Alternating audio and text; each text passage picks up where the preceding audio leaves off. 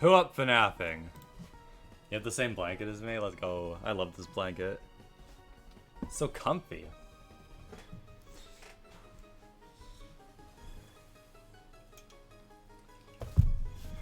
It is so fluffy. I love it. I got it for Christmas one year.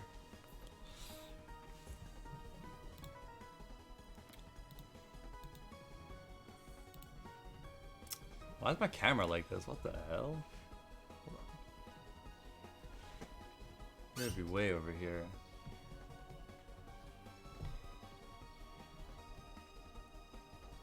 Did I steal your blanket? Nah. I mean, maybe. But nah. Perhaps. Maybe that looks better.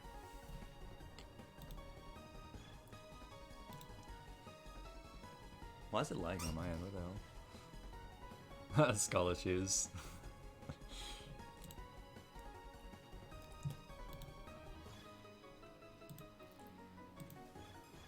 Okay.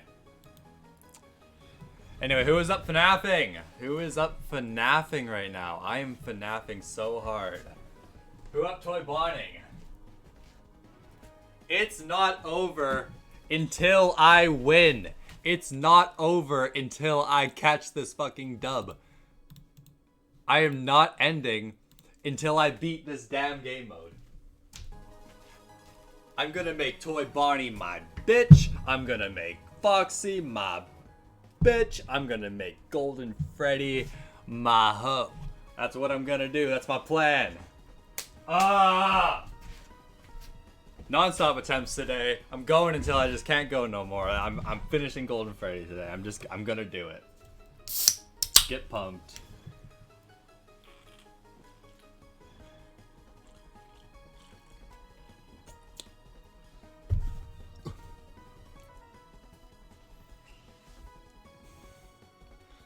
Nah, it's okay, it's okay. Robots don't have a fixed age, guys. We established this yesterday.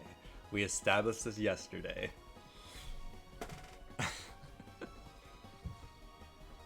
Also, to be fair, I don't think the toy animatronics are possessed by children. I think. I actually don't know.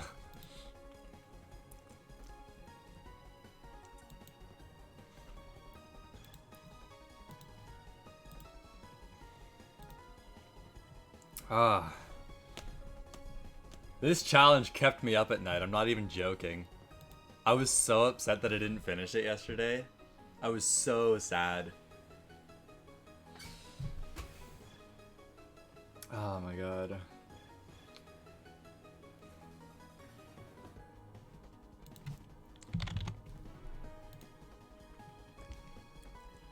It was messing me up.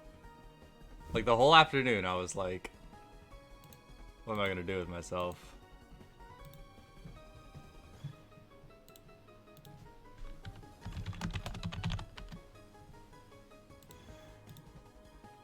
Just beat up kids? That's a great idea.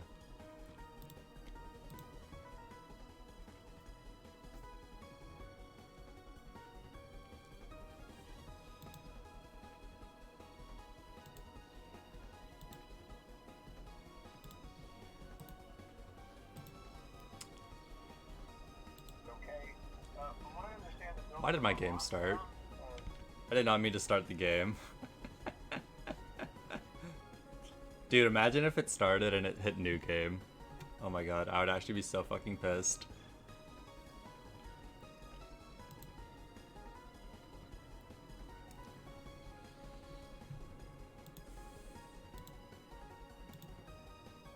Or did it? Or did I just hit night 5? I hope I just hit night 5.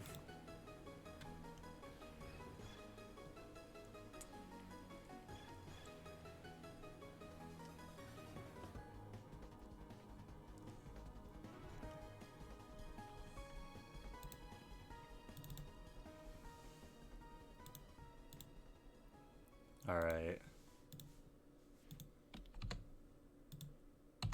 Oh, my last was broken. Or no, it's not. Hold on. Settings. There we go. I hope FNAFing. We're gonna get into it right away. Okay, so last split's a little bit weird because you know, last night I had it set up like that, but it's okay. Let's just fix that. Har har har har har har har har har har har har.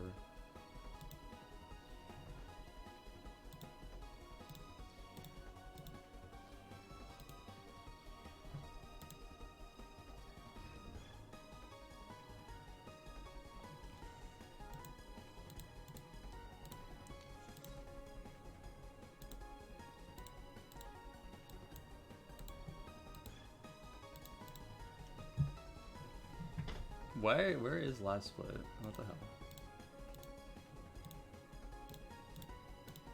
There we go. Time to golden my Freddy. Indeed. Dude, golden Freddy got me feeling pissed. For real, I have to finish this challenge. I have to finish it. Like I said, it literally kept me awake at night. Like, I couldn't sleep because I didn't beat this challenge yesterday. It was actually ridiculous. So, today's the day. At least I hope today's the day. It better be. Sub 30? We're so back. We're so back.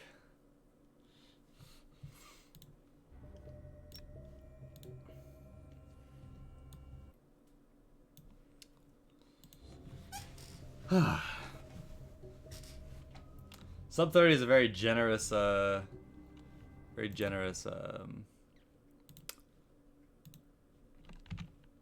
estimate.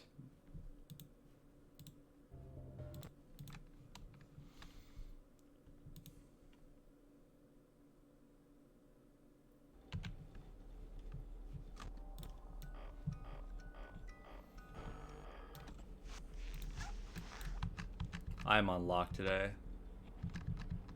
Like, I'm gonna be focused up like crazy.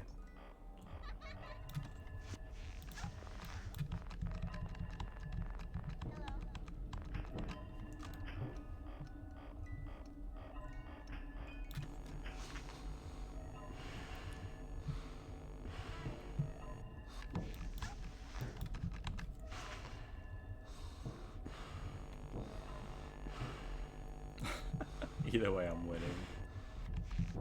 I can't stop winning.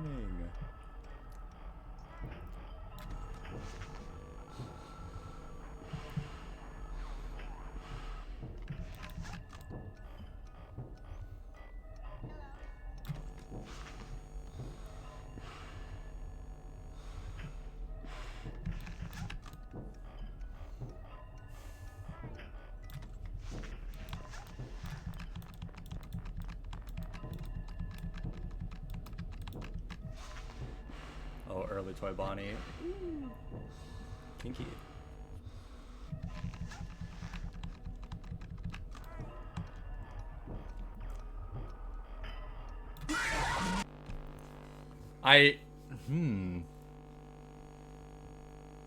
Twitchiga must have came in the second after I put my mask up. That's why I didn't want an early Toy Bonnie there.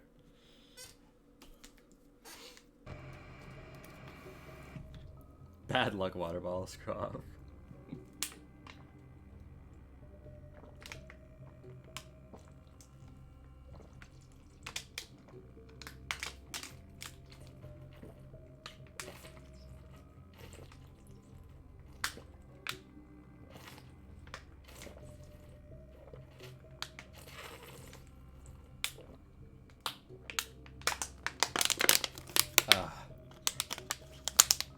Not a bad first attempt. We didn't get Foxy mistimed, which is always a great thing.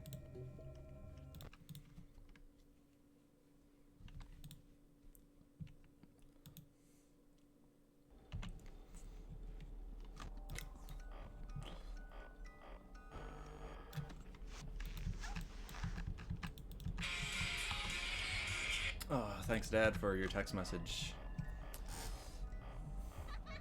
Unfortunately, I'm FNAFing right now.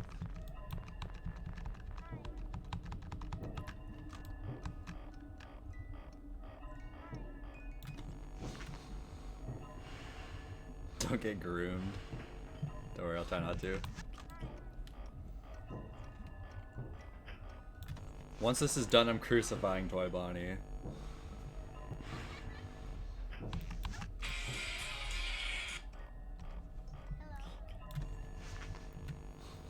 Toy Bonnie.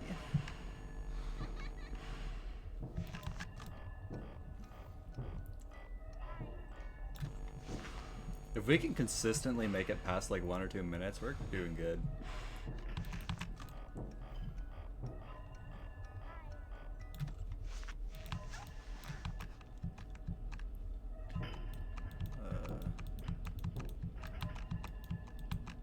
Hope Toy Bonnie appears. He did not. He might still kill me though. It's rough. But he won't. There we go.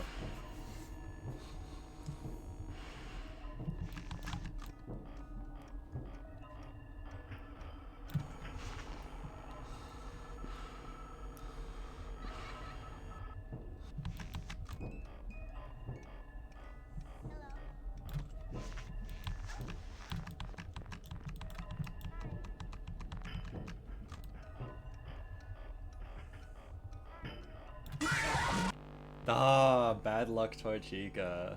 She, like, I'll go to the vent and she won't be there. Like, she won't be there. But the 2 seconds that you get of waiting in the office to get back on the 1.5, she'll frickin' show up. So you just have to hope that they don't show up there.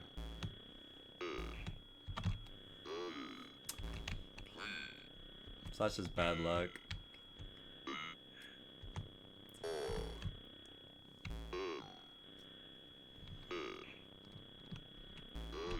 What did Kitten force me to gamble on? If I beat the challenge before the timer hits 30 minutes. I'm literally at the child. Why am I not giving them cake?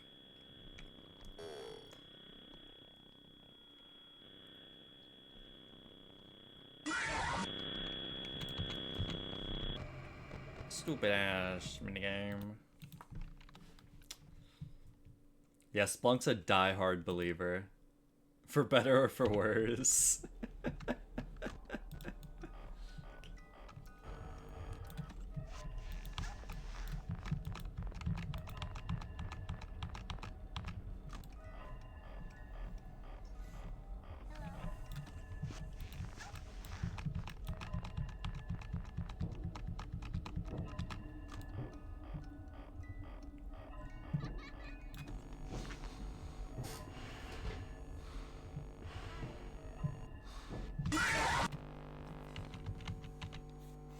Mistimed. Be like that sometimes.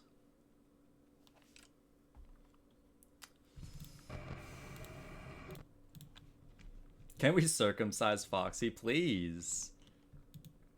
Absolutely fruitly.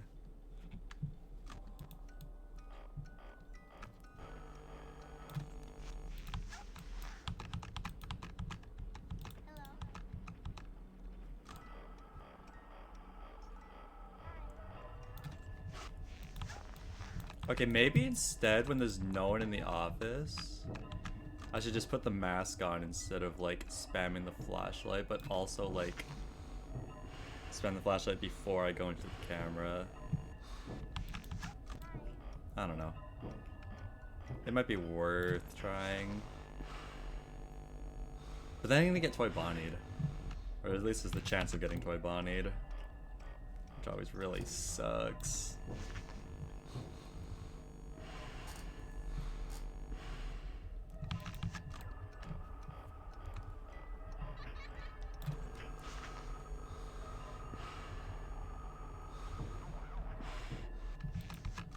Toy Bonnie legitimately does make this very rough.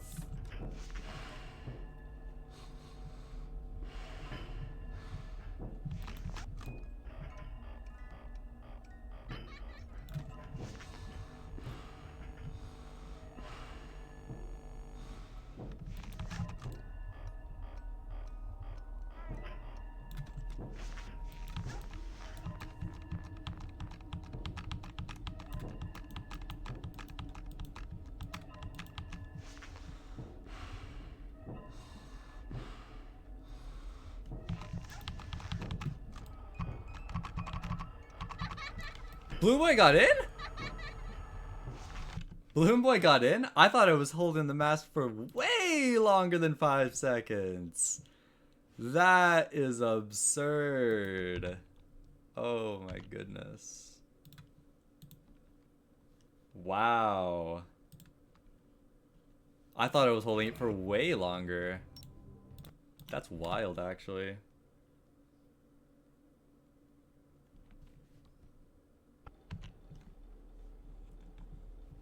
Yeah, I thought I was holding the mask for way longer. I can't believe that happened.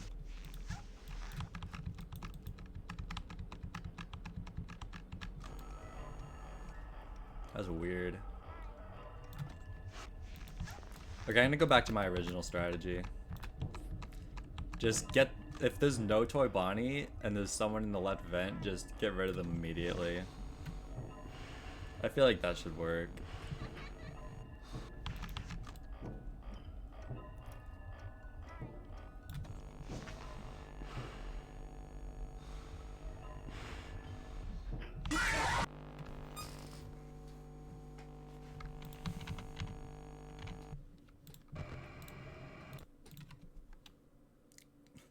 I think that's what Bones5 said to do too.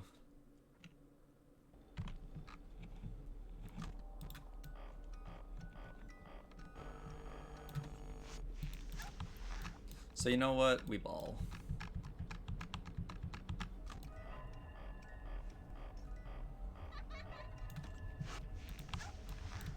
Toy Chica. You know you can come in whenever you want, girl.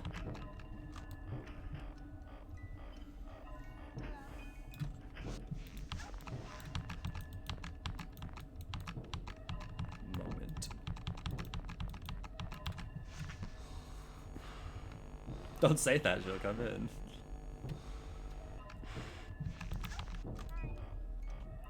Oh, that might have been too early of a camera flip.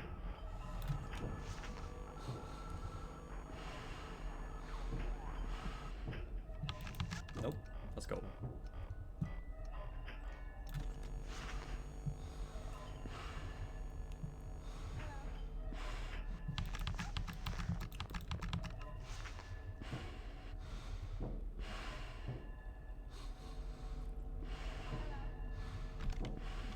Did you see the sheer length of that Toy Bonnie? Did you see the sheer length of that Toy Bonnie? God motherfucking damn. Holy smokes. What?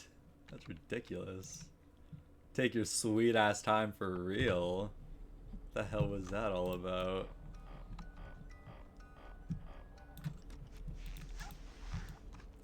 I didn't know he could take that long. I legitimately didn't think he could take that long. That was really long.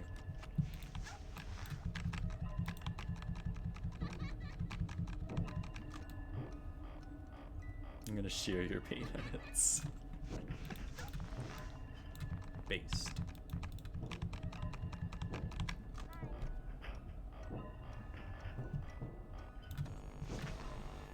Oh, Chica.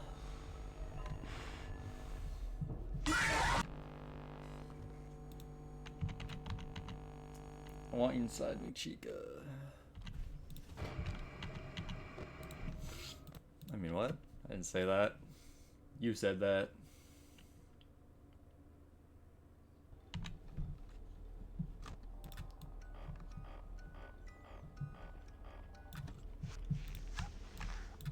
Didn't say that.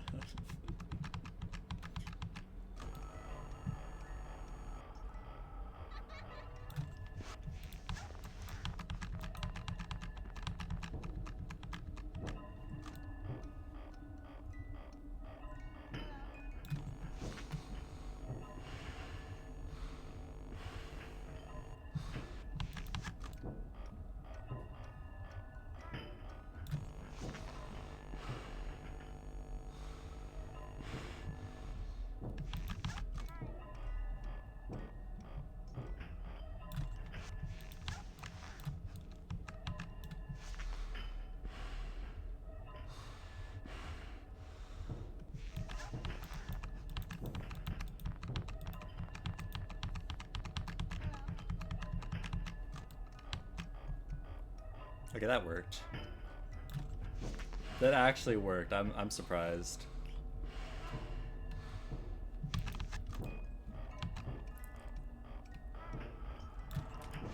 Bones 5 was right, I guess. Well, he was right about everything else, so why shouldn't he be right about this?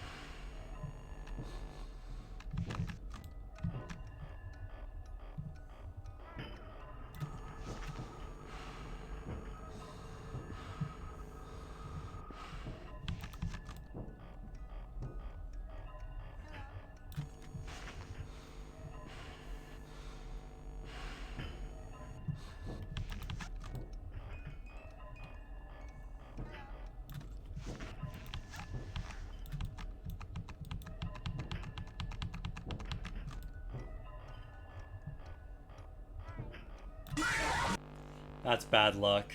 That's bad luck. Toy Bonnie literally arrived at the exact moment I pulled my camera up. That's just bad luck.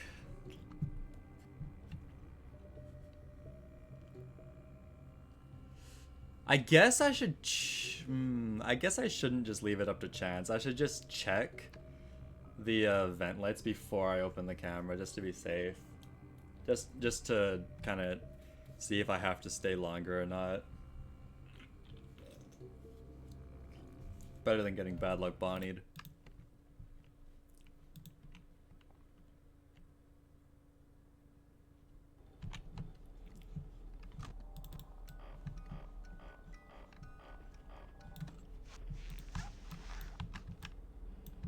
I love how Golden Freddy himself isn't even a problem. I've literally never been jump scared by him.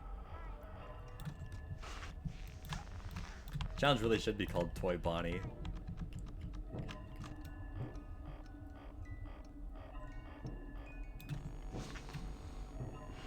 Bonnie when I rip his eyes out. Actually, it's just Withered Bonnie. Dude, for real.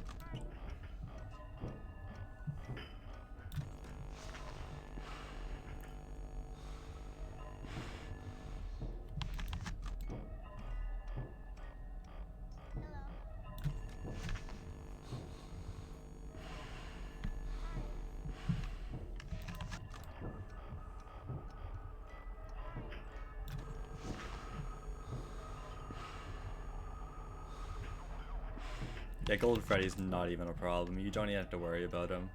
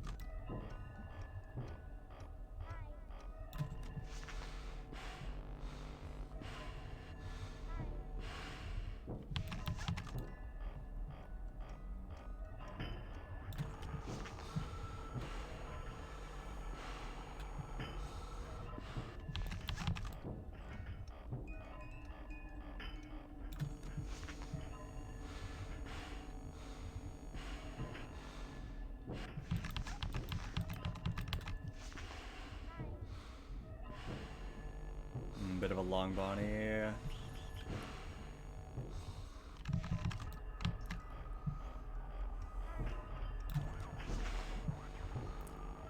That's okay though.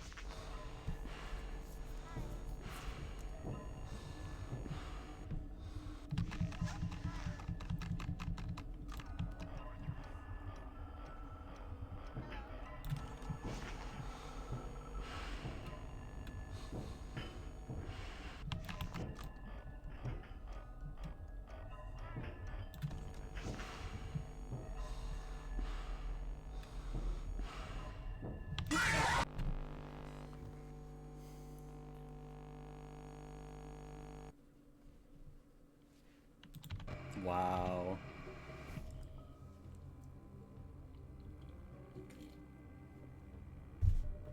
And it's all over my screen.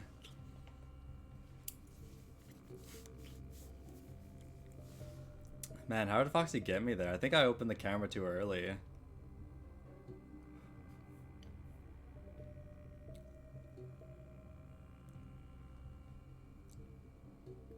That might have been it.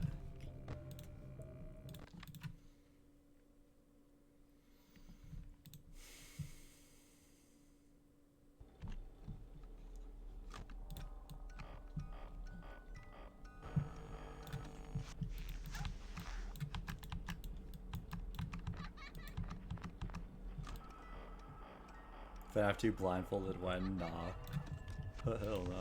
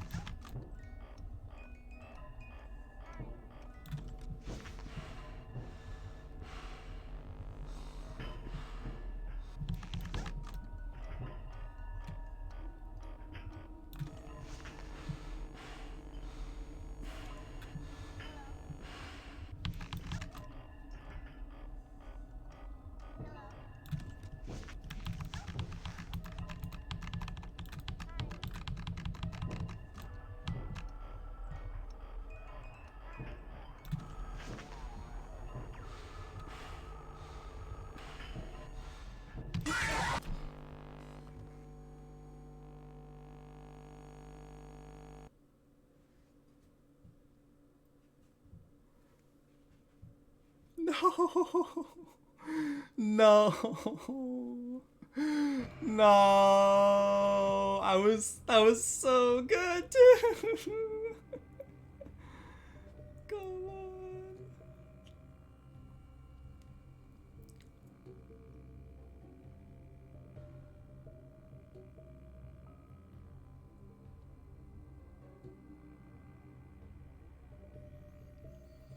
Oh my god, bro. Oh my god. Believers, I'm sorry. Oh my god. Dude, we have to get this. We have to get this, bro. Come on. That was insane. That was definitely best attempt yet. By far, that was best attempt. There's no question about it.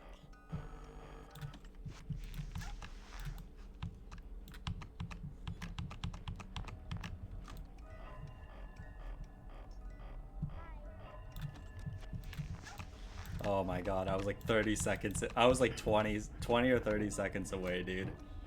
20 seconds. 20 damn seconds, dude. Oh my god.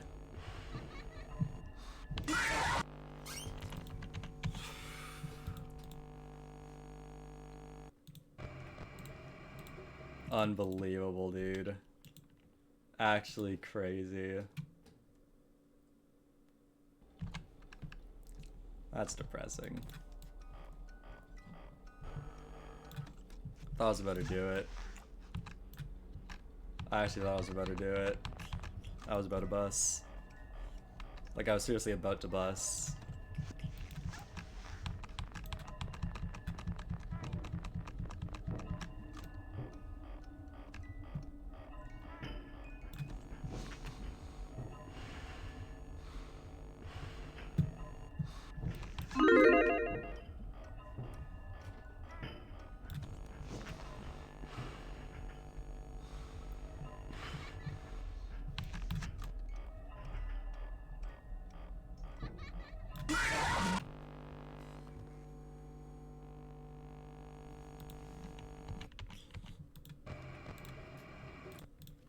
Torchica came in my room.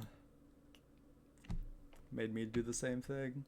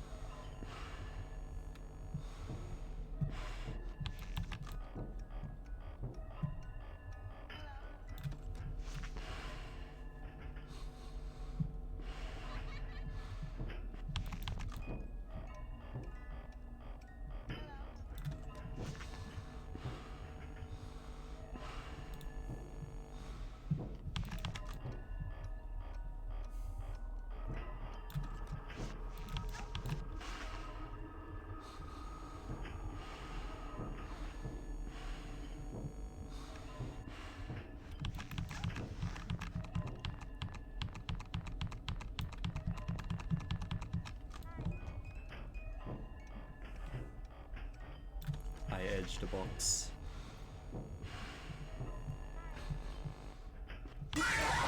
I edged a fox. I don't know how he got me there, what the hell? I think it was because Toy Bonnie threw me off cycle. It's so weird how if Mangle's in the vent, Toy Bonnie can still come in. Like, that's weird.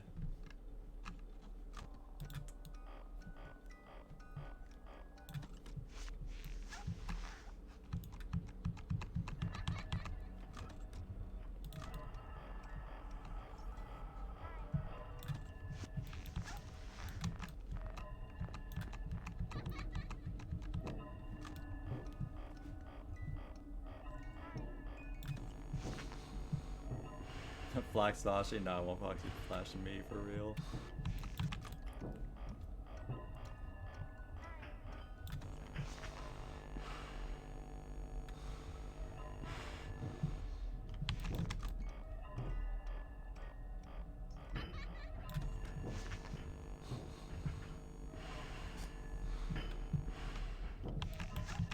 Crazy how the first minute seems so short, and then the last like 6 minutes seem like the longest thing ever.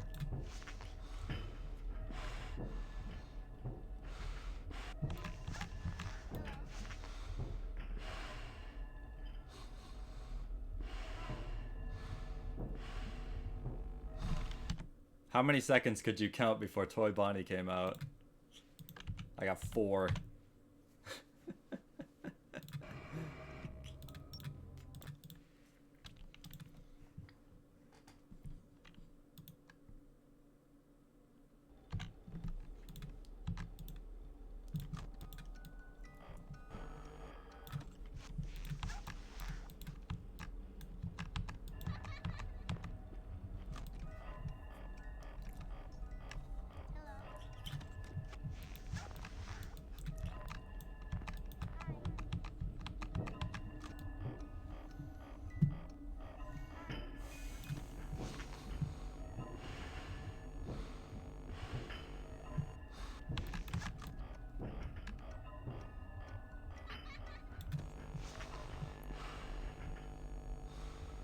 Make me into a Twitch global emote for real, they should.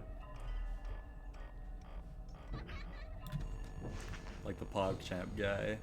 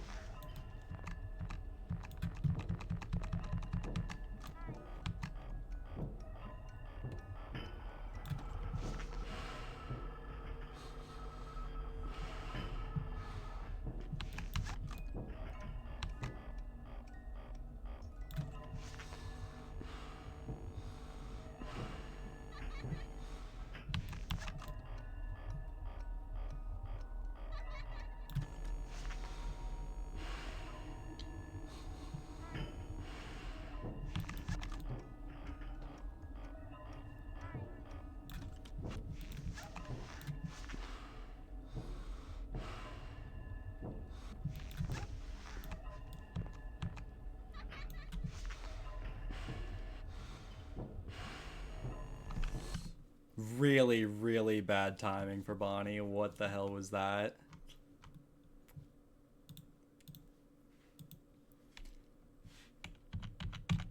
I got like triple attacked.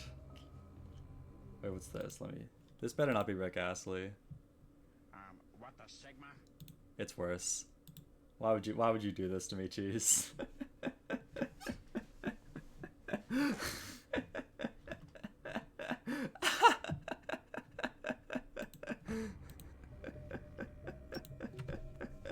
Oh my god, bro.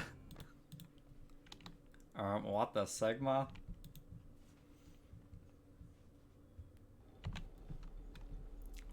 Bro think he a comedian.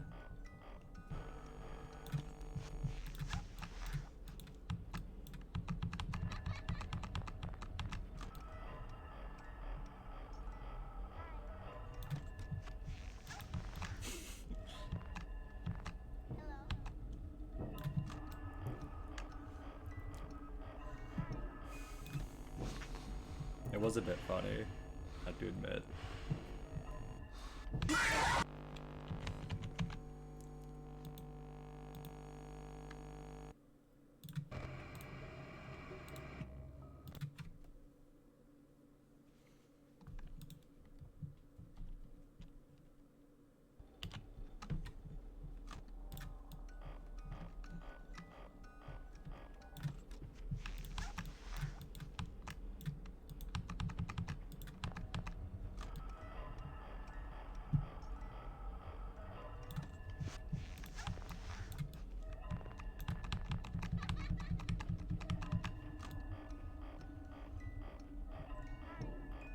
Yeah, I think when Foxy gets me, it's because I'm pulling up the camera too early.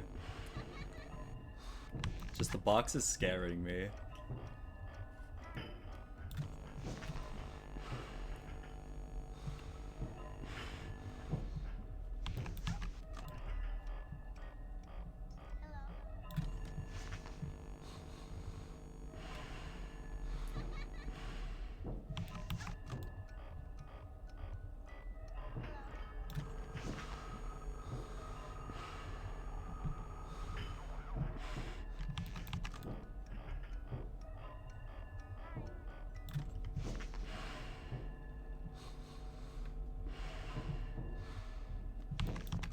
First minute feels insanely short, bruh.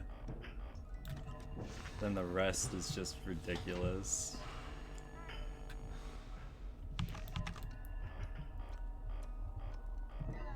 Timing hell.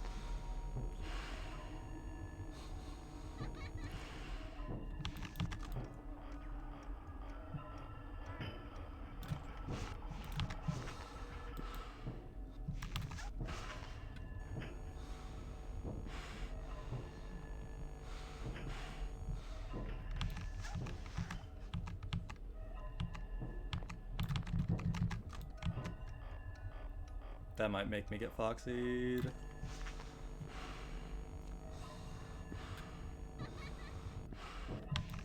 Nope.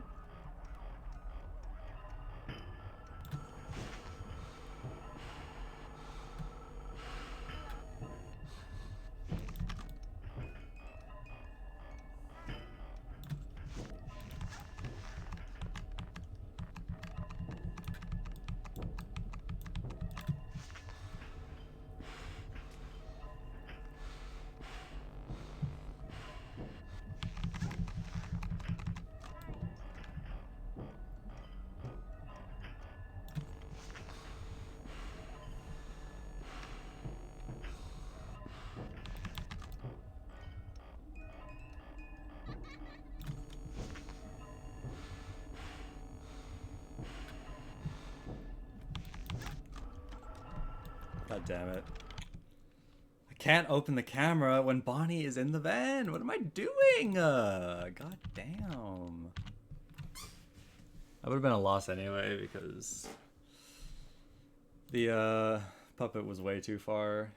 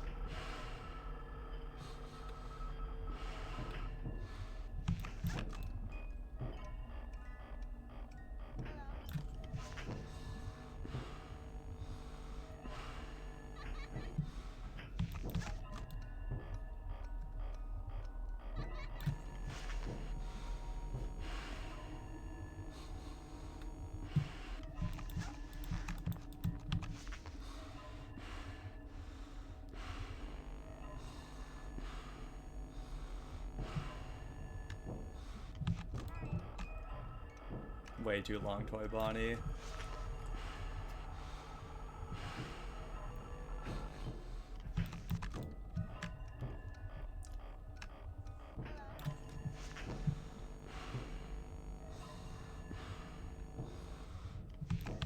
Wish I could predict the long and short Toy Bonnies, bro.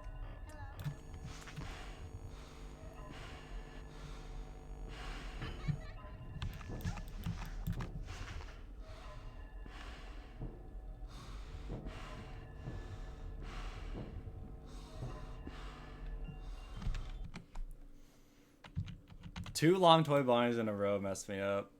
That's what killed the run. RNG is so bad, bro. Like, actually.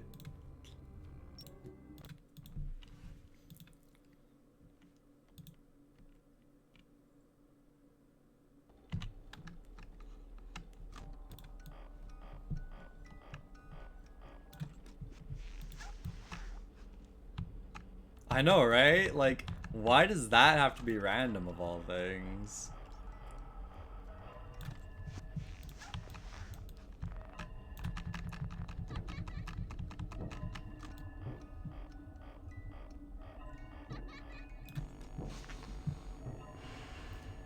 That fucking Bonnie that I hate. That fucking Bonnie that I hate. That fox that I hate. That fox that I hate.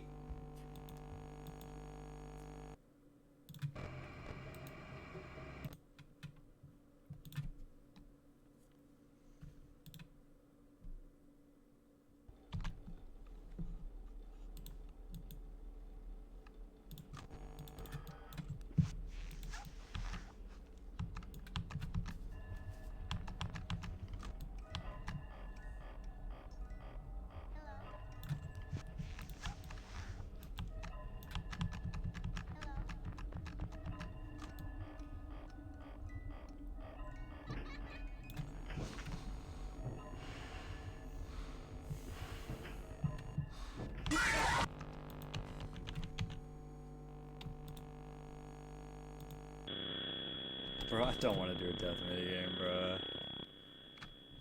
Give gifts, give life.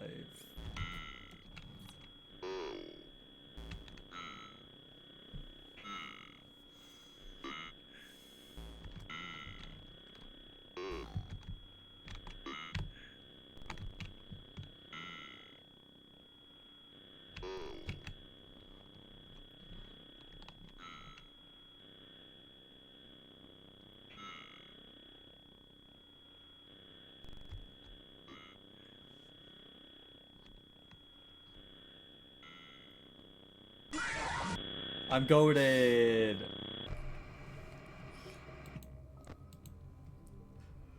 Man.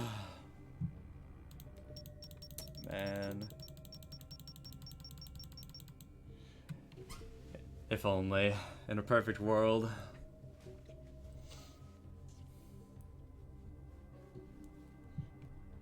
Dude, there's no way I'm getting sub hour. There's actually no way. I can't do it, bro.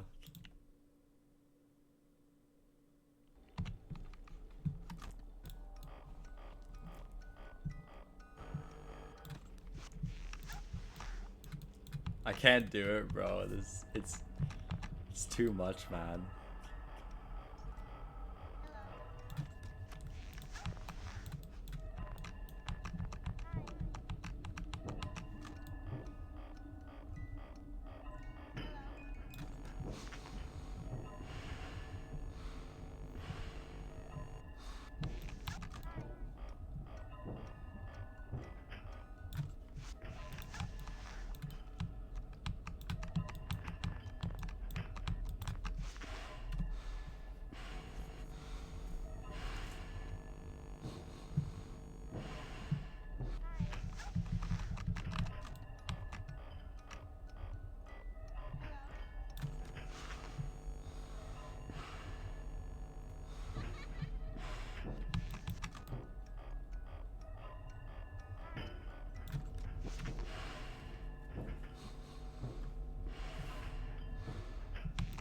I want to believe I'm doing something wrong, but like, I've made it 6 minutes before, so obviously I'm being okay.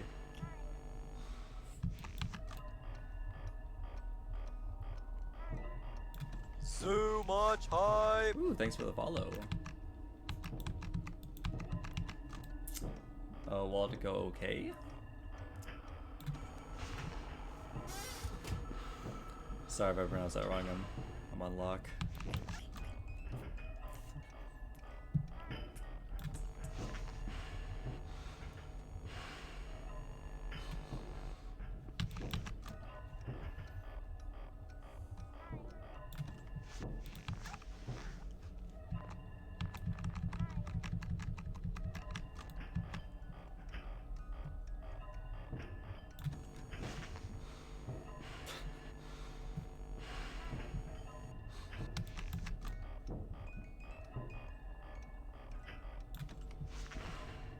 Minimum wage cat. I mean, what the Sigma?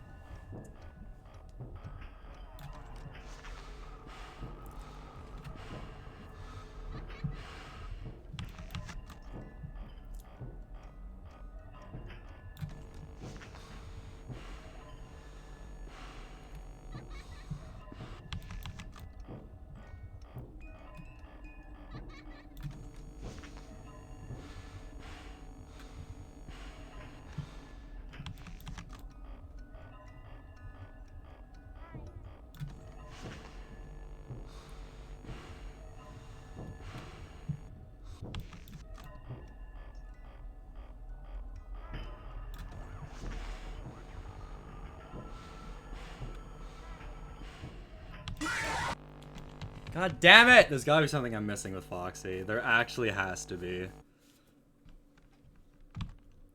There has to be something I'm missing, bro. This is ridiculous. Can we blend Foxy? Yeah.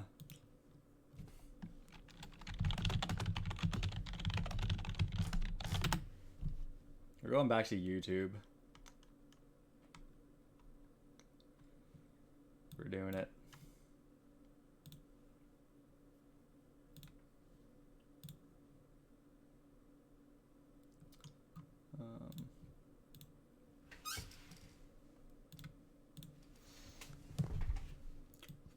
Hold on, let me read this.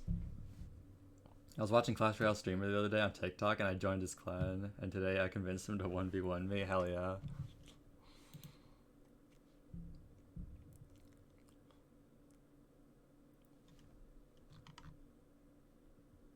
If I can beat the streamer, you can beat the Foxy allegations. True. Let's watch this video. Let's see what this guy has to say. I am never playing Valorant. Get out of here with this gay shit, bruh. Hey guys, Ambience here. Today I'm going to be showing you how to beat 1020 mode on Five Nights at Freddy's 2. Now, before we get into this video, I want you to understand this. This mode is not beatable every time. The theoretical perfect player would not be able to beat this mode every single attempt. Okay, well, that explains a lot, actually. Theoretical perfect player wouldn't beat it every attempt. There's simply too much RNG involved, and too much can go wrong during a single run for this to ever truly be consistently beatable. Unless brand new strategies are discovered, it cannot be done. With that being said, this mode is way more consistent than most people think. You've probably heard people tell you that it's impossible to beat it within an hour or two, and if you do, it's a total fluke. This is not true.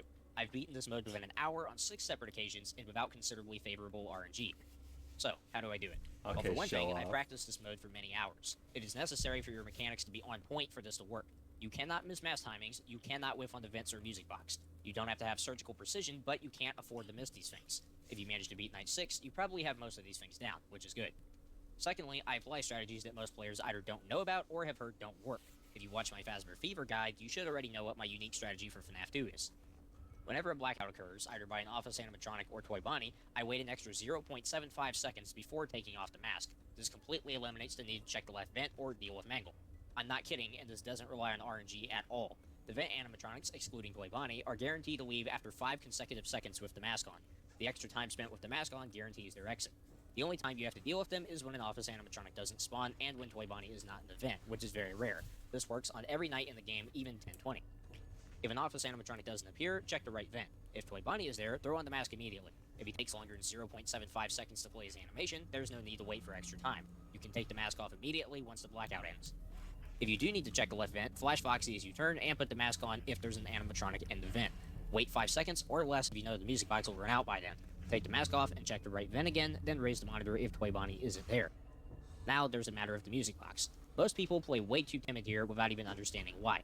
Winding the box for 6 ticks the entire night? Yeah, that's gonna get you killed. Pay attention to Foxy's position and go off of that. First of all, if Foxy is in the hall, flash him right before raising the monitor. You don't need to spam flash him a lot, just flash 2 to 3 times. Sounds like Ben Shapiro. Yeah, he does. Wind the box as soon as it comes into view, and wind for 2 to 2.5 seconds. Then drop the monitor. This nearly guarantees that Foxy has no window to attack you while keeping the music box wound up more. If the music box is very low and you think Toy Bonnie will show up soon, you can try 3 to 4 seconds instead. So Bones 5, like timer strategy. If I miss time it, Foxy kills me. But this guy, he just spams camera and flashlight, so Foxy never even gets the chance, which is kind of interesting. Be prepared for the possibility of a Foxy attack. If the hallway is blacked out or another animatronic is in the hallway without Foxy, wind for around 3 seconds or 1 to 2 ticks away from a half wind. This is the scenario that you'll be in most. Hold on, let's go back to Bones 5 for a second.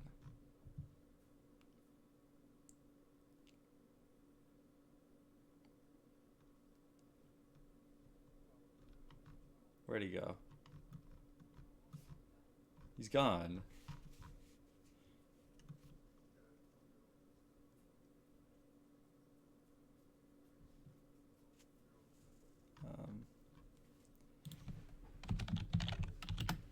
Has to be something I'm missing with Foxy. I just refuse.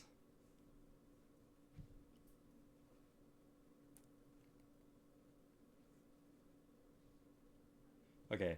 The FNAF Max Mode community has finally found a way to beat FNAF 2's 1020 100% of the time. Okay, Bones 5. Hey Canada. Let's do it. Thank you for coming over. Hello, Ryan I just want to Reynolds. let you all know that now that my movie's done and in theaters July. Hello everybody, and welcome back to the Bones 5 YouTube channel on YouTube. Within the FNAF community, the general fan base is usually focused on the horror, lore, and jump scares of the games. But an often Dude, what was that clip? aspect of these games is the difficulty and intricacy of some of the maxed out custom nights, or the max modes of the FNAF games. These max modes provided a unique challenge due to their need for precise mechanics as well as a deep understanding of the technical inner workings of each game. The fascination of these max modes led to a full community forming around them. However, no game has split this community more than FNAF 2's infamous 1020. If you had ever attempted this challenge, then you would know that FNAF 2's 1020 is generally regarded as the hardest of the first 6 games. But this isn't because it's super What? Is it really the hardest? God dang. Wait, Pizza Sim is the second easiest? That's actually wild. mechanically challenging or hard to understand. For a while, the game just simply seemed unfair. And we'll get into why 1020 is so unfair in a bit. But generally speaking, this is due to the RNG or randomness and not the lack of skill from the player.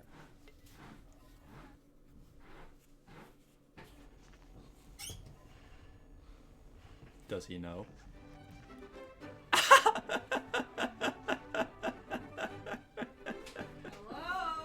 Oh, hey, Mom. Oh, it's nice and cool in here. Yeah, I know, right? Holy Hannah. Oh, this is nice. Oh. We're gonna be all up in your grill for a bit. Oh, I'm streaming. Oh, are ya? Yeah. Can we be working around ya? What do you need to do? Oh, stuff. We're moving out today. Is Justice here? He's gonna be on Monday. Oh.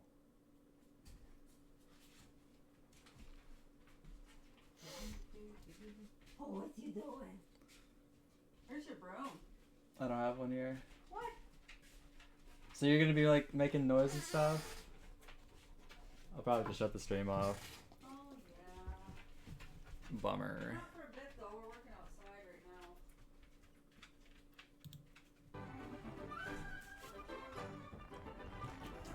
But if there's one thing that the maximum community really doesn't like, it's baseless RNG at the expense of skill-based gameplay. And this We'll just have to beat it fast, guys. We'll just have to beat it fast. Let's see what Bones 5 has. And let's just do it. Even if I have to learn a new strat, I don't even care. experience, players really dislike the gameplay of FNAF 2's 1020. Oh, Five Nights at Freddy's 2. You know, I can always tell whether someone's actually played the games or not just by how they rank FNAF 2 in a tier list. And if it's at the bottom, they've probably beaten it multiple times. However, on December 13th of 2023, a new strategy would finally be discovered that removed all randomness from FNAF 2's 1020. This is how players remove randomness from FNAF 2's hardest challenge.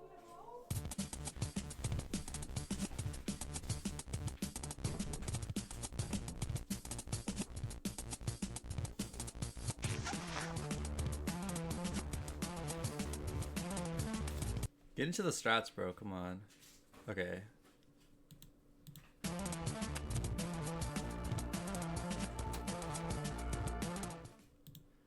He's got like 20 minutes of filler in his video.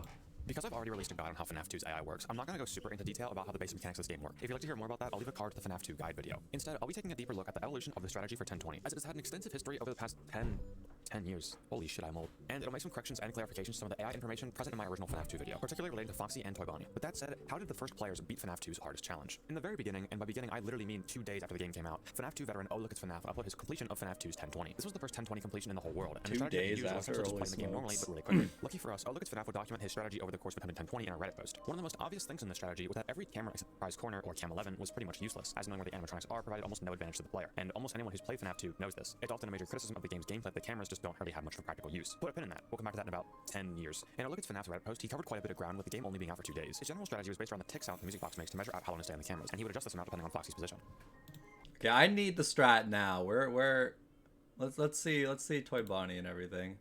And he has a 50% chance to leave your event into a blackout every 0.5 seconds, no matter what. I actually had this information wrong in my last FNAF 2 guide, but well-known FNAF player True Player corrected me on it. This means that Toy Bonnie is Bro, theoretically, Bonnie could wait like 20 seconds if you got like astronomically unlucky, just based on this math, right? Because if you got unlucky every 0.5 seconds, oh my god. prone to draining insane amounts of your music box with bad luck.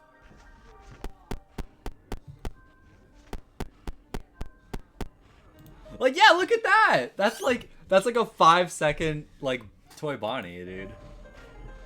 Like, what are the odds of that? A look at FNAF actually had an interesting way of countering this. If he had little music box left, he would actually flip up the cameras knowing Toy Bonnie was in the vent. This would risk him getting jump scared. He would then drop the cameras immediately to hopefully trigger Toy Bonnie to come out faster, or have a withered animatronic block Toy Bonnie and have him magically go away. But what's actually going on here? Well, let's first determine the risk factor of getting jump scared by Toy Bonnie when pulling up the cameras. Whether or not you get jump scared here is determined by this equation. If Toy Bonnie has been waiting in your vent for 10 minus the night number times 100 frames, which in 1020 equates to exactly 5 seconds, you'll get jump scared on the next camera flip. All of the other vent animatronics work mostly the same. Toy Chico will jump. Okay, so if they're in the vent long enough, they jump scare you, but if they're not, they don't. That's actually interesting. I was wondering what was causing that. Scare you after 6 seconds, and both Mango and Balloon Boy will enter instantly on the next camera flip. Assuming you survive the camera drop, one of two things can happen. Either A, the office animatronic will enter your office and start a blackout, or B, you drop your cameras to no blackout and nothing changes. Let's talk about scenario A first, because more often than not, someone will be waiting to give you a blackout. Office animatronics work on a queuing system, so only one office animatronic can do a blackout at a time. During this blackout, Toy Bonnie has a 1/3 chance to leave the vent every second, leaving just a 13% chance of Toy Bonnie still being in the vent after a 5-second blackout. However, if you don't get a blackout, nothing has really changed except now you've wasted about a second pulling up the cameras. Assuming you didn't use this strategy and just waited for Toy Bonnie to move on his own after the course of 5 seconds, the chance would instead be 0.09%. So, despite Toy Bonnie camera manipulation sounding like a cool strategy and concept, the actual AI behind it unfortunately just doesn't hold up too well. The other major component to this strategy was how Look It's FNAF dealt with the second most annoying character in the game, Withered Foxy. In my original video, my explanation of Foxy's AI was a bit bare bones. You get that one? Okay, Bones. Okay, so this came out after the video that I watched, so I mean, his strategy must be better this time, right? I get that one. I got my joke. So I'm going to go a bit more in detail here. This is the exact equation that determines Foxy's movement, and it's a bit more complicated than the rest of the animatronics. The first part is pretty simple. It just generates a random number between 0 and 4, and then adds 21 to it. However, yeah, this alterable variable D is where things get a bit complex. D is the variable behind the flashlight mechanic of Foxy's gameplay. For every second that a blackout is not occurring from any of the withered animatronics or Toy Freddy, alterable variable D will increase by 1. In this example here, Withered Bonnie is ready to start a blackout. From 4 minutes to 4 minutes and 6 seconds, alterable variable D increases by 6, then pauses once the mask is put on to deal with the blackout. D will also increase by an additional 1 per second if you have the mask on with no animatronics present in the vent blind spots. So, leaving the mask on. Oh, if you put the mask on, there's no animatronics in the vents, you just get screwed. For no reason does actually make Foxy angry. This is also why Foxy will still appear when his AI is set to 0, as alterable variable D can and always will increase unless it is manually turned off, and it's only turned off at 2 points in the game, all of night 1 and the first hour of night 2. It's also worth noting that Foxy's AI is actually capped at 17. Assuming it wasn't and it could go the whole way until 20, there could be a scenario in which you'd have to flash Foxy within 1 second or you would just straight up die. Here's a quick visual example of Foxy's AI using a custom night with only Foxy active at 10 AI. Though I could use 0 AI and this would still work. The timer starts almost exactly when the night starts, meaning that on 5 seconds, 10 seconds, 15 seconds, and 20 seconds, the game is going to check Foxy's equation. I don't know exactly what random number I got in this situation, but they would have all had the same outcome, so I'm just going to say I got a 24. At 5 seconds, the equation will return 19, which is not less than or equal to 10. On 10 seconds, it returns 14, and at 15 seconds, it returns 9. 9 is less than or equal to 10, and you'll notice the funny noise starts playing. 9 is less than or equal to 10. This noise plays whenever someone is in the hallway, and now our flashlight cannot shine into the hallway, meaning Foxy has arrived. If we turn the office hall light on, this will decrease alterable variable D by 1 every half second that the light is on. This is true despite Foxy not even being in the hallway yet. Once D is high enough that this equation becomes true, Foxy will then move from parts and service to the hallway. When Foxy is in the hallway, the flashlight becomes much more effective. Every time the flashlight is turned on, alterable variable D is instantly reset to 0, and Foxy is stunned for 50 frames or 0.83 seconds. This prevents Foxy from jump scaring you, but he won't go away until the flashlight has been on him for 100 times the night number of frames. This is tracked by a... Oh, there's music playing in the background. I'm gonna get DMCA'd!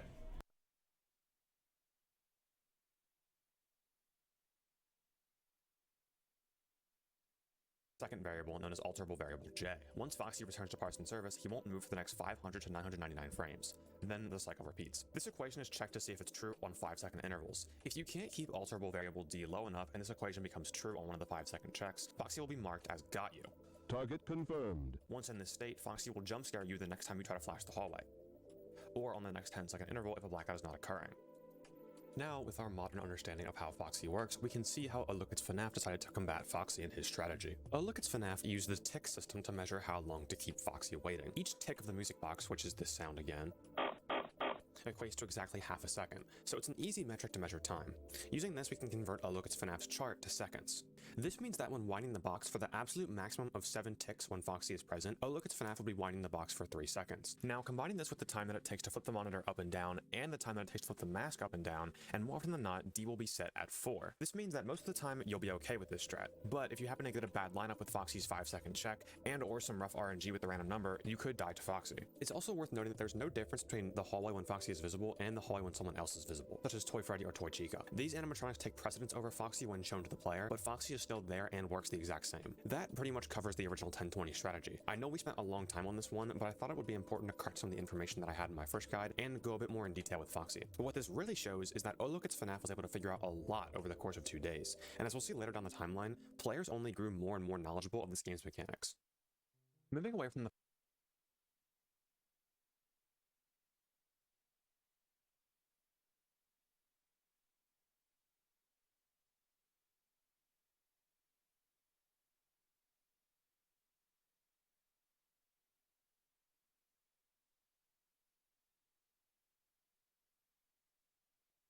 Okay, hopefully you can't hear the radio in the background.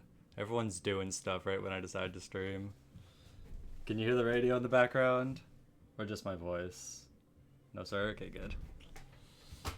the first completion, a few more players would beat 1020. One of these players is well-known FNAF legend DJ Sturf. Glutton for punishment, man. What do you mean by that? DJ Sturf is possibly one of the most God. influential players in the Max Mode community, and is a pioneer for a lot of the strategies that we use in modern day. And this is no exception.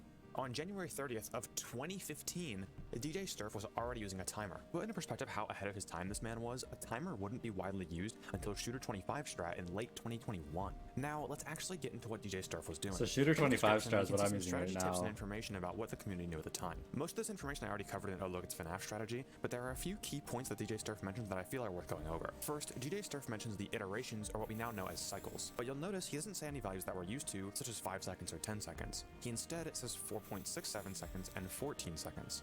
Why is this? Well, earlier patches of FNAF 2 actually had some of the intervals sped up a little bit, similar to the mobile version on iPhone. I didn't cover exactly how this changed the game previously, because it gets a lot more confusing and I like to keep all the information in my videos current, but DJ Sturf's logic still applies here. He says that when you're in line with an iteration or cycle, it will usually get rid of the left vent animatronics, and that if you can flash I Foxy bet. at the end of the current iteration, as opposed to the beginning of the next one, he won't jump scare you.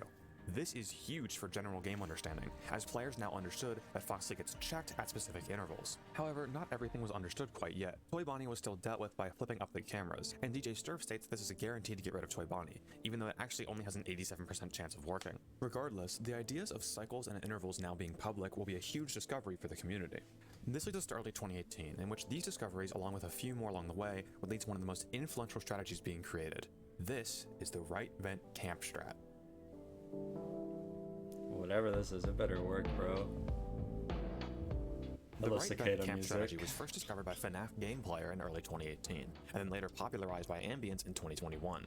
The basis of this strategy involves waiting an extra 0.5 to 0.75 seconds during a blackout. This completely gets rid of all the left vent animatronics and Mangle, meaning you only need to check the right vent for Toy Bonnie after blackouts. Now, what's actually happening here is that you're accounting for the lost time of putting on the mask. Each blackout lasts exactly 5 seconds or 300 frames. So if you took 20 frames to put the mask on, you would still need to wait an extra 20 frames for the game to register that you've had the mask on for 5 full seconds and get rid of all the venters. Makes Though sense. this wasn't known to the community at the time, and just saying 0.5 seconds to 0.75 seconds worked for simplicity's sake. On FNAF Game Player's original video, we can see a pinned comment from Ambience that details what the community now knew. It was now public knowledge that the vent animatronics, aside from Toy Bonnie, will now always disappear after 5 consecutive seconds with the mask on. It was also known that Foxy should always be flashed within 3 seconds, and if you remember our equation from earlier, that checks out with the worst possible luck you could get. This strategy was much more consistent than previous strategies, and usually had players beating 1020 within 1 to 2 hours, though there was still some problems. Not Foxy me. and Toy Bonnie were understood much more, cycles weren't fully optimized yet. So if you recall, at the end of a 10-second interval with no music box, usually due to Toy Bonnie or no blackout vent attack,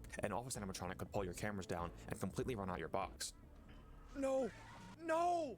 Oh my god, dude! But the community had almost completely figured out Foxy and the left vent animatronics, and this was because of our next entry in the timeline, DJ Sturf's informational guides. On September 1st of 2019, Whoa. DJ Sturford released Whoa, a guide flashbang. video on the right vent camp strat. Holy and revised smokes. it 2 years later with another guide on September 29th of 2021. This is when all the information that I've been talking about, like Fox's equation, how Toy Bonnie really works, AI caps, and everything in between would all come What to is light. this? Is Jesus. extremely important, as now intricate game knowledge about pretty much everything was known to the community, and it was only a matter of time before someone would create a new, more consistent strategy. And we wouldn't have to wait long for a better strategy, as on December 6th of 2021, Shooter25 would upload his FNAF 2 strategy, which took what made the right vent camp strat good and made it even better.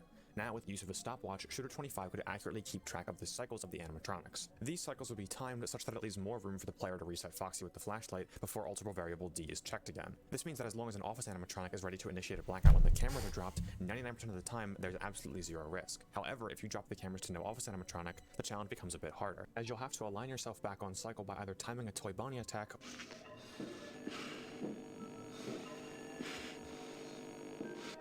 or waiting without winding the music box.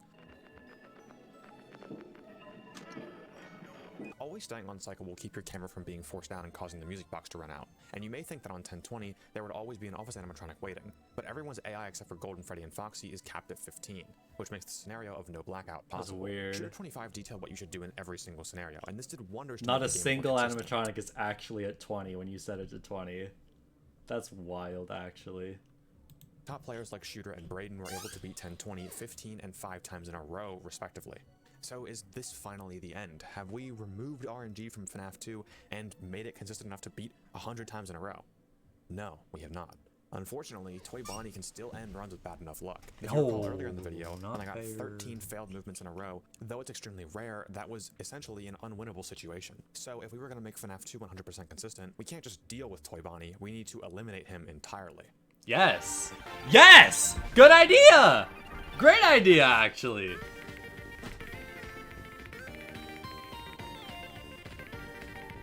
Fantastic idea! This is splendid! Remove Toy Bonnie! Get him out of here! Remember about 10 years ago when I said that there's no reason to look on the cameras outside of winding the music box? Well, the Taoist was actually right in thinking to watch the animatronics. Phone Guy says this on night 2. Models would always get disoriented with bright light. It would cause a system restart or something. Come to think of it, you might want to try that on any room where something undesirable might be. It might hold them in place for a few seconds.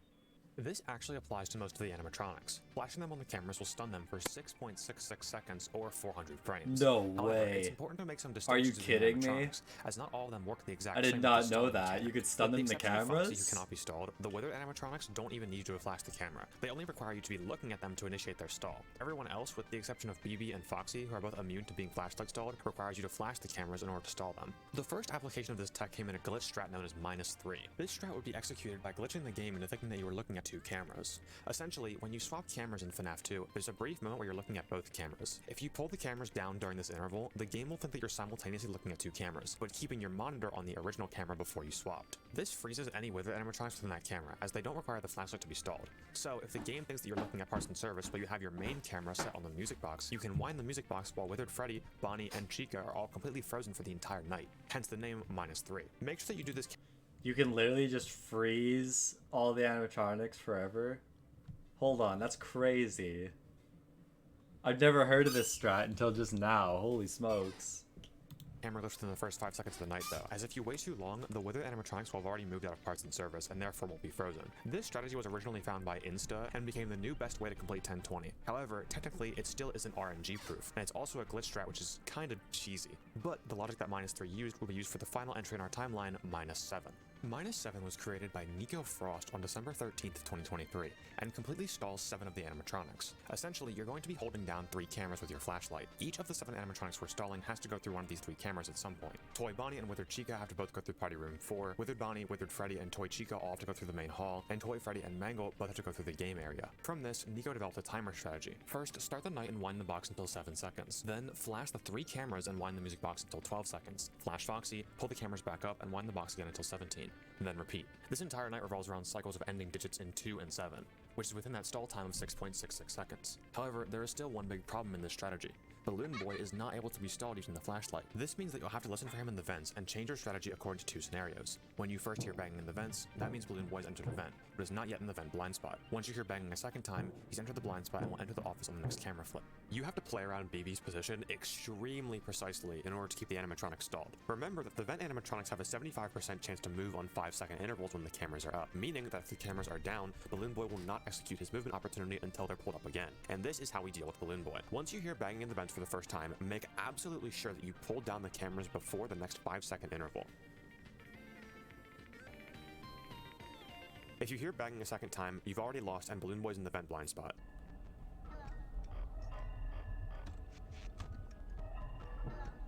Dude, are you f***ing kidding me?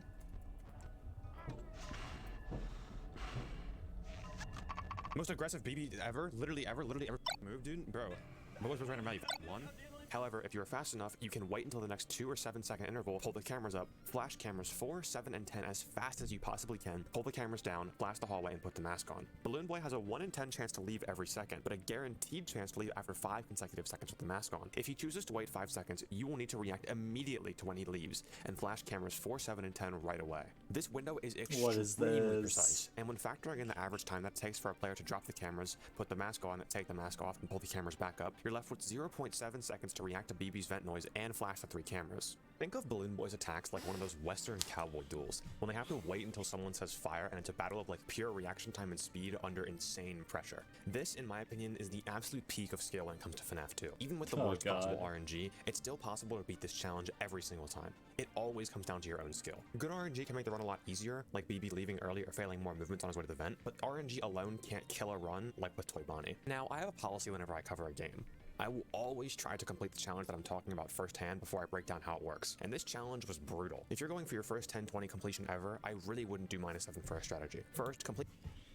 Really? I went through all that just for him to tell me I wouldn't do -7 if you're trying to beat it for the first time. 10-20 normally, and if you really want to master the game, -7 will be the way to go. My -7 completion was one of the most intense challenge runs I've ever done, and to my knowledge, I was the 5th person in the world to complete it with a video, and I would personally say it's significantly harder than Sister Location's 10-20. So, with that said...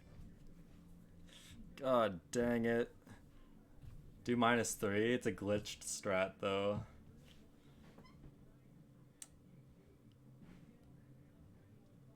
I don't even know if it still works.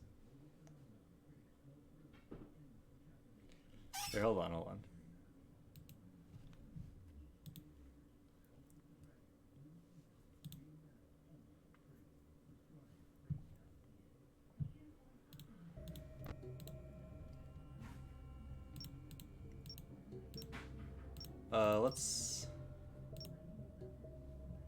Let's turn everything off for a second. Hold on. Wait, let me put the game back on. Sorry. Yeah, no, sorry.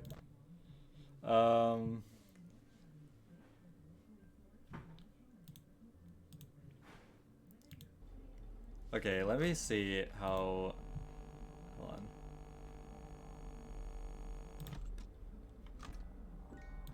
How did he do it? Yeah, you totally can. Look at this. I'm stuck on parts and service, but I'm still... Oh my god, I'm stupid. Died to the puppet on 0000.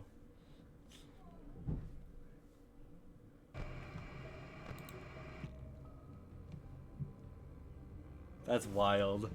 That's actually wild. I totally just didn't even realize.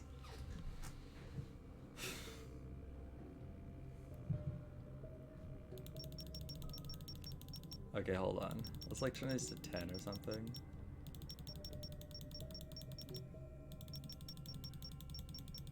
Foxy down. So I want to be on prize corner and then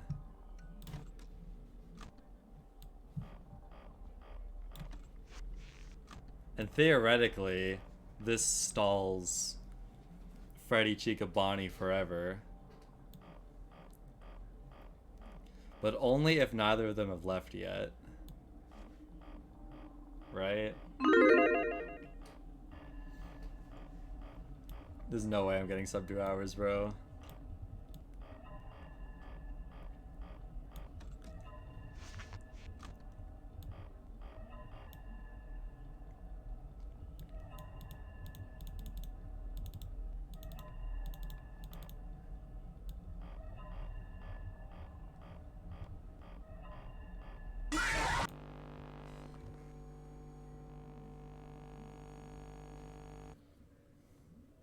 Oopsie daisies.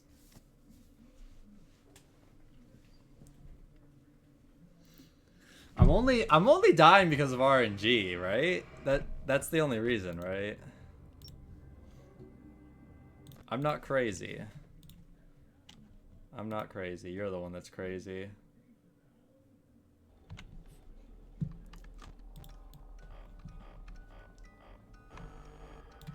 I just need to get good. I literally just need to get good. No longer a believer? Bruh, no way. That's so real.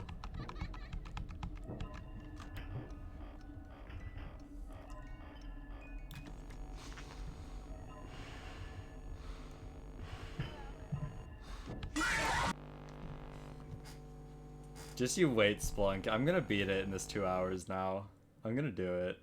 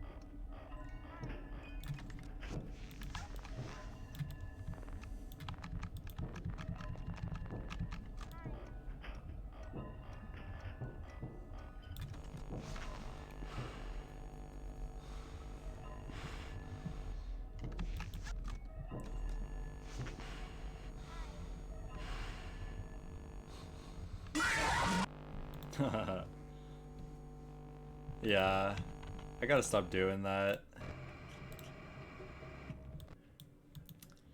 I gotta stop doing that, bro.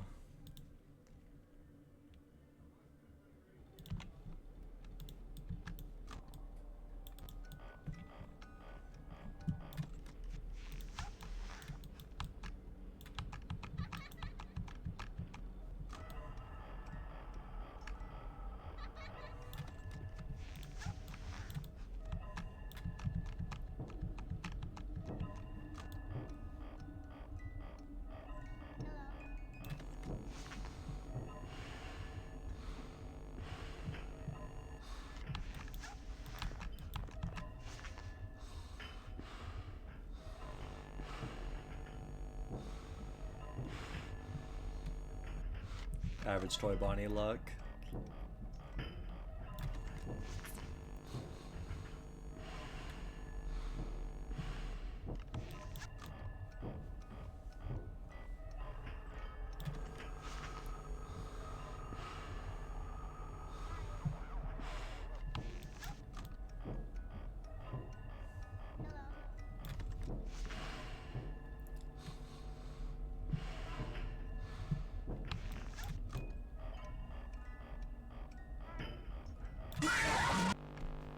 What?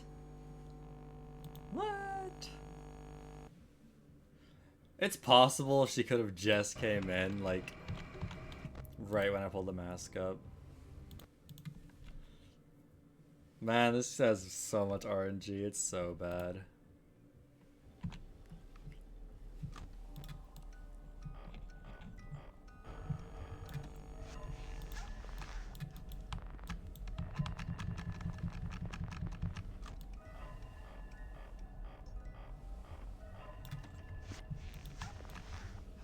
Clank, clank, clank, clank, clank, clank. Oh, nah.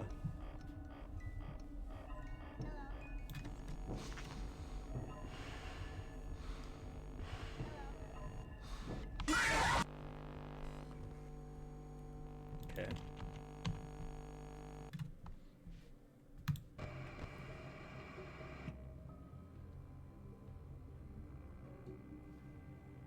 There has to be an auto splitter that can make this easier, bro. Come on.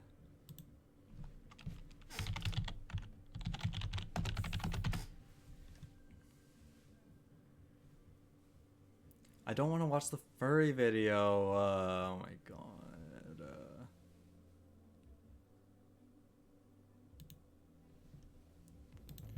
No, his background is two furries hugging. Go outside, dude. What the fuck? I'm not showing it on stream, man.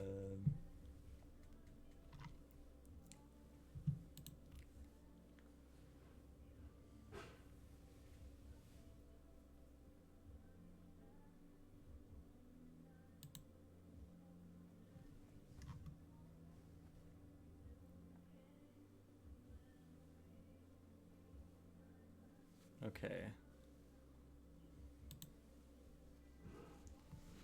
See if I can set this friggin' dumb, stupid stuff up.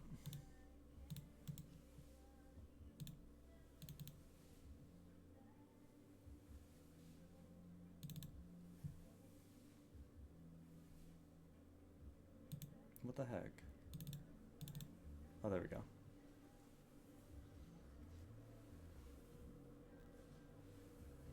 Oh my god. Windows is telling me it's a virus, bro.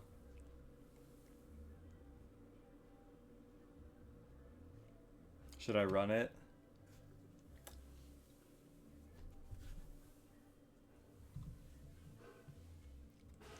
I'm running it.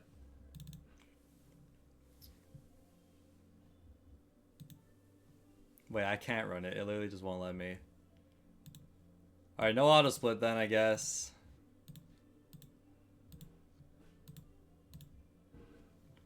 It literally just won't let me run it. It literally just won't let me.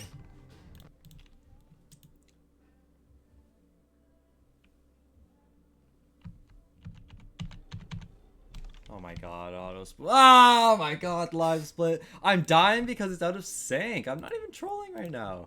I'm actually dying because my stupid auto splitter is out of sync with the game. That has to be the reason why. I'm not coping. Like, I'm not coping.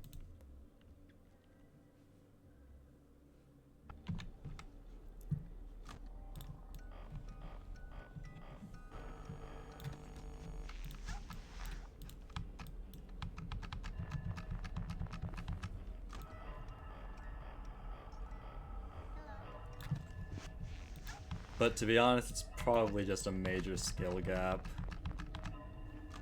It's probably a skill gap, I'm not even gonna lie.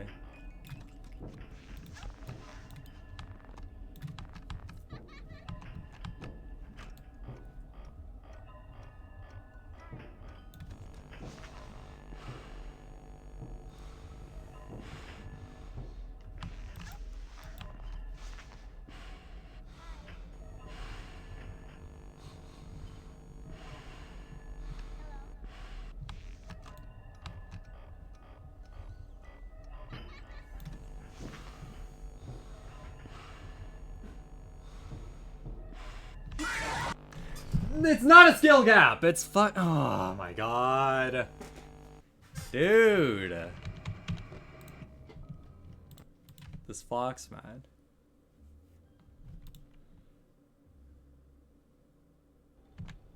It's not a skill gap. It's just bad.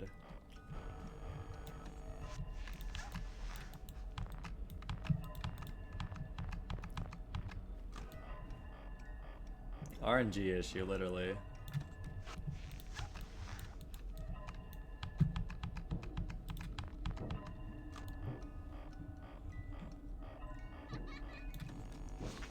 This is starting to make me kind of upset.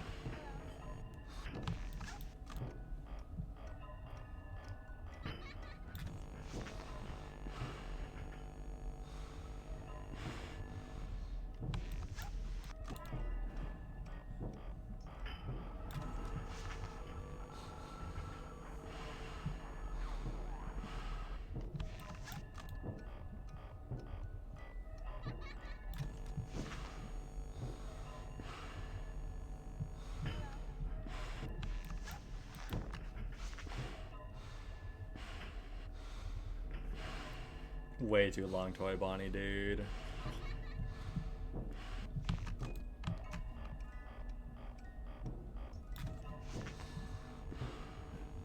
Even put my mask on to prepare for the long Toy Bonnie and it still happened.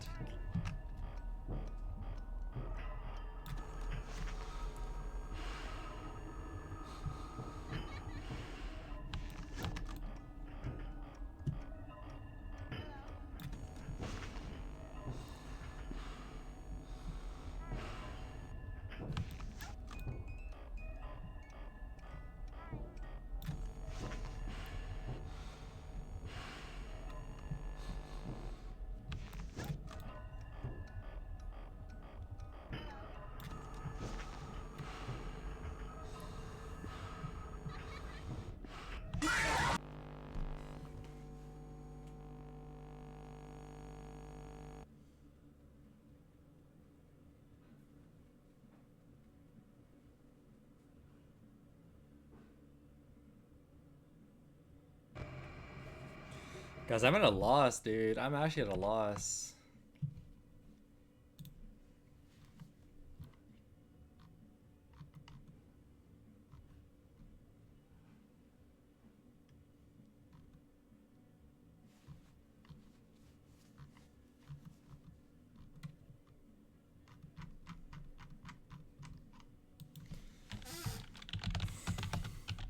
Need to find that one video. That one Bones 5 video I watched. Wait, where is it?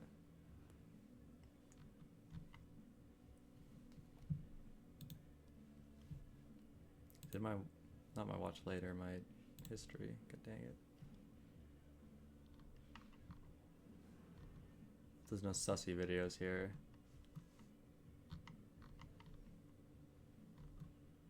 It's not here, it's in Shaco. Get out of here. Yeah, hold on.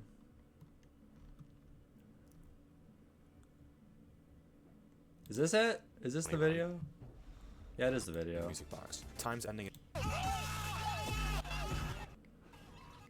With the timer now here to track the night, here's a quick breakdown of how this strategy works. This strategy primarily focuses on setting up the office animatronics attack and the music box patterns to counteract Foxy's attack interval. We can do this by looking at the ending numbers on the timer. Each night is 7 minutes long, and if we start a timer when the night starts, we're going to be focusing on times ending in 1.5 and 5.5. Times ending in 1.5 will be right around the time you'll be pulling up the cameras to wind the music box. Times ending in 5.5 will be right around the time you'll be pulling down the cameras to meet an office animatronic in your office, then put the mask on. When you put the mask on, obviously make sure to wait the extra 0.75 seconds, and then after checking the right vent, you should be around the next time ending in 1.5.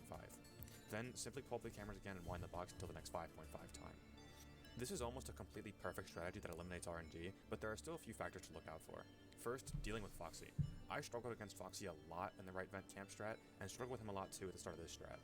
But I noticed one simple detail in this strategy that changed everything.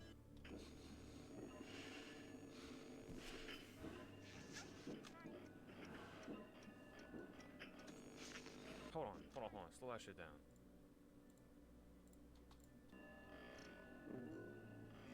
Hits 5. I don't know. He goes on like 5.5, I think. He goes on like late 5.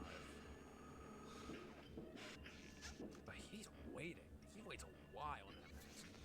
Like, Okay, I have to know. If you pull up, or if you put the camera down after 0.5 but before 6, does that kill you? every other animatronic in the game, Foxy also works on an interval system. Essentially, Foxy can only kill you at certain points in his interval, even if you haven't flashed the light at him. The reason this is important is because of the way we have our time set up. Always drop the cameras between 5.5 and 6.0, and never before 5.5. Never before 5.5. That's what I must be doing, right? Dropping the cameras too early will still keep you in Foxy's killing interval, but if you drop the cameras after 5.5, he won't be able to attack you as long as you... Okay, hold on. What did you say, Boss 5? They will still keep you in Foxy's killing interval in 6.0 and never before 5.5. Dropping the cameras too early will still keep you in Foxy's killing interval, but if you drop the cameras after 5.5, he won't be able to attack you as long as... Yeah, oh my god.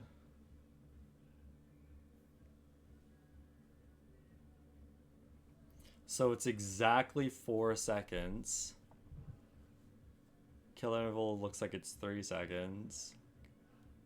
As you flash them after the blackout. I know it sounds weird that waiting in the cameras longer will actually prevent you from getting killed by Foxy, and I thought the same way too, but Foxy can only kill you on specific timings. The next problem with this strategy is when you're forced to go off cycle. But like, what's the difference between dropping it between 5.5 and before 6? Like, does that kill you though? Essentially. Well, shit, I'm trying it. I'm just gonna try it. Like, if it kills me, it kills me. If it doesn't, then whatever. Let's just see. What happens if I do it at 6? What happens if I drop it when the thing hits 6? Is that optimal?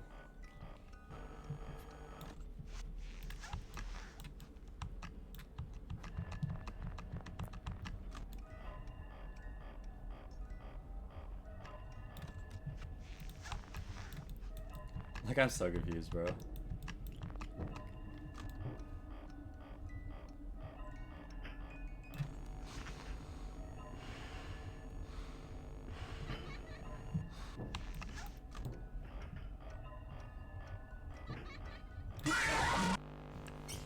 That was just me being bad. That was just me throwing, actually. That was just me throwing.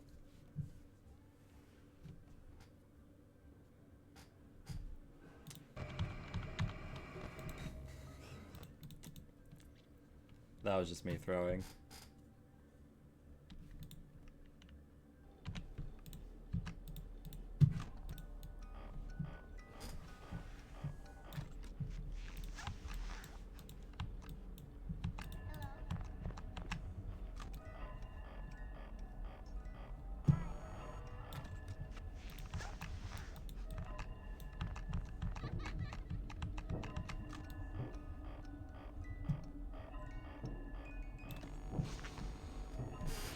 The fact that Scott approved this is wild, literally. It's ridiculous. I hate this challenge.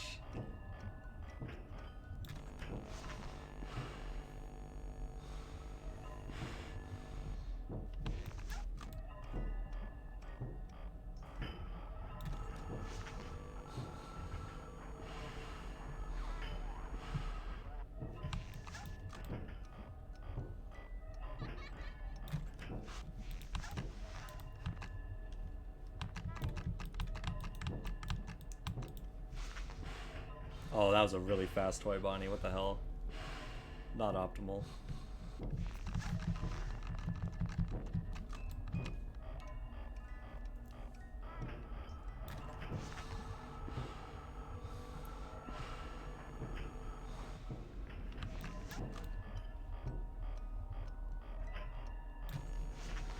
Maybe I'm just dropping the camera too early. It's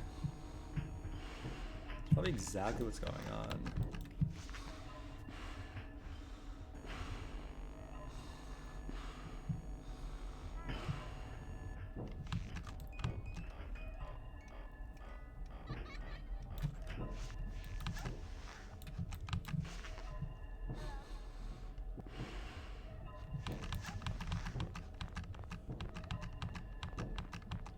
Oh fuck, I have to do this.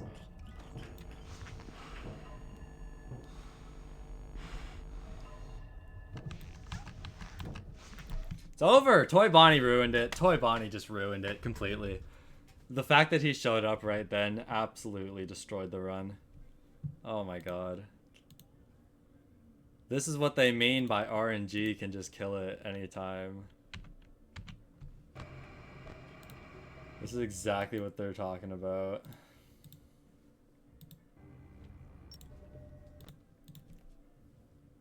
Can we castrate Toy Bonnie? Please, bro.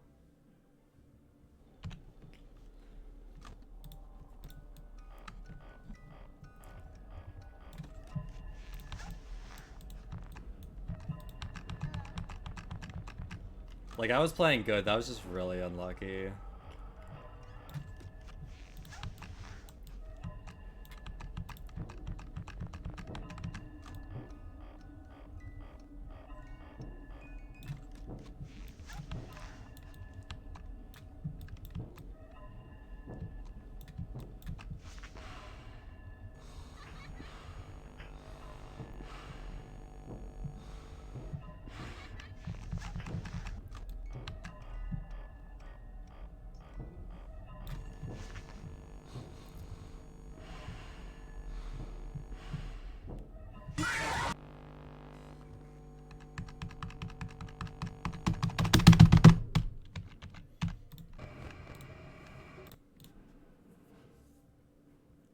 hate this challenge, dude. It's not even fun, man. It's actually just not even fun at this point. I got JJ. Look under the desk.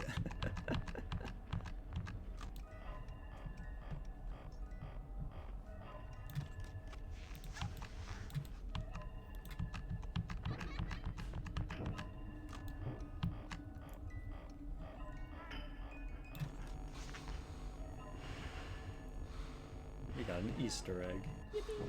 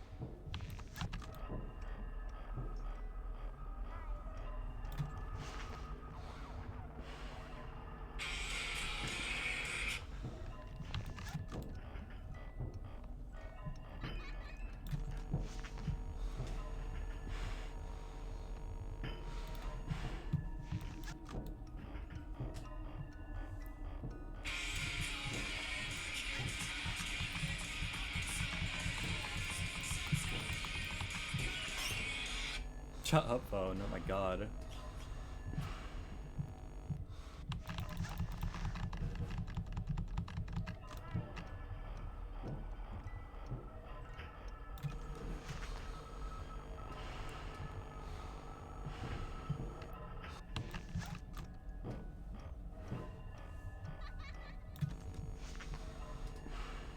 Yeah, ruining my 1020.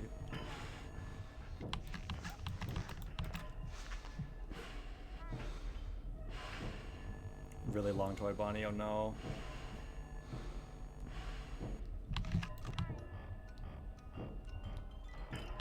I was winding! I was winding!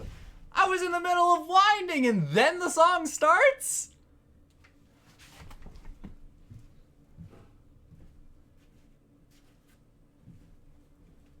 I was winding. What the hell was that?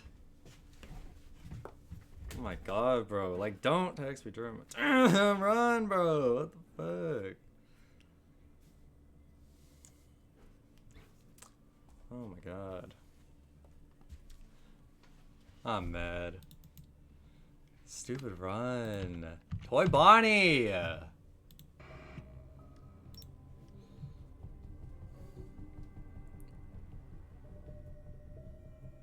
Oh, I'm gonna be right back. Piss break.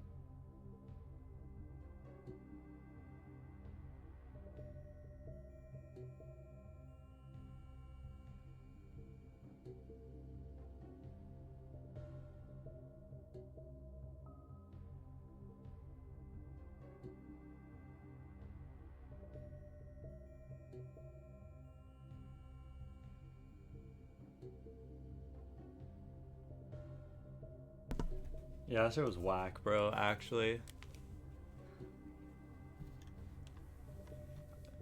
I've never seen that happen before. Winding while going while it's winding, which is actually kind of ridiculous. Anyway, sorry I took so long. I used an actual skibidi toilet this time.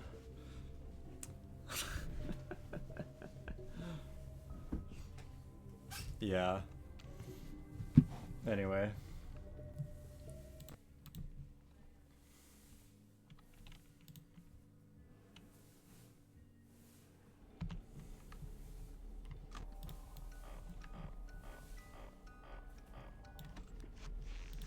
Rare occurrence, yeah. For me anyway.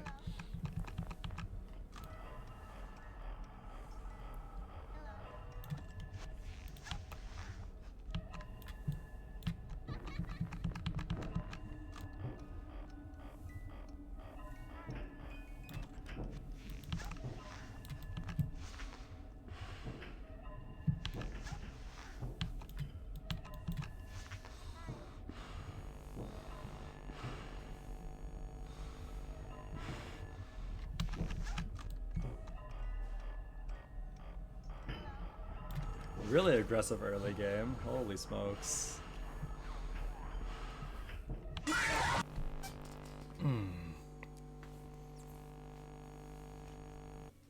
I think that was because of the Toy Bonnie being overly aggressive.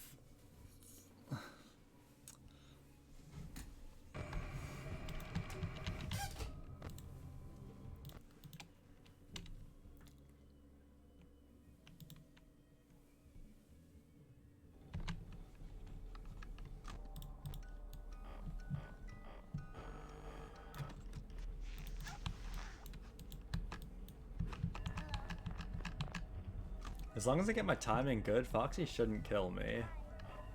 Right? It's just Toy Bonnie luck at this point.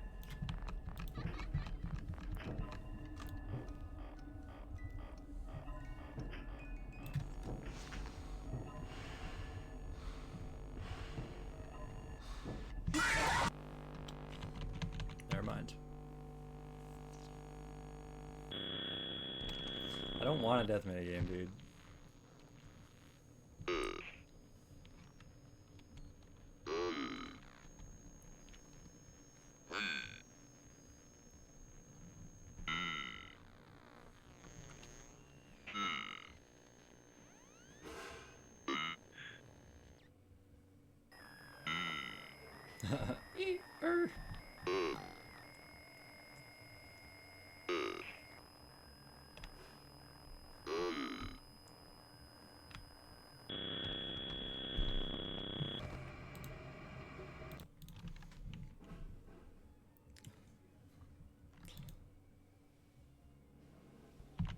I wonder if I'll see Shadow Bonnie, since I saw JJ.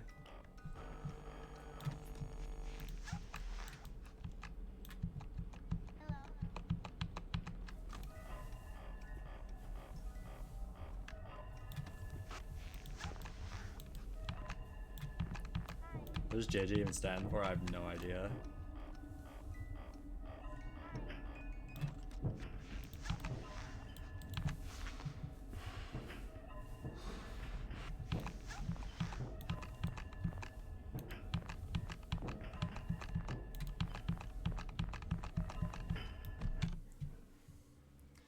Bonnie luck! Toy Bonnie luck. Toy Bonnie bad luck, I guess.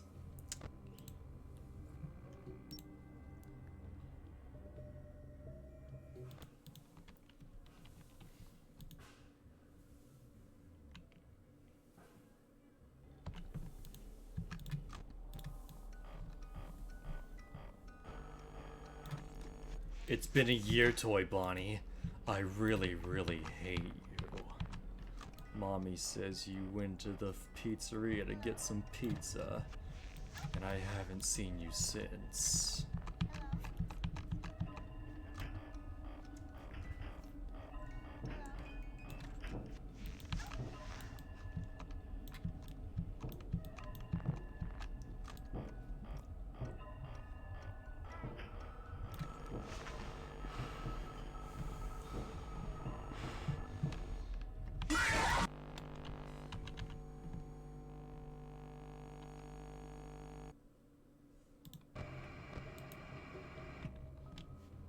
Let me try something. Let me try something.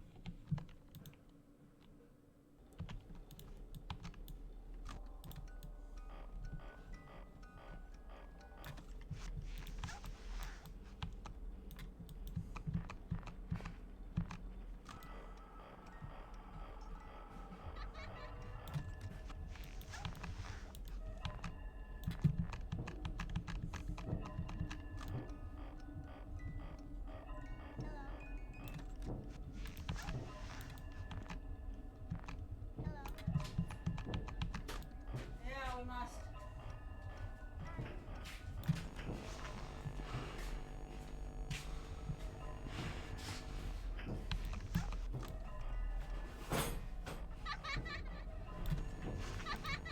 Is he in? Oh my god, bro. How? I totally had the mask on for long enough. That wasn't even what I wanted to try either. I was seeing if instead of 0.5 I could do 2 seconds. Which might actually work now that I think about it. I don't know how that happened, bro. Oh my god. That's just unlucky. That's just really unlucky.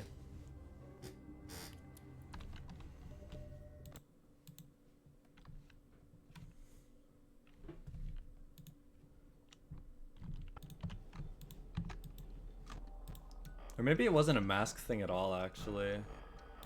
Could have just been he entered my office while I was stalling. Which is also pretty possible.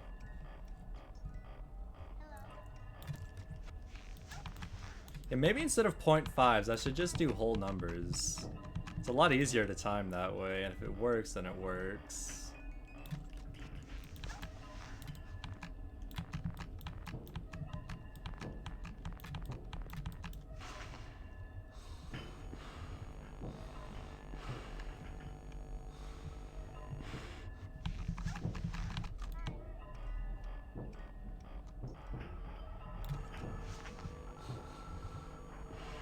That would get hella views, true.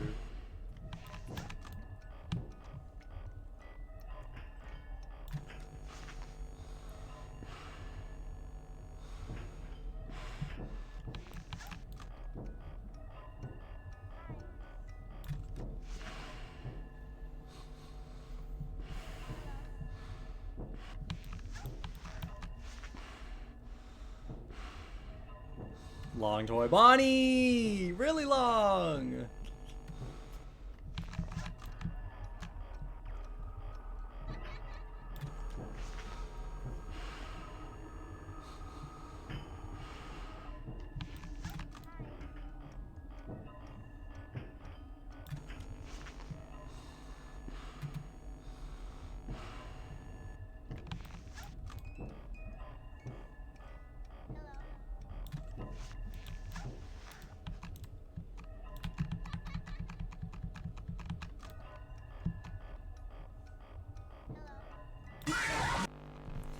Unlucky.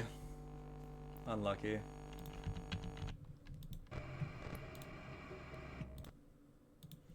Unlucky. It's just luck. It's just luck, bro. It's just luck.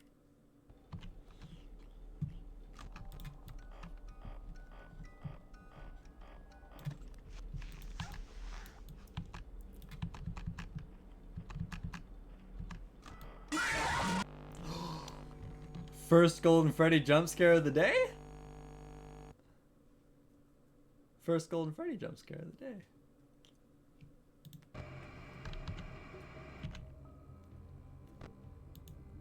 Oh yeah, first of the whole run. First Golden Freddy of all time.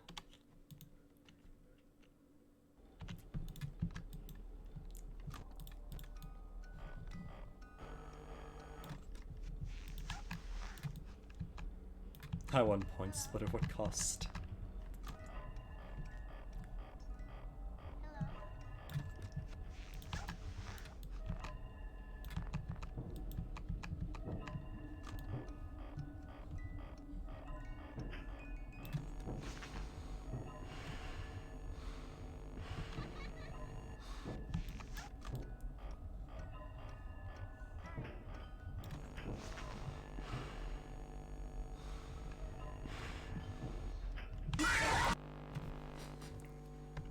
That's bullcrap. My timing was not off.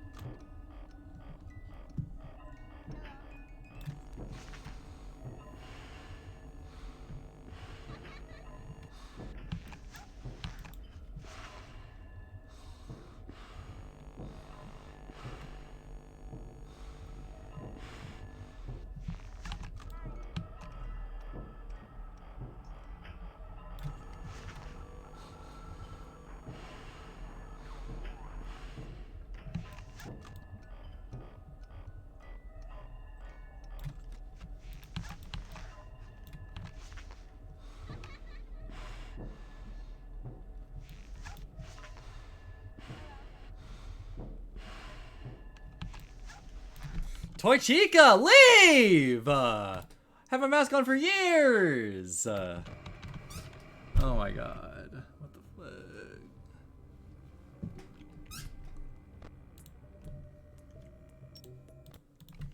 That's messed.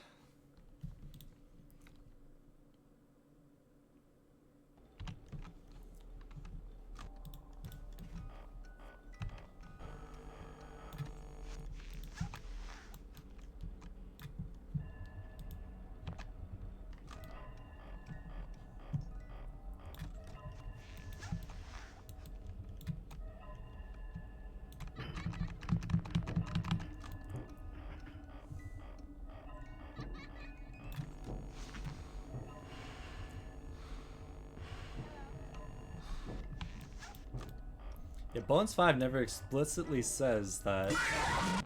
Oh my god. That if you wait after 6.0, then you die, so. Surely I should be fine.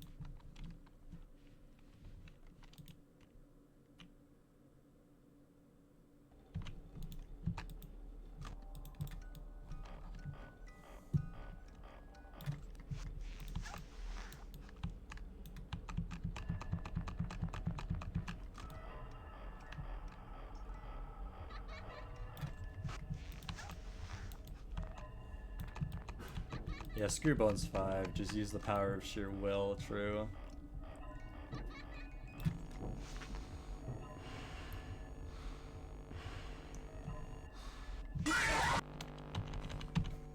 It's not working out for me though.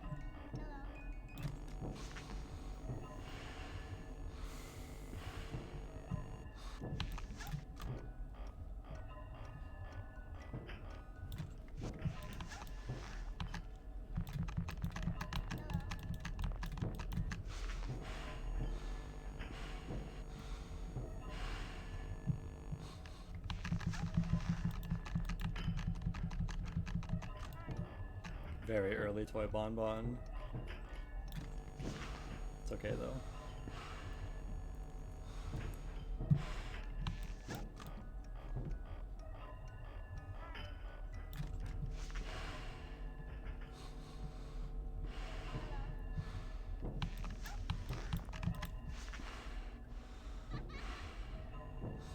Late toy bonbon.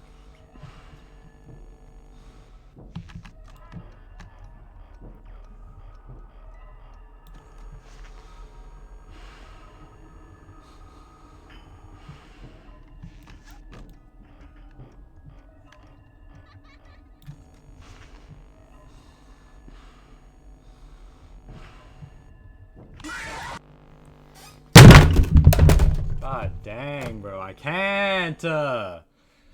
Impossible challenge, dude. I can't do it. Oh my god.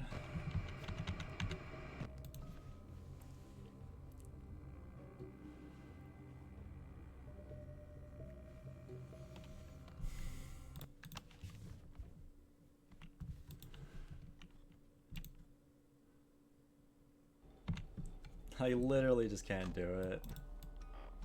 I'm actually starting to give up, bro.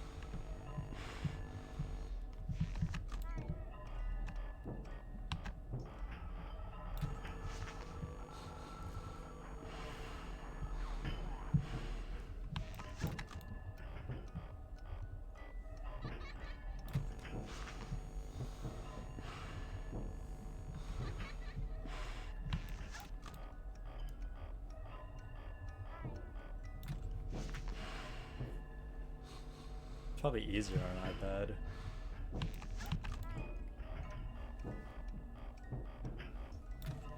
I don't know why or how, but it probably is.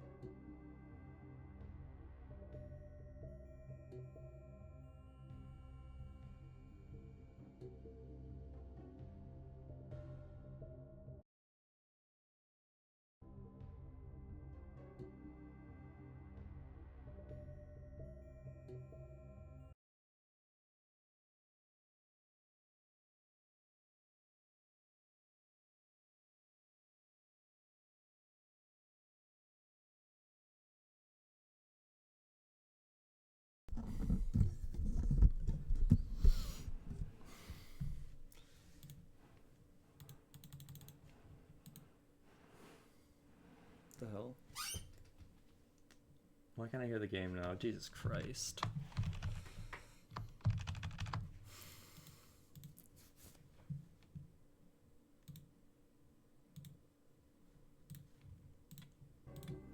Oh my god. See, okay. Look at things from my point of view. How am I supposed to improve if I genuinely don't know what I'm doing wrong? I genuinely don't know why I'm dying to Foxy. I swear I'm doing everything right. I swear to God I'm doing everything right, and I don't know why I'm still dying.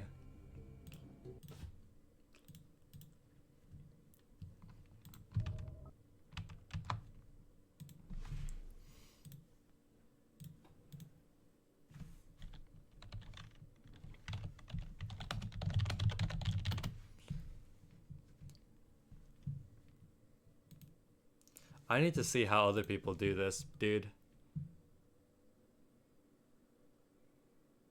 Like, let's watch some more YouTube, bro.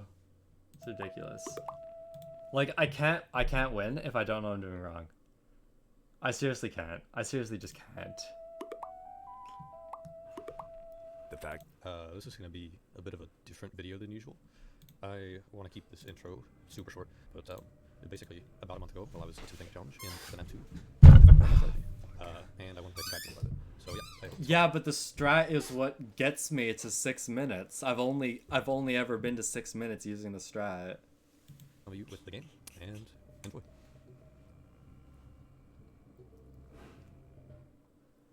I want to preface this by saying this strategy will work on every single platform, but do note that if you're on PC, this will only work if you're on the most recent version of FNAF 2. This shouldn't be a problem unless you downloaded it for free on some sketchy website. For the strategy, you're going to need a timer, and preferably one that displays milliseconds. The one that I and most others use is called LiveSplit, which I will leave in the description. If you're on an iPhone, you're going to need a special timer that accounts for the sped up interval timers. That will also be linked in the description. Lastly, you need to know how right vent camp works. Basically, if you leave the mask on for around an extra half a second after a blackout, it will completely get rid of Mangle, Balloon Boy, and Toy Chica if they're in the vents. With all that said, we can finally start the guide. Start your timer as soon as you see the office load in. The more precise you are with this, the better, but it doesn't have to be perfect. Then, for the first 20 seconds of the night, you just want to wind the music box and flash Foxy before each 5-second interval. Once your timer hits 20 seconds, you just want to sit around in the office until about 24 seconds. Then flash Foxy, and as soon as your timer hits 25 seconds, go into the camera and start winding.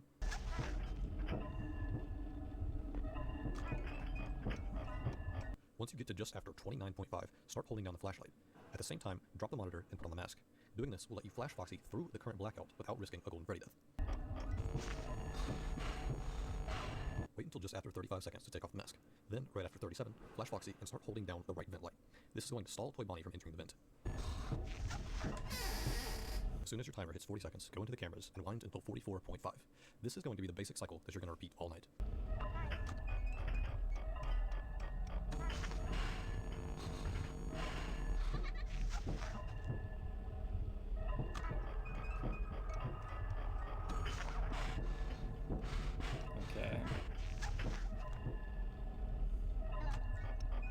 Eventually, Toy Bonnie is going to show up in your vent. All you want to do here is wait until the next 9 on your timer, then flash the hall and put on the mask. Until the night. Hold on, let me try again. And put on the mask. Eventually, Toy Bonnie is going to show up in your vent. All you want to do here is wait until the next 9 on your timer. 4 depending on what you're closer to. Okay. Then flash the hall and put on the mask.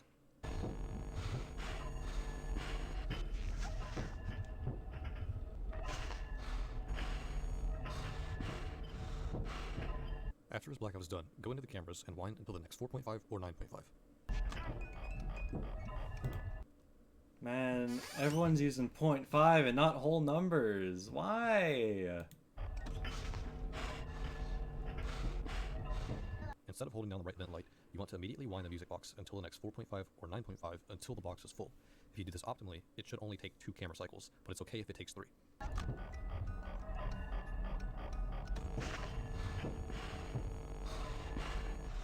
Once your music box is full, start stalling Toy Bonnie with the right vent light again.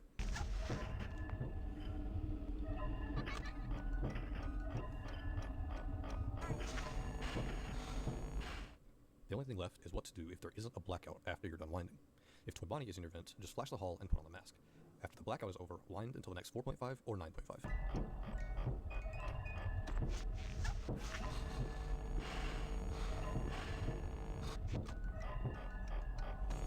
If no one is in the vent, just wind until the next 4.5 or 9.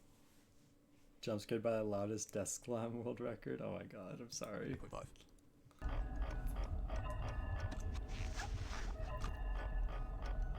If BB, Mangle, or Toy Chica are in your vent, wait until 2 or 7 on your timer. Flash, then put the mask on.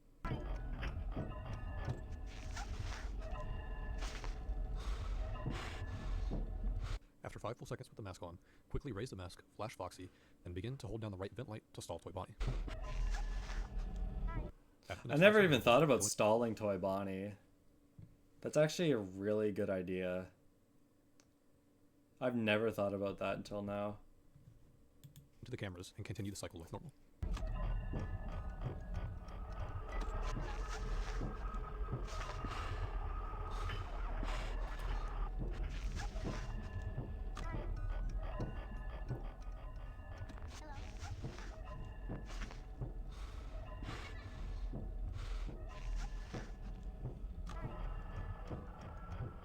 And that's pretty much it for the guide section.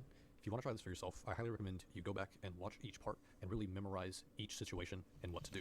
FNAF 2 is much more about knowledge than it is mechanical skill, because if you know what to do in every scenario, there's pretty much nothing that can get you killed. But, oh my god. Anyways, Like, I know what I'm doing right, it's just Foxy gets me every time and I don't know why. That was the guide part. Let's get to my completion. Tim's new Infuser energy beverages, made with natural caffeine and flavors like blackberry yuzu and mango starfruit. Cool, Tim's. That's ridiculous, bro. I just want to do this challenge once and then never do it again, ever.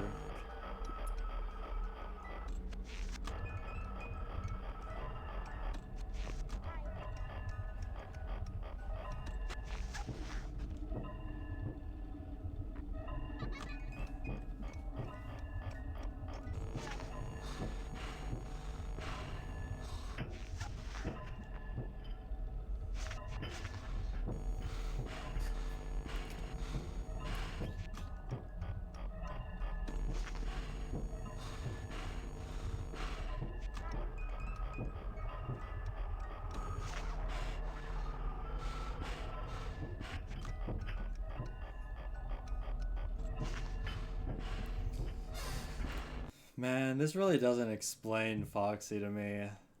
Foxy's the only one I'm having trouble with. Right? Like, everything else I can deal with. It's just Foxy kills me randomly, right? I don't really understand. Like, I'm just not getting why.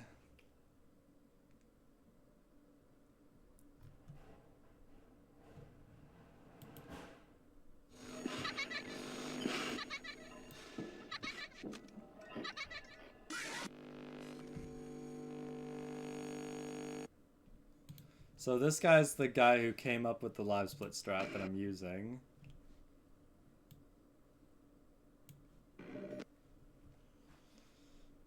So let's see what goes on.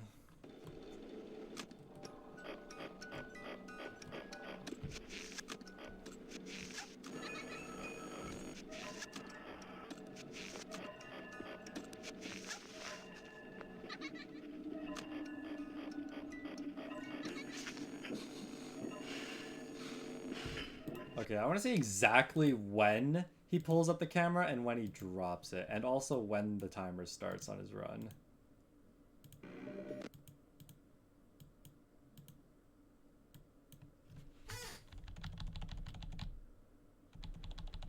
Hold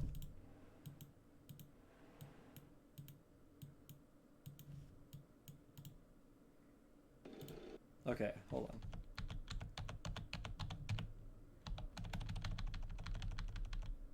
What? Oh, it starts at 26 frames. Oh. So this is how he gets a more exact timer. He starts it at 26 frames, and it just continues from there. Yeah, to make up for reaction time. Never thought about that. It's interesting, actually.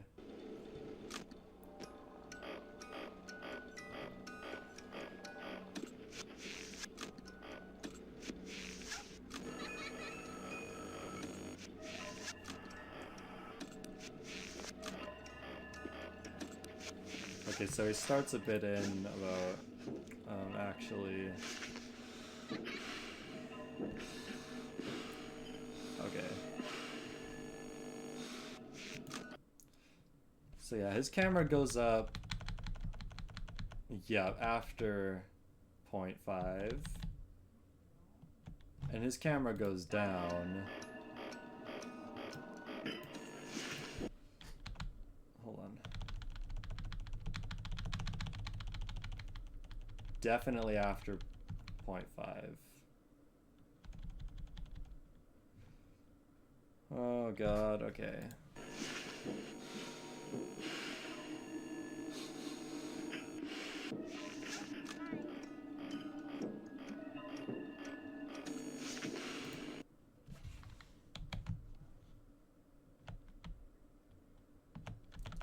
Yeah, oh my god. Dude, he's so precise with it too. He drops the camera on 0.59 or 0.61. Oh my god, that's low-key impressive.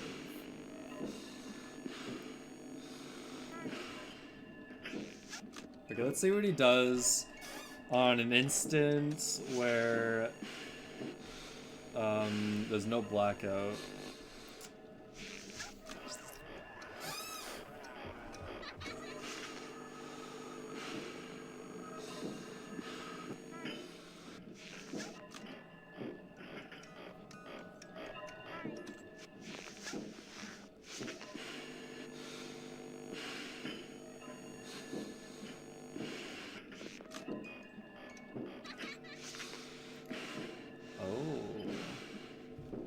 Doesn't even matter how late you are on the 1.5. As long as you exit the camera at the right time, you're fine.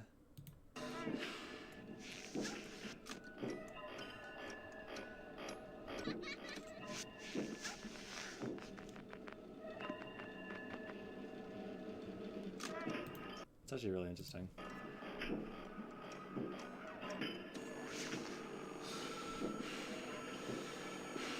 Exceptional information.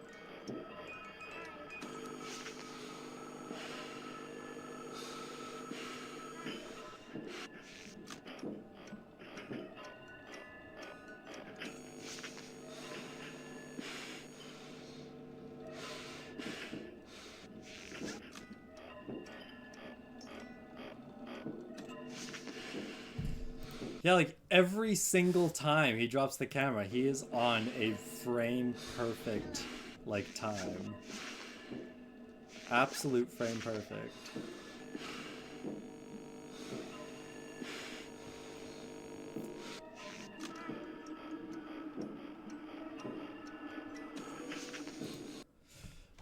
No, hold on. Hold on. When did he drop the camera there?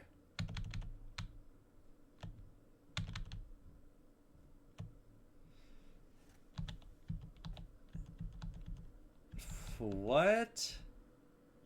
Dropped it before 5. When did he open the camera? When did he open the camera? Hold on.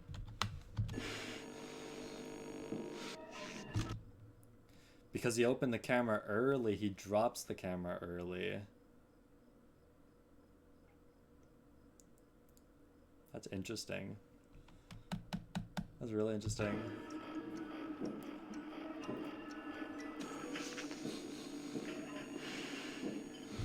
So it must be based on how long you're in the camera.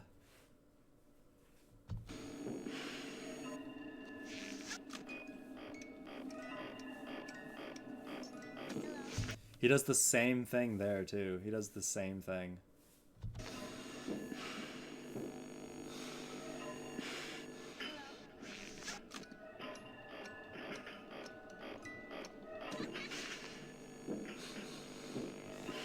What?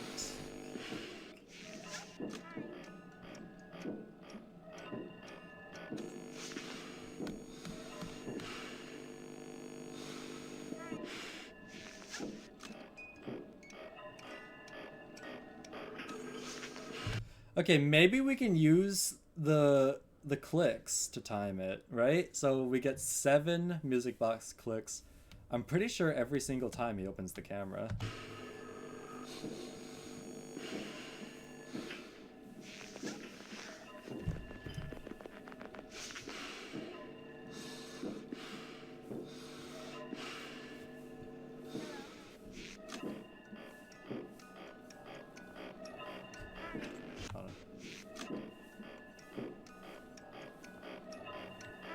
Okay, that was 8.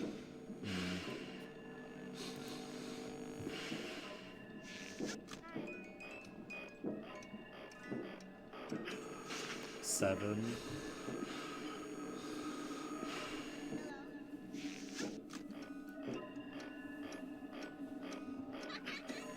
8. That's different.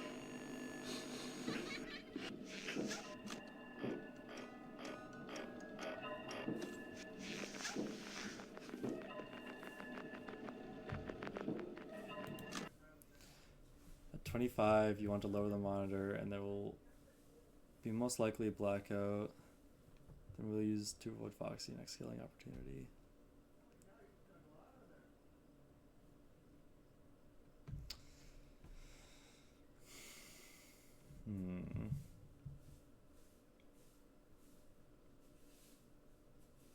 So he puts the monitor down at every 0.5.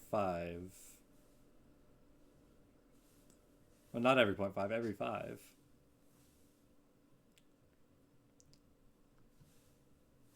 So, first of all, let me explain how it works and why it is probably better than just doing right vent count. Basically, Foxy's usual killing opportunity is every 10-second interval. But he shouldn't be able to kill you either if you're in a blackout, or if you flashed him in the last 50 frames. Note that Foxy may still be able to kill you even if you follow this, but as you are consistent and fast with this, you should be fine. Bruh.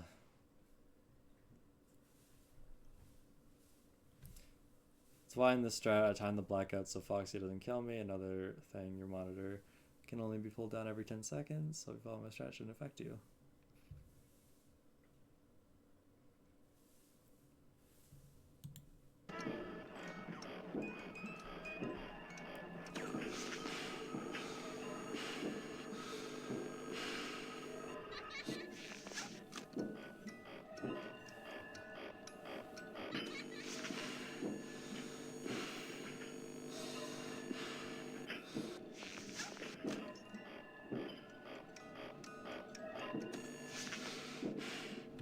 That was only 6 ticks, so I shouldn't even focus on the music box ticks. It's different like every time.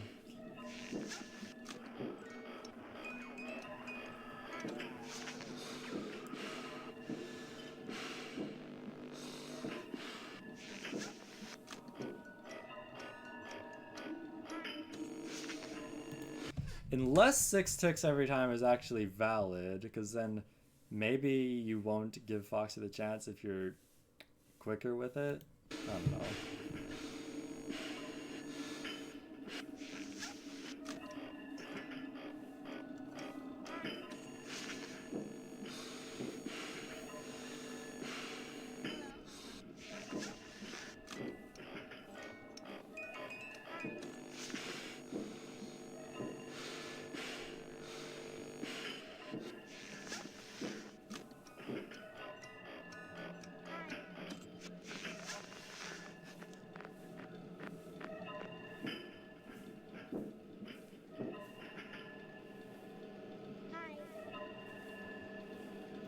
What is he doing? Oh! He's stalling to 7. Shit, that's what I should be doing! When does he start that? Hold on.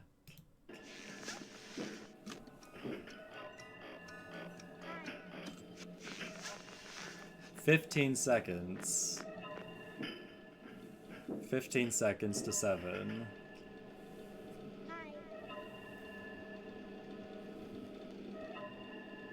And he still would have had loads of time. Oh my god.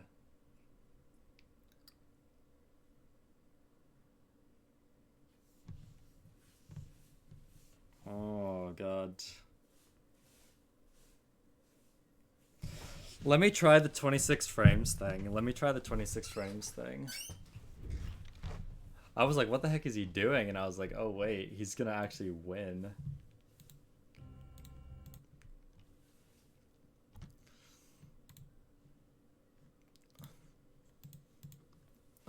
Edit splits. Start at 26. So you're gonna start at 26 every time? Yeah, it is. Okay. Because that's a good thing to keep in mind, actually.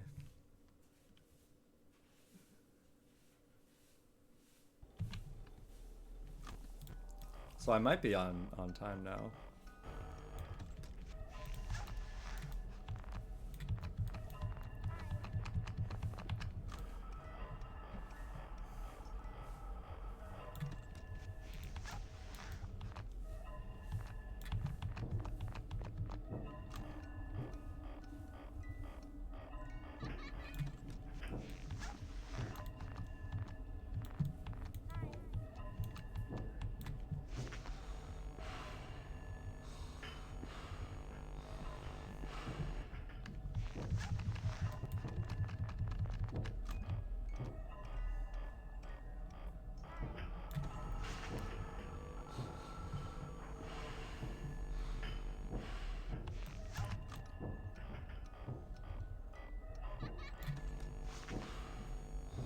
That's how he's so exact.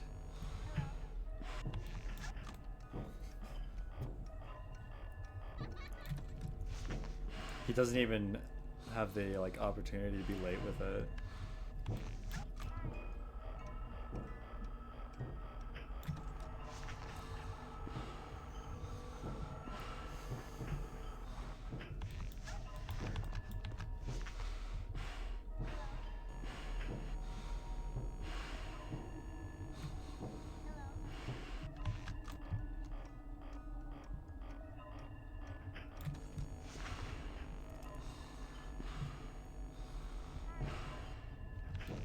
Because maybe being late is what's killing me, and I'm only late because the time is not exact.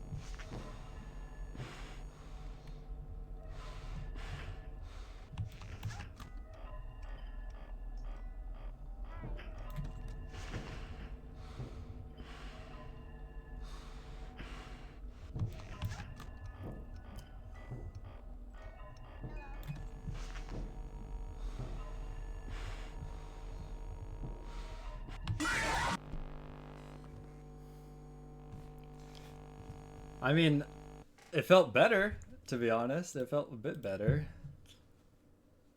Felt a bit better. I think that was actually me being late with the timings.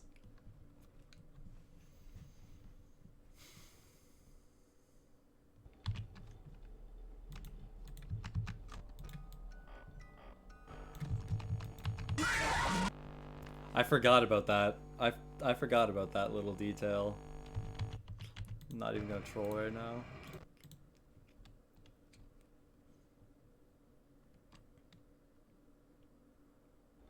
Second Golden Freddy jump scare of the day. Alright.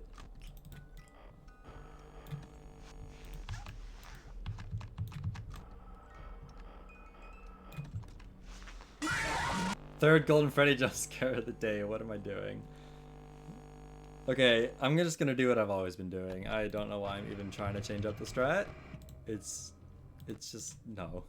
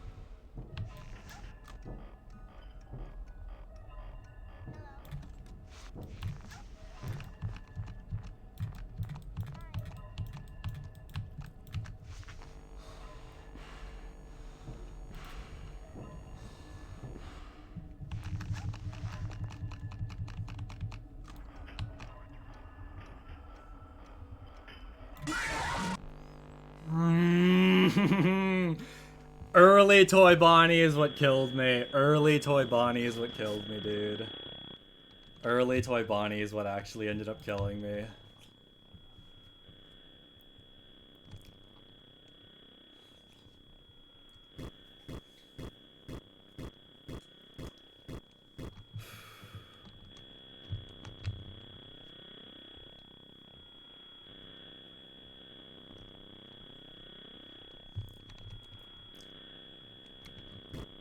Oh my god, jeez. What does that even mean?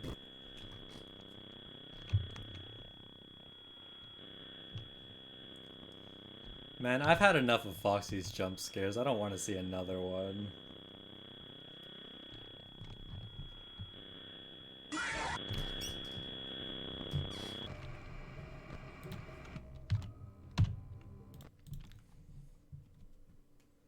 But like, are we consistently getting good times or what?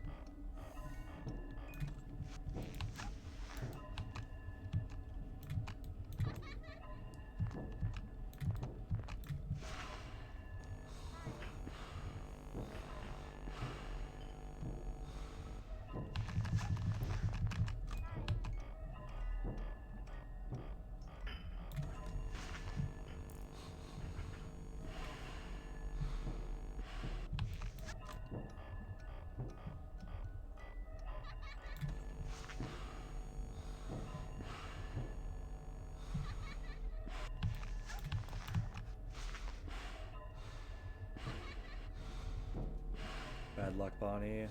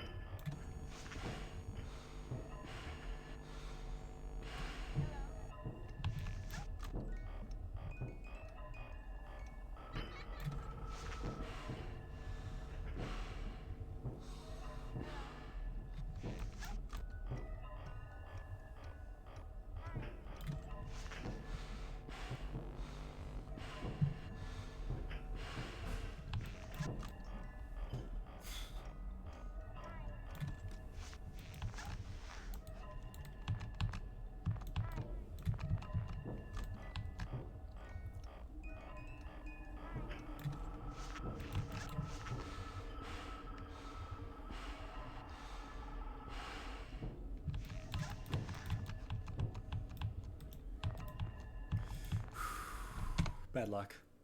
Bad luck, bad luck, bad luck.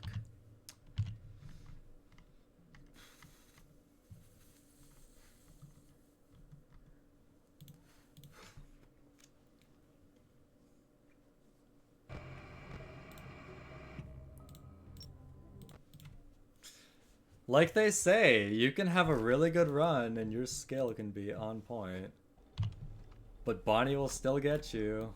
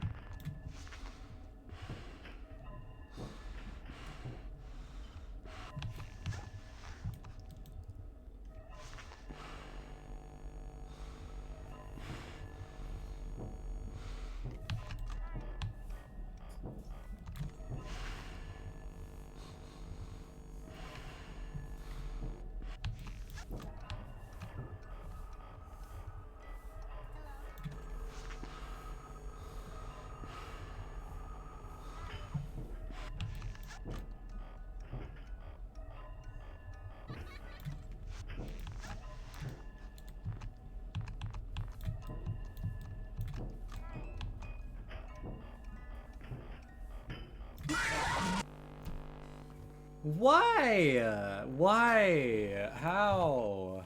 I don't get it.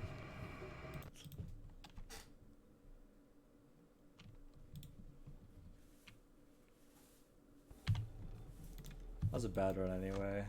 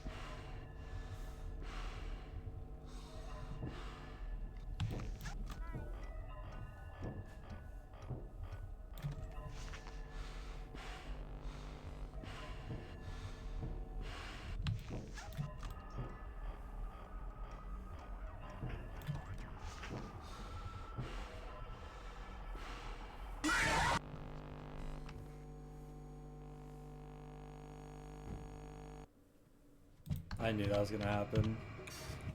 Dude, this is the longest freaking 7 minutes of my whole life.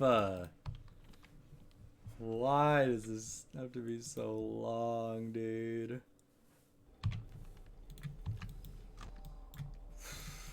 I misplayed that. That was nobody's fault but mine. Really bad misplay.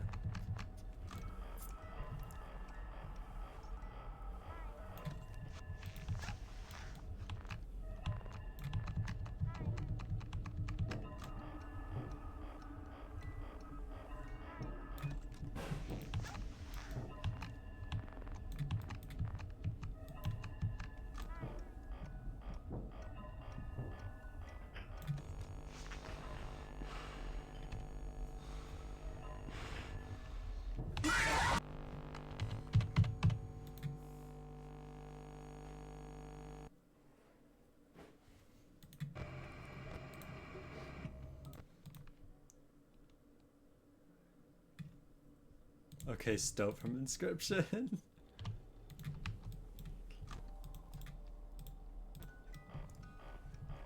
think I know what it is, bro. Like, hold on. I think I know exactly what it is. It's all based on the time I go into the camera, I'm pretty sure.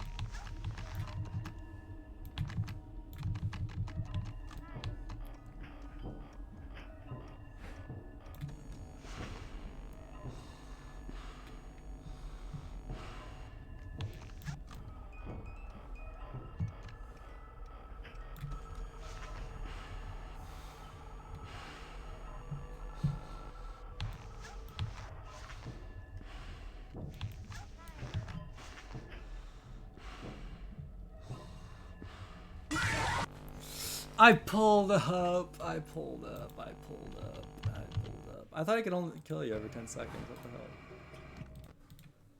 Epic Foxy failure.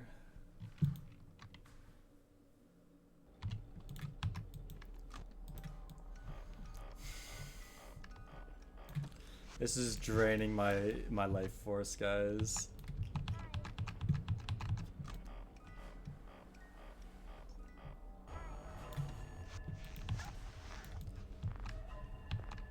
This might be a 3-dayer.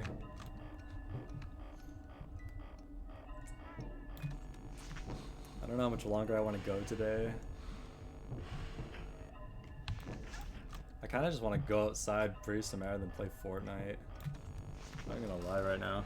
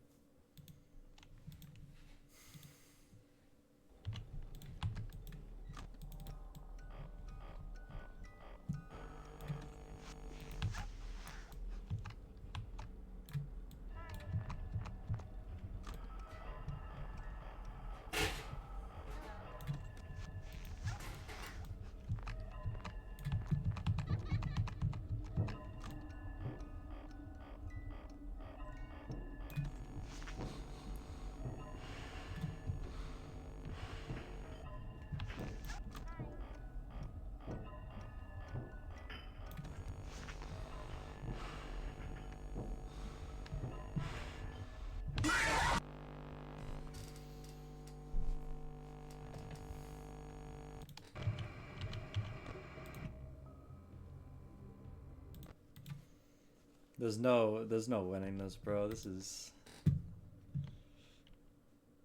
way too hard, man. I almost want to give up.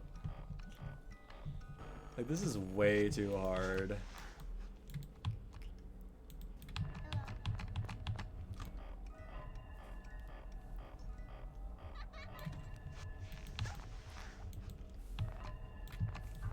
Yeah, every death is just existential dread in my soul, bro.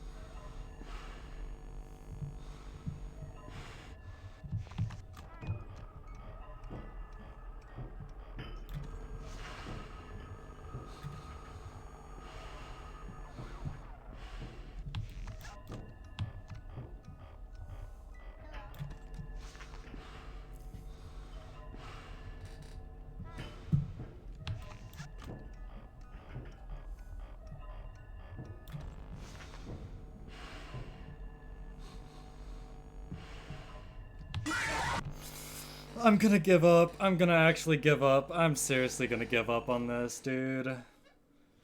I'm actually gonna give up. This is impossible. I actually want to give up right now. I actually want to give up. I actually want to give up, dude.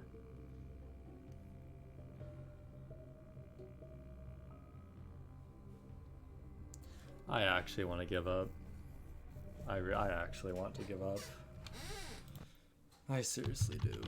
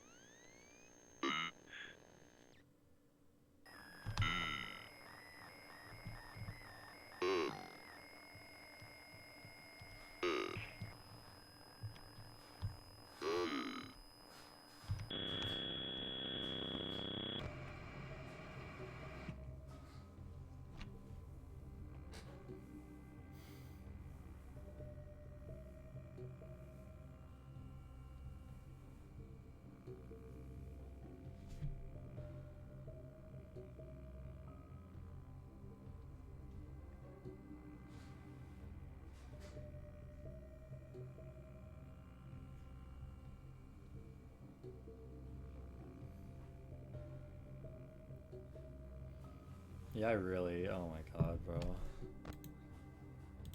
I'm almost ready to give up. I don't think I can beat this, dude.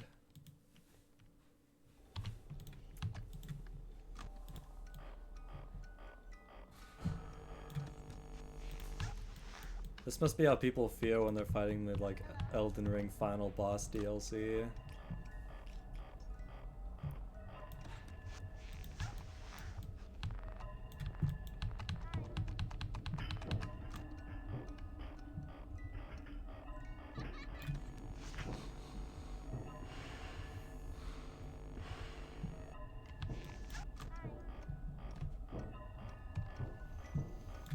Cause yeah, this reeks, dude. This actually reeks.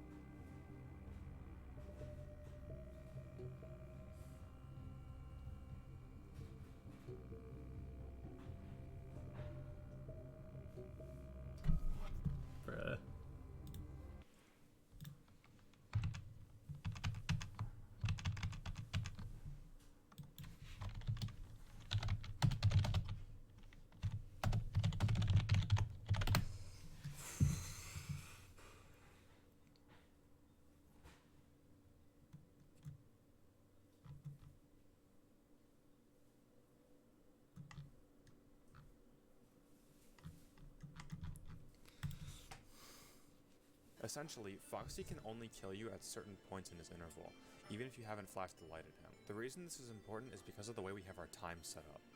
Always drop the cameras.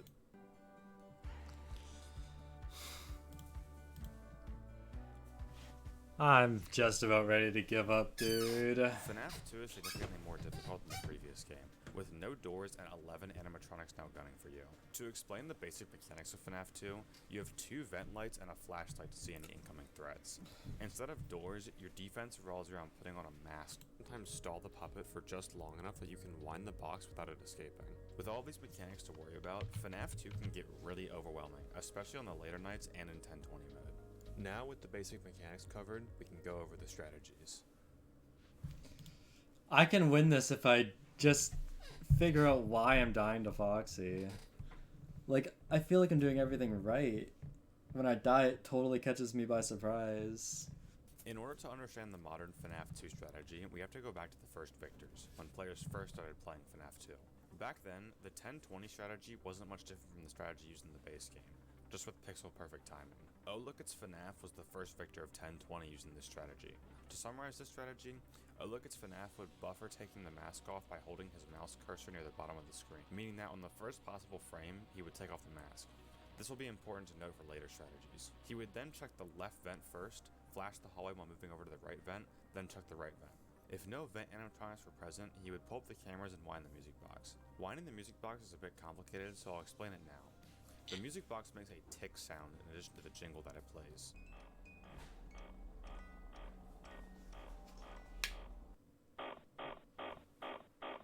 Players then use this to measure the proper amount of time to spend in the cameras while winding the music box. Oh Look It's FNAF would choose how long to wind the box based on the position of the animatronics, particularly Foxy. If you wind the box for too long without flashing the hall, well...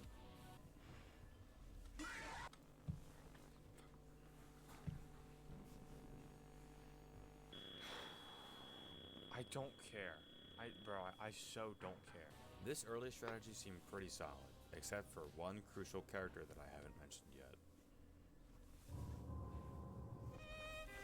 Come on, it's 5 a.m., bro. Come on, move. This is so real. No! No! Oh my god, dude!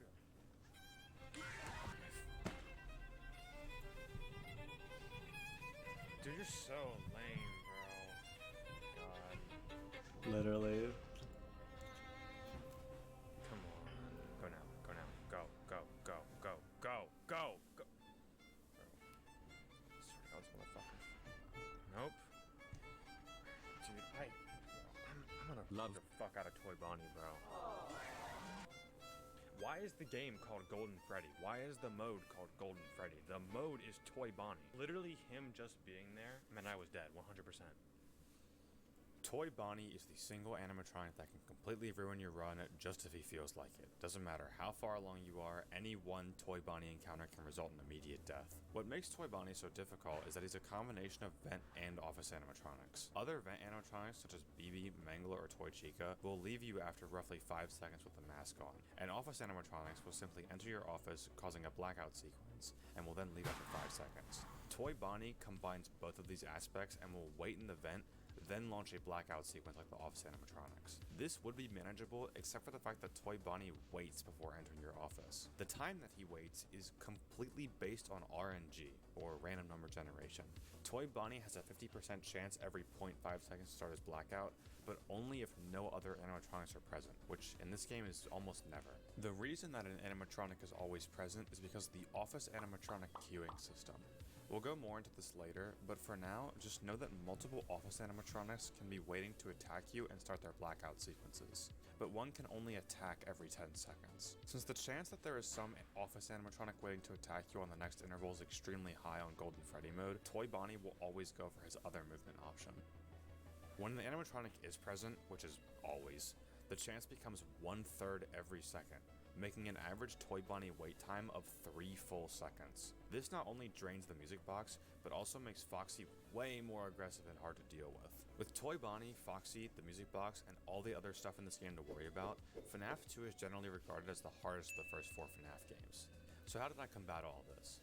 The This is gonna get a bit complicated, so bear with me here. The movement opportunity system from the last game returns in this game, and the vent animatronics have an interval of 5 seconds to move. This means that when the player has the mask on during a blackout, holding the mask until 5 seconds have passed will completely negate any of the 3 normal vent animatronics. This can be done by waiting an extra 0.75 seconds before pulling the mask up, as opposed to pulling it up immediately like in the original strat. Here's a more visual example of the mask timing.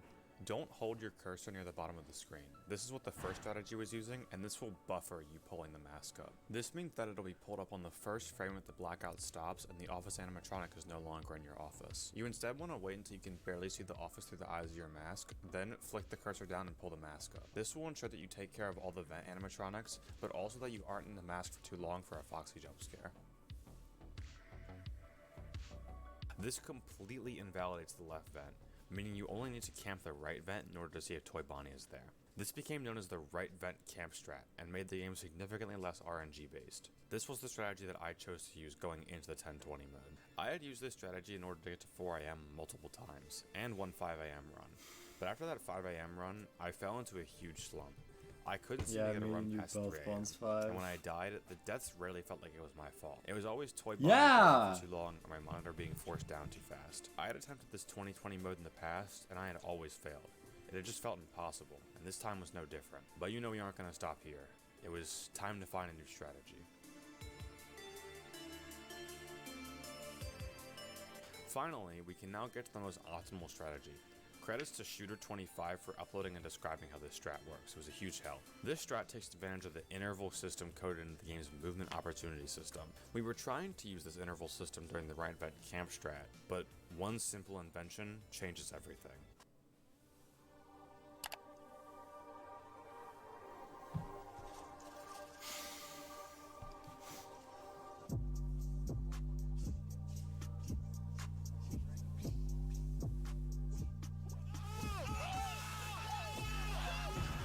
I have seen this clip 20 With the timer times, now bro. here to track the night, here's a quick breakdown of how this strategy works.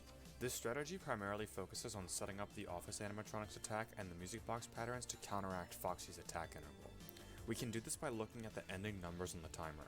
Each night is 7 minutes long, and if we start a timer when the night starts, we're going to be focusing on times ending in 1.5 and 5.5. Times ending in 1.5 will be right around the time you'll be pulling up the cameras to wind the music box. Times ending in 5.5 will be right around the time you'll be pulling down the cameras to meet an office animatronic in your office, then put the mask on. When you put the mask on, obviously make sure to wait the extra 0.75 seconds, and then after checking the right vent, you should be around the next time ending in 1.5. Then simply pull up the cameras again and wind the box until the next 5.5 time. This is almost a completely perfect strategy that eliminates RNG, but there are still a few factors to look out for. First, dealing with Foxy. I struggled against Foxy a lot in the right vent camp strat, and struggled with him a lot too at the start of this strat. But I noticed one simple detail in this strategy that changed everything. Okay, what is the one simple detail he's looking at? I still genuinely don't understand. Like, actually.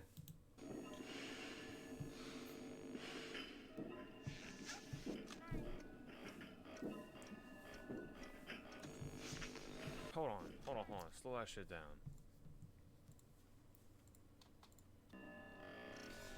Like, this could save me. I just need to understand what I'm looking at. Hits 5.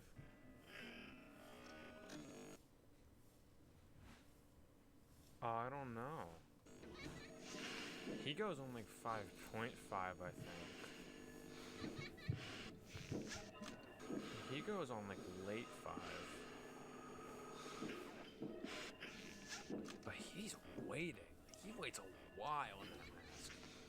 Like every other animatronic in the game, Foxy also works on an interval system. Essentially, Foxy can only kill you at certain points in his interval, even if you haven't flashed the light at him. The reason this is important is because of the way we have our time set up. Always drop the cameras between 5.5 and 6.0 and never before 5. But what happens if you drop it after 6.0? Do I get got?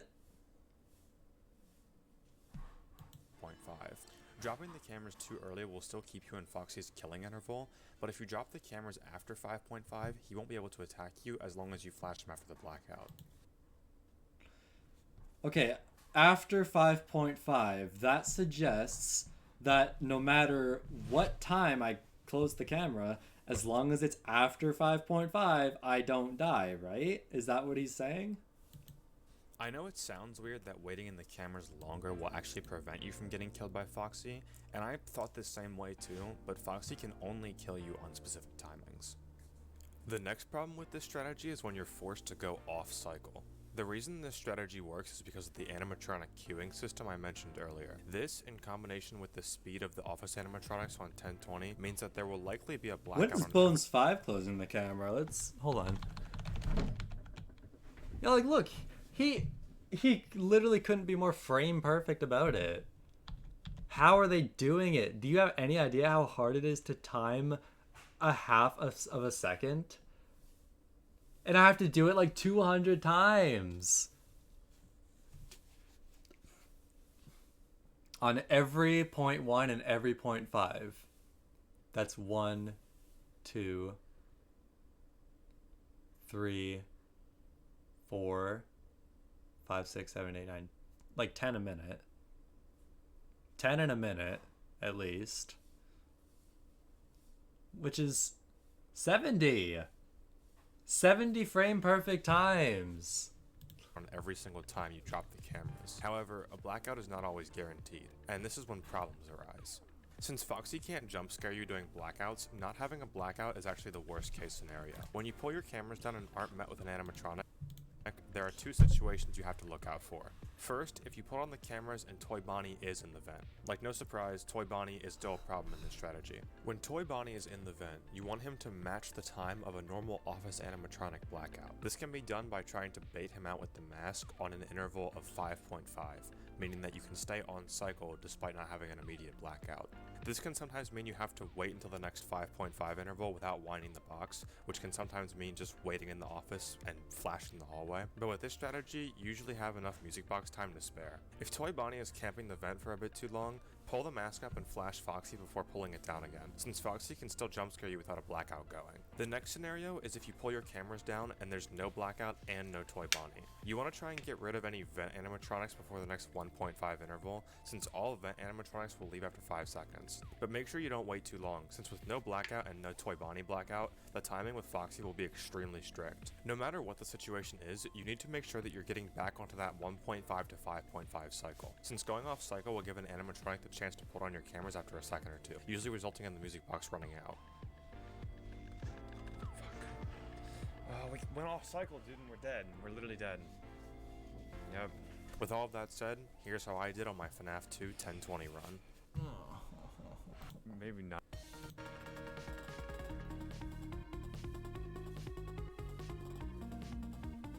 Okay, what times are he? Okay, look, he pulls it down on a frickin' 0.49. The timing that they suggest makes absolutely no sense to me. Absolutely no sense.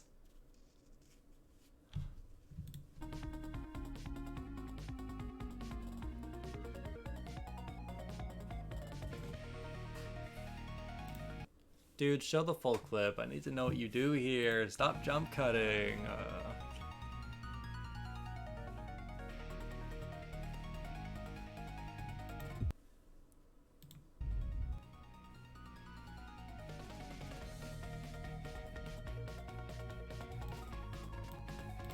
Okay, what do we got there? Literally on the exact frame.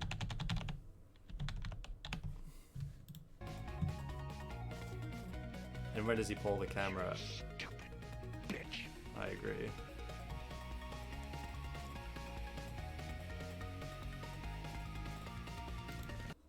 When does he pull it up? That is on 1.6.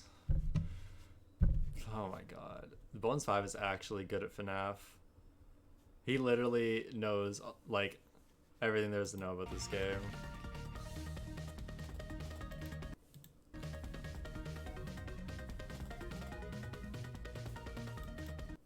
He has to deal with Toy Bonnie a lot.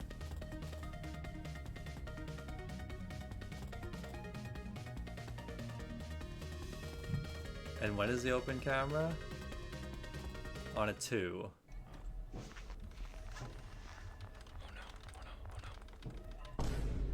One, two, three, four. Go. Okay. Okay. Honestly, instead of doing what he does, if I'm 20 seconds away, I think it's just stall time.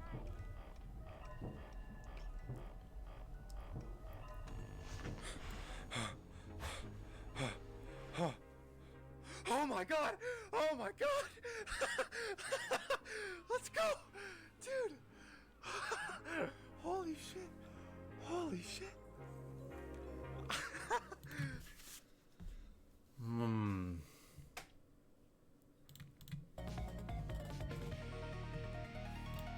So when's he pull up the camera? It doesn't show because he's jump cutting. Bones! I need to know this stuff, dude.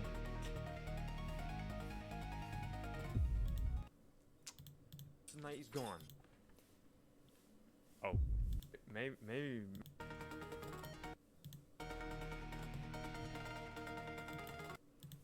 When does he pull it up? He does the same thing. When does he pull it down? Like, look. Any time before a 5.5 and you're dead? In quotes, because he's doing it right here. What does his explanation even mean?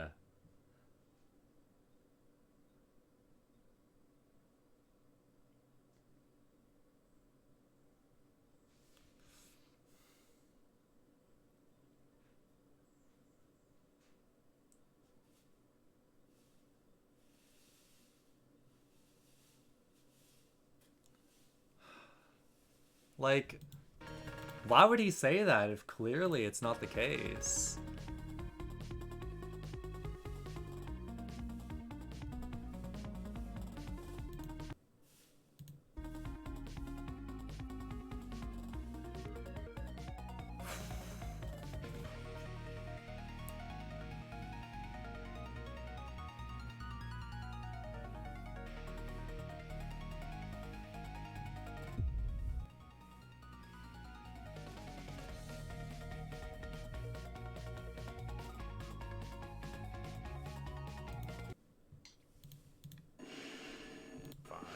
When the camera's too early will still keep you in Foxy's killing interval. Camera's too early, keep you in Foxy's killing interval. What is his killing interval? Where's that graph again? Okay, let's... Okay. So if I'm going into the camera on a 1.5, then every time between 1.5 and 5.5, there's a chance to die to Foxy. So say I go in on, like, or no, it's every 10 seconds of the night, right? And I guess every 10 seconds starts at like 5.5 or something.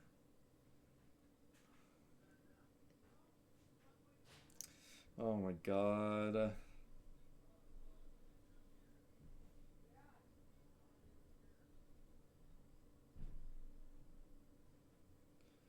Dude, I just don't know. I just don't know, dude. After the blackout. I know it sounds weird that waiting in the cameras longer will actually prevent you from getting killed by Foxy, and I thought the same way too, but Foxy can...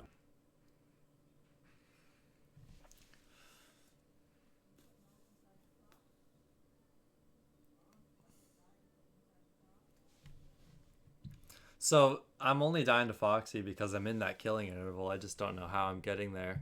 If I open on 5 point or 1.5 and I close on 5.5, doesn't that mean I'll always be safe? Or if I open on a 2.2, does that mean I have to like close on a 6.2? No, that can't be the case. That can't be the case.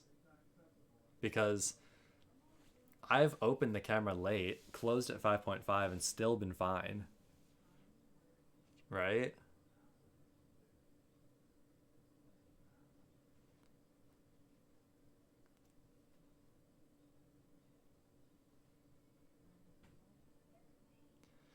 My only guess is that I'm opening the camera too late. Or not late, too early. If I'm too early, that means the 5.5 is also early. But if I'm opening the camera on 1.5 every single time, doesn't that guarantee that a 5.5 will always mean I'm safe? If I'm opening too early, that means 5.5 isn't safe anymore.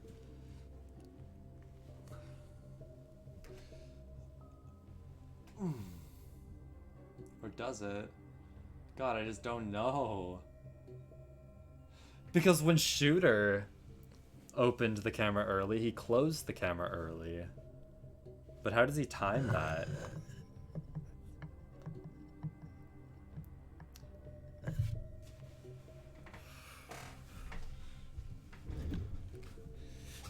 God dang, dude. This is legitimately rough, man. I feel like I've learned nothing. I don't know why. I've watched all the videos. I feel like I've learned absolutely nothing. What happens if I open on a 2 every time? Because just about every blackout, I'm going to the cameras on a 2. So what if I just make it 2 every single time?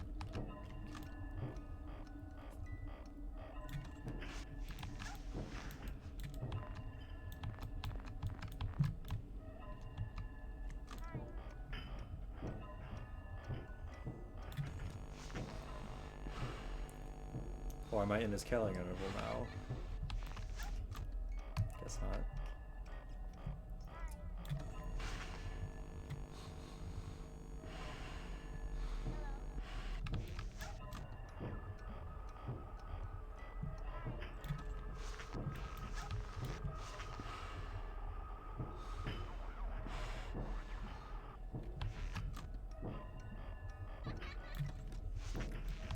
See, I'm fine, and I open the camera late. I open the camera late, and I'm still fine.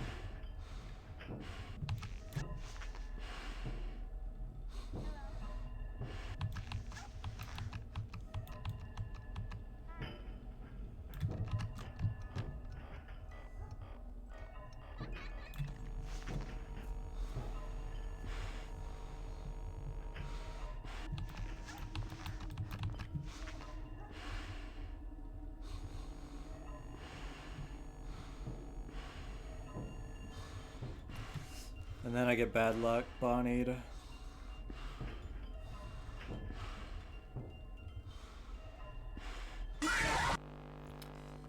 Man, the fact that I had to wait for... Oh my god. That's just RNG, man. That's just RNG. That wasn't me, that was just bad luck. Like they say, you can die to bad luck any run.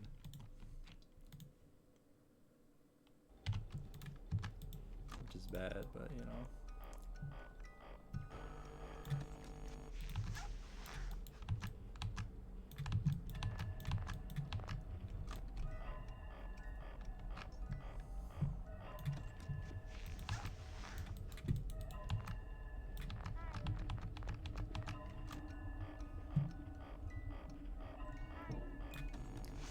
It's just these guys usually only complain about Toy Bonnie and almost never about Foxy, because apparently Foxy's not a problem for them.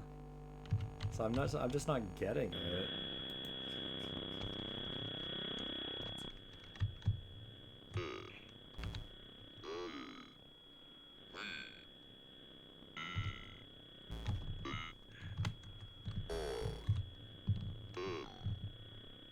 Died of bad luck, fell off a cliff and I wasn't looking. That's a skill issue.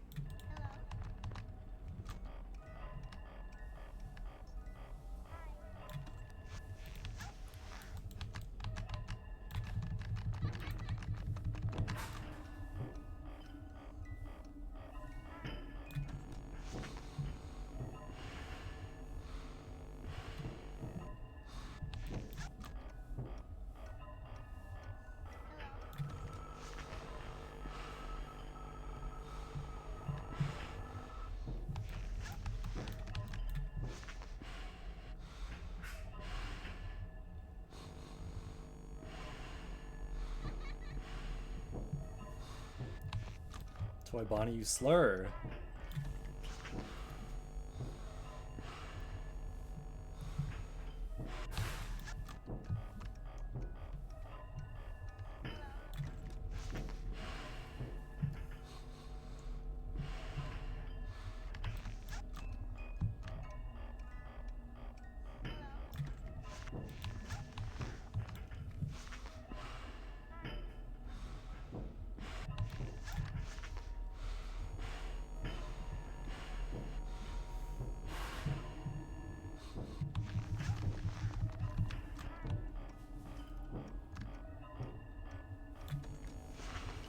Bad Bonnie!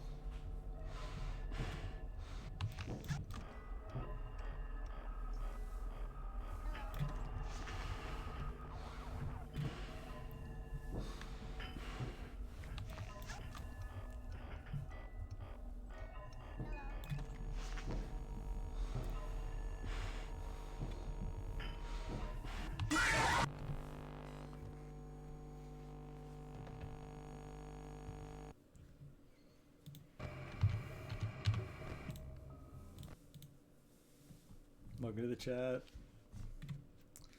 I'm also going to cry.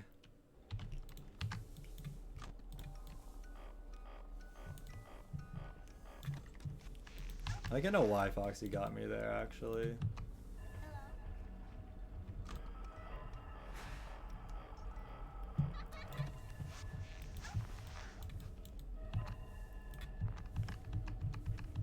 The marionette kind of ruined everything by being out like that much at the very start of the game.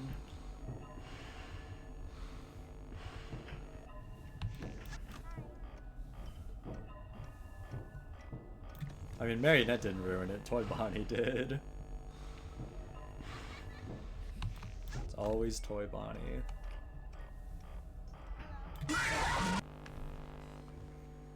And Toy Chica. Yes, he is the Antichrist.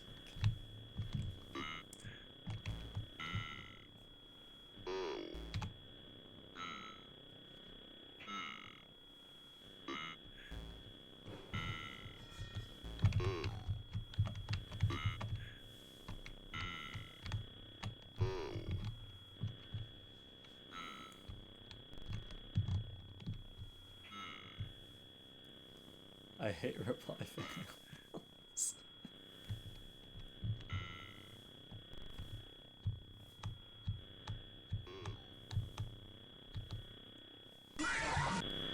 Who did I die to last attempt? Was it Toy Chica? Did I just skill issue that?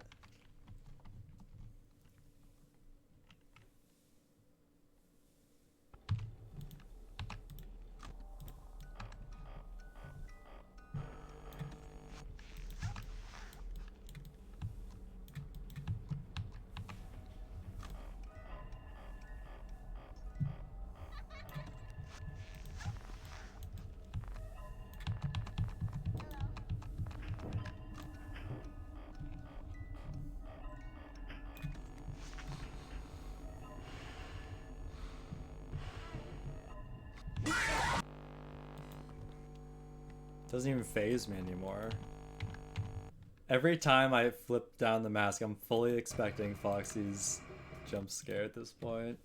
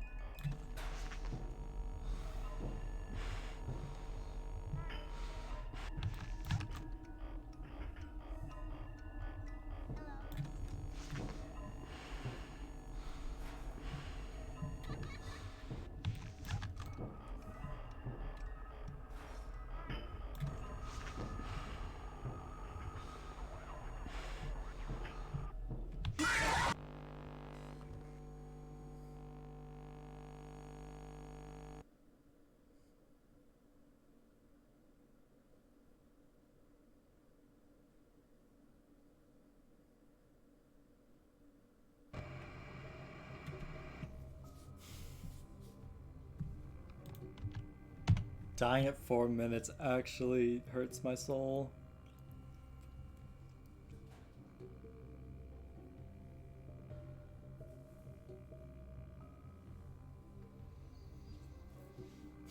This sparks pain.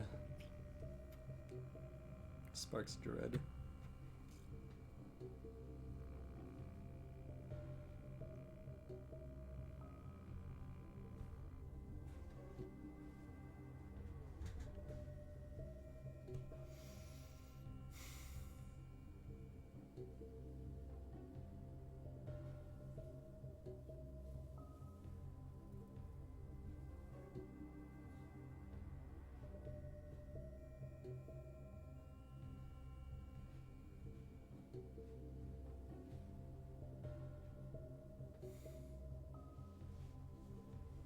Oh hell no, jeez, hell no.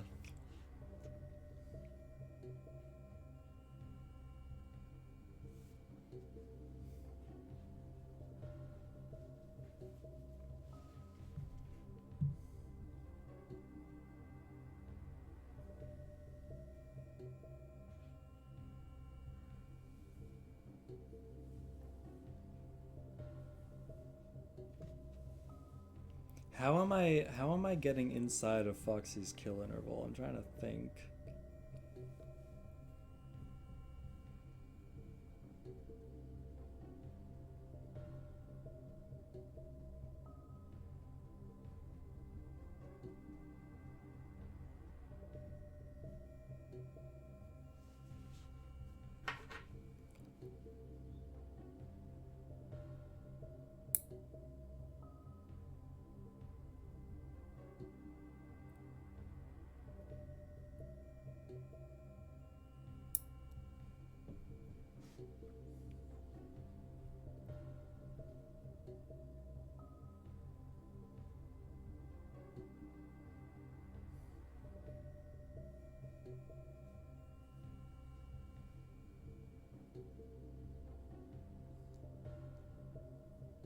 I can't just keep dying to Foxy, I just can't. I have to figure out how to counteract him.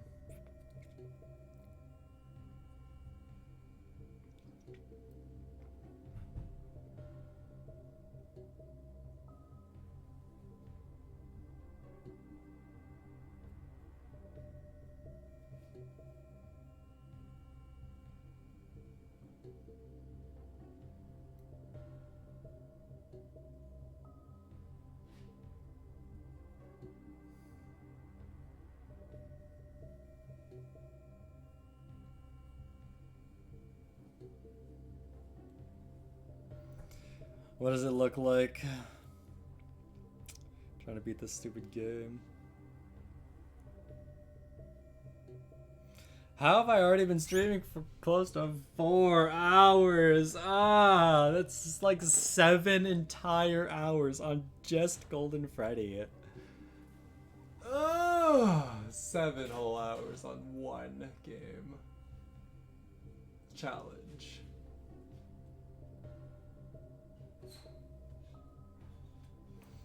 It's not fair, man. It's not fair.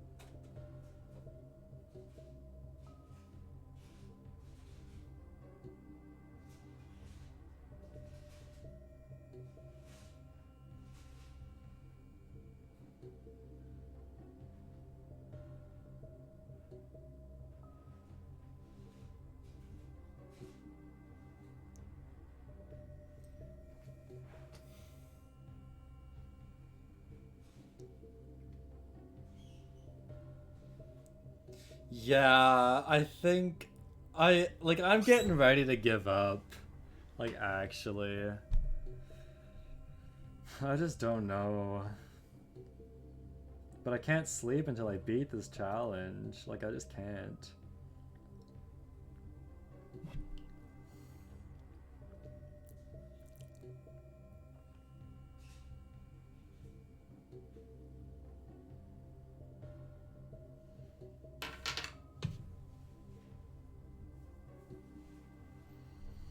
How am I ending up on Foxy's kill time? I'm trying to figure that out.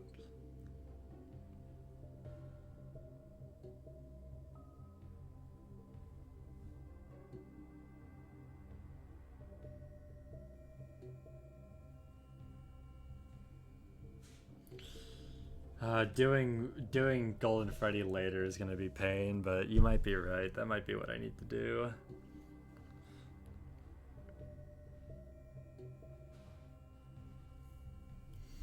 You might be right.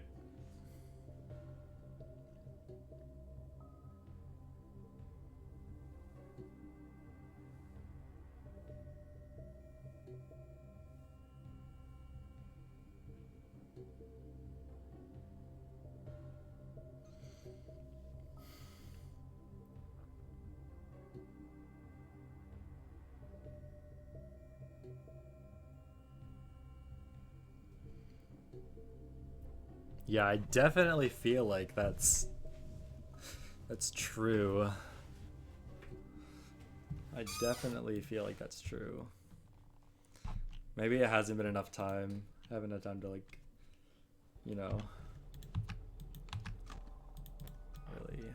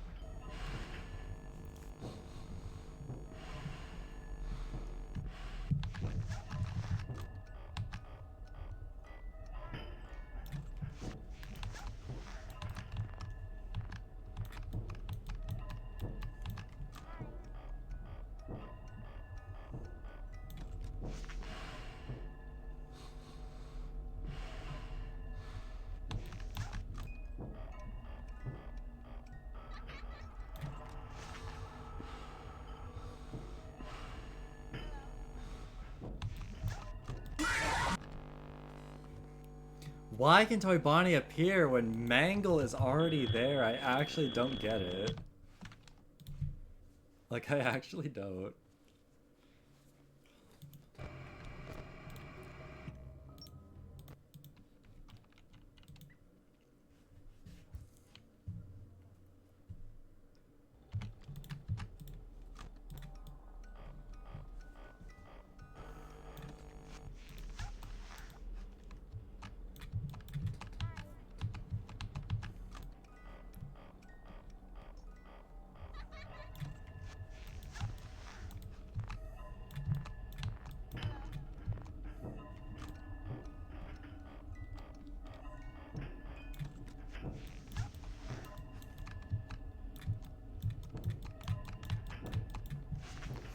I barely understand this challenge, dude.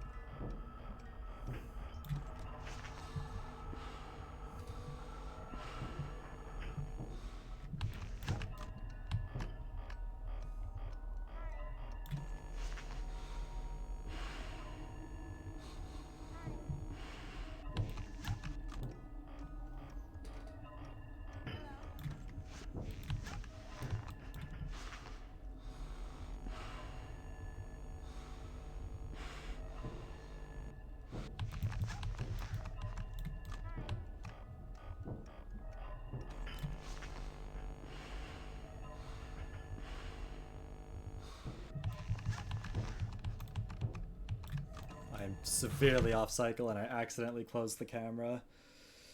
Oh my god.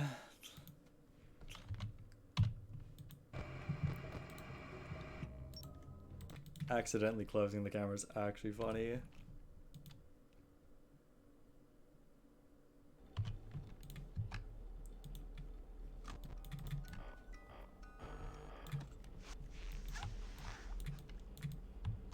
This is my last try today. This is actually my last attempt today. After this, I'm just gonna play Fortnite.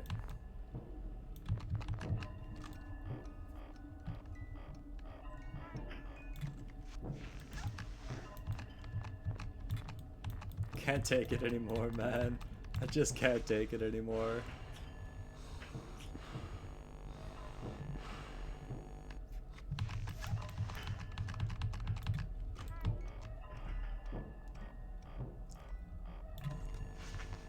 Toy Bonnie's gonna give me like a rare disease that's gonna baffle scientists.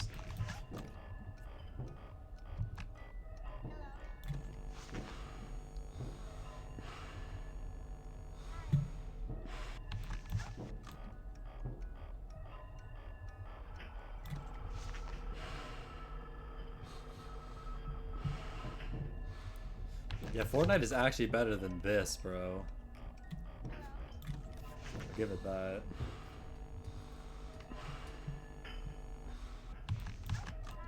Stupid ass challenge, bro.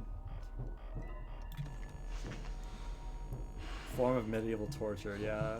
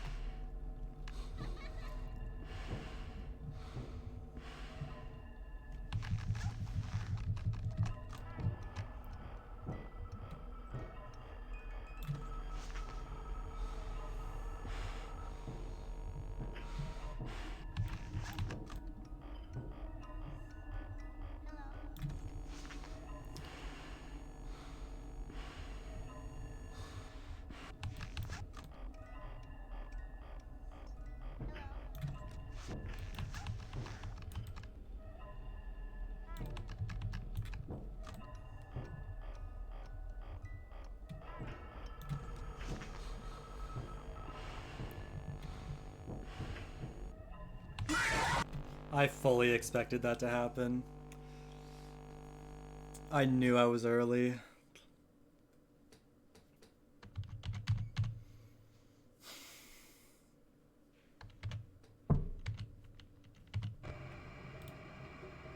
I knew I was early. I knew I was early. I have to do it one more time, dude. I have to. Because I know why I lost that. For once, I know why Foxy killed me. For once in my life, I actually know the exact reason why.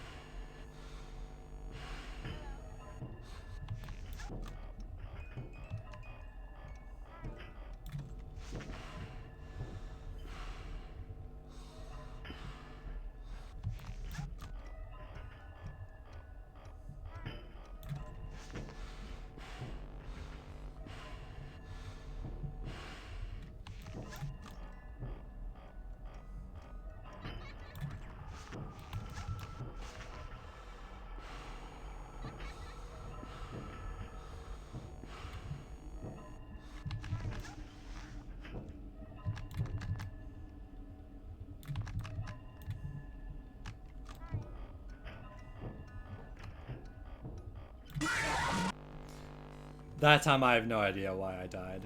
I have absolutely no idea why I died there. I even stalled Toy Chica.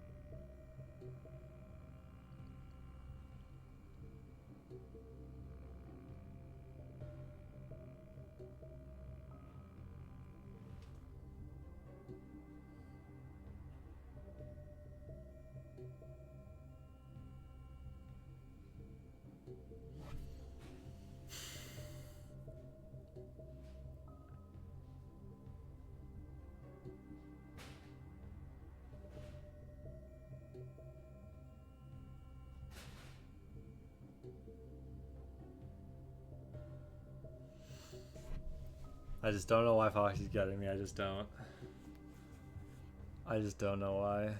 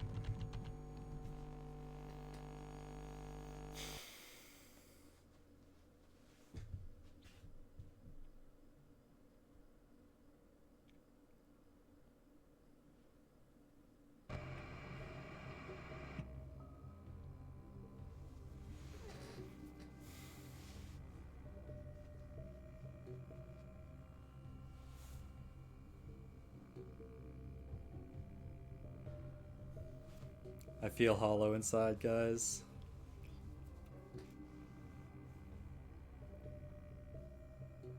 Like, genuinely.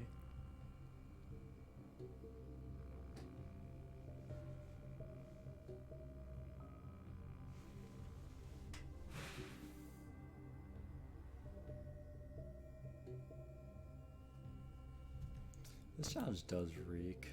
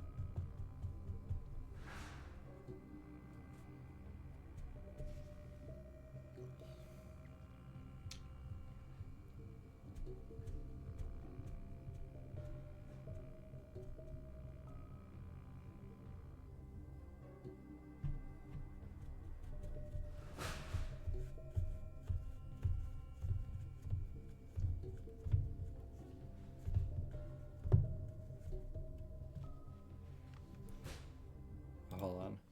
Let's see if there's any videos. FNAF 2, how to gate Foxy.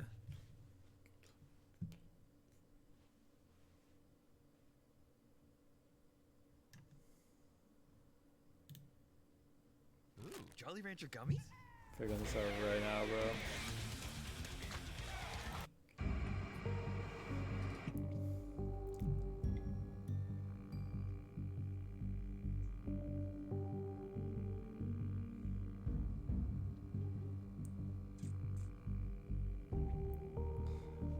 Bro.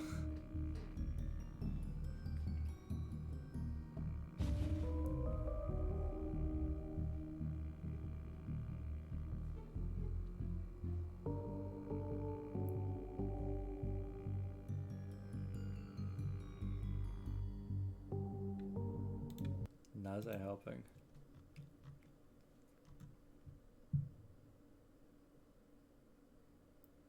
Alright, DJ Sturf. Oh my god, this is 1 hour long. And 37 minutes. Hey, what's up everyone? DJ Sturf here. I made a strategy guide for Golden Freddy mode back in 2019, and that was okay. It can get you through the mode.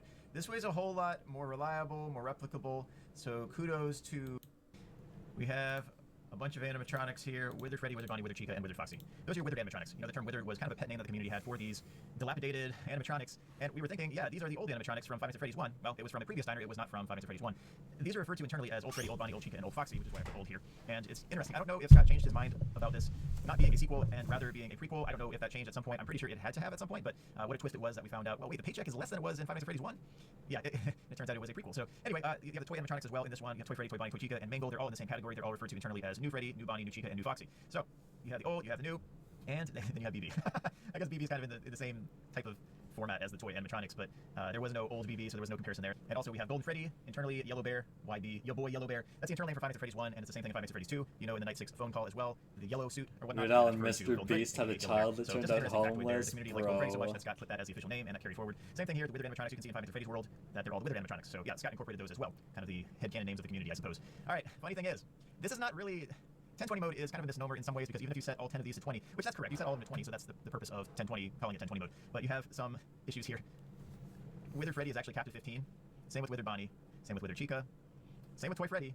You see a pattern here. Well, yeah, they're not all 20. Actually, none of these are.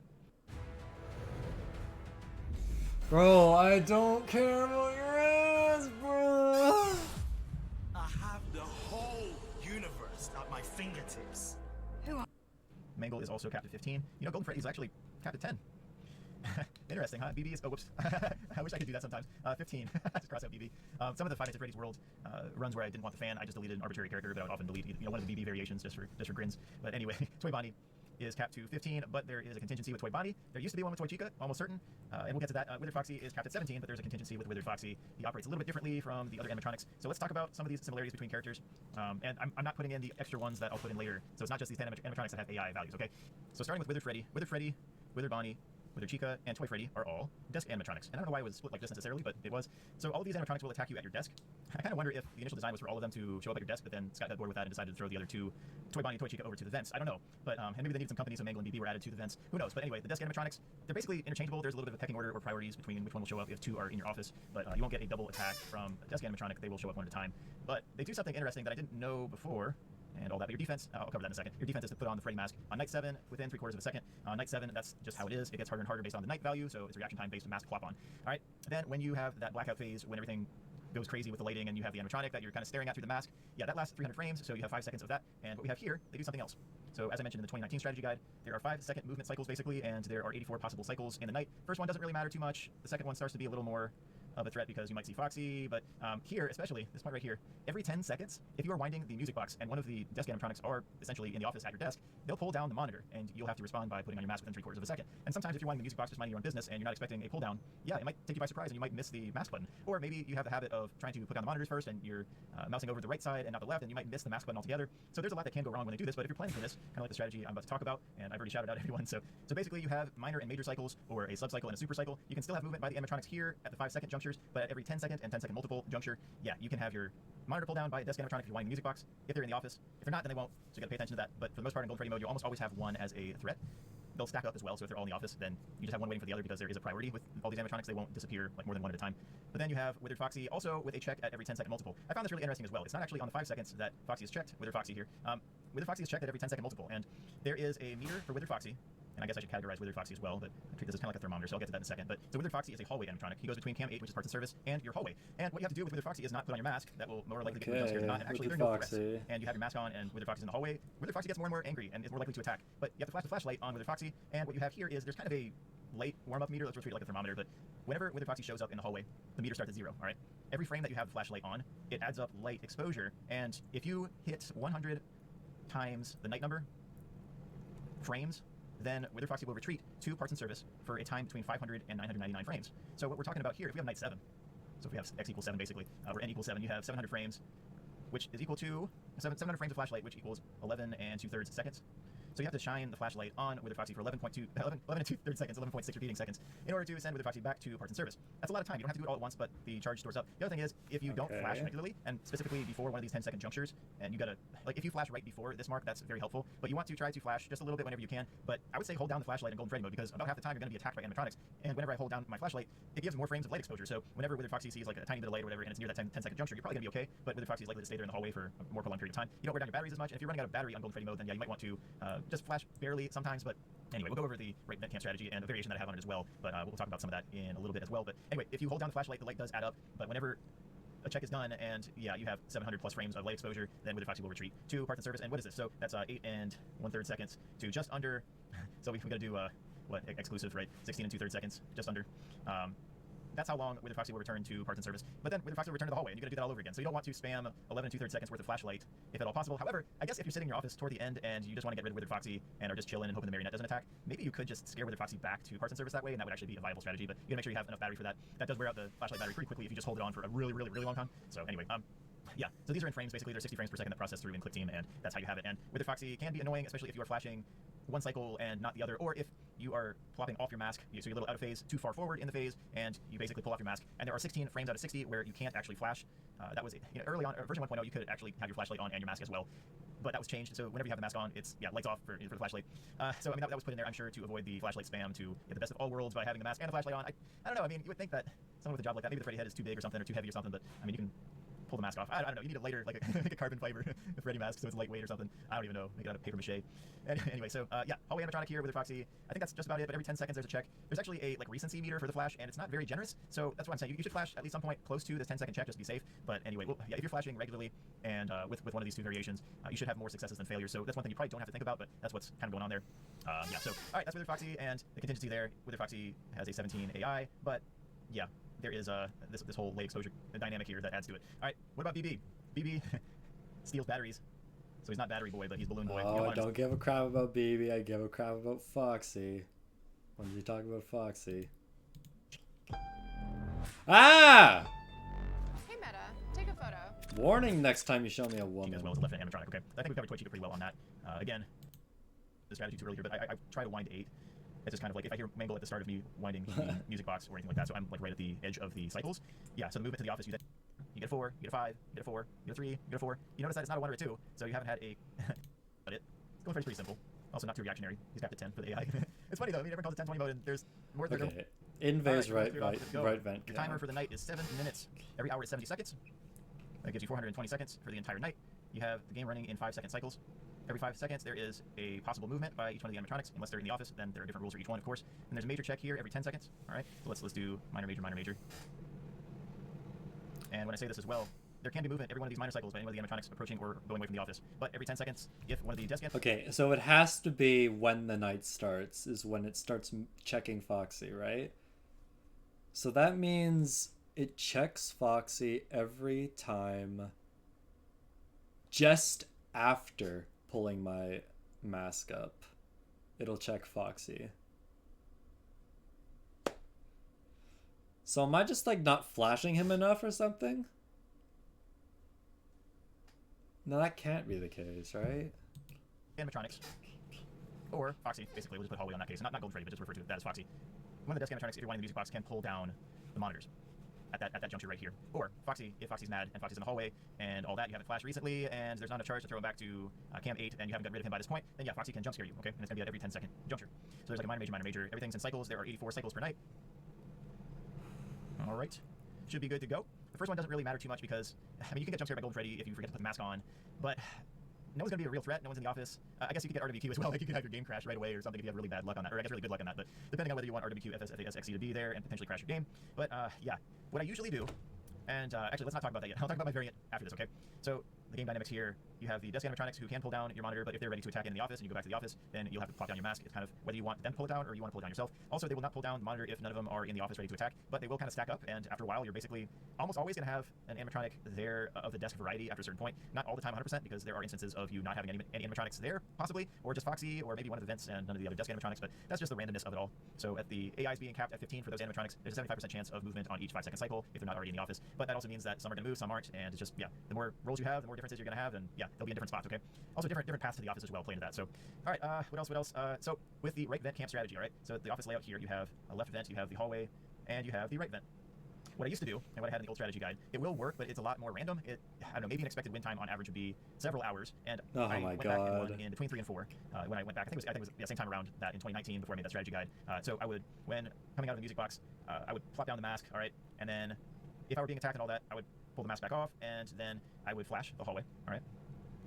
Almost always flash, that's a good thing to do. And then I would basically start from the left side, and then check the left, then flash the middle again, and then go to the right, all right? And then I'd probably flash right before going back, and then, you know, plopping down the monitors, and then mousing over that wine music box area of, area of the screen there. So, actually, I do need to do that pretty soon here. So, that was the old way. I call that the T path, because you're kind of going into T or whatever.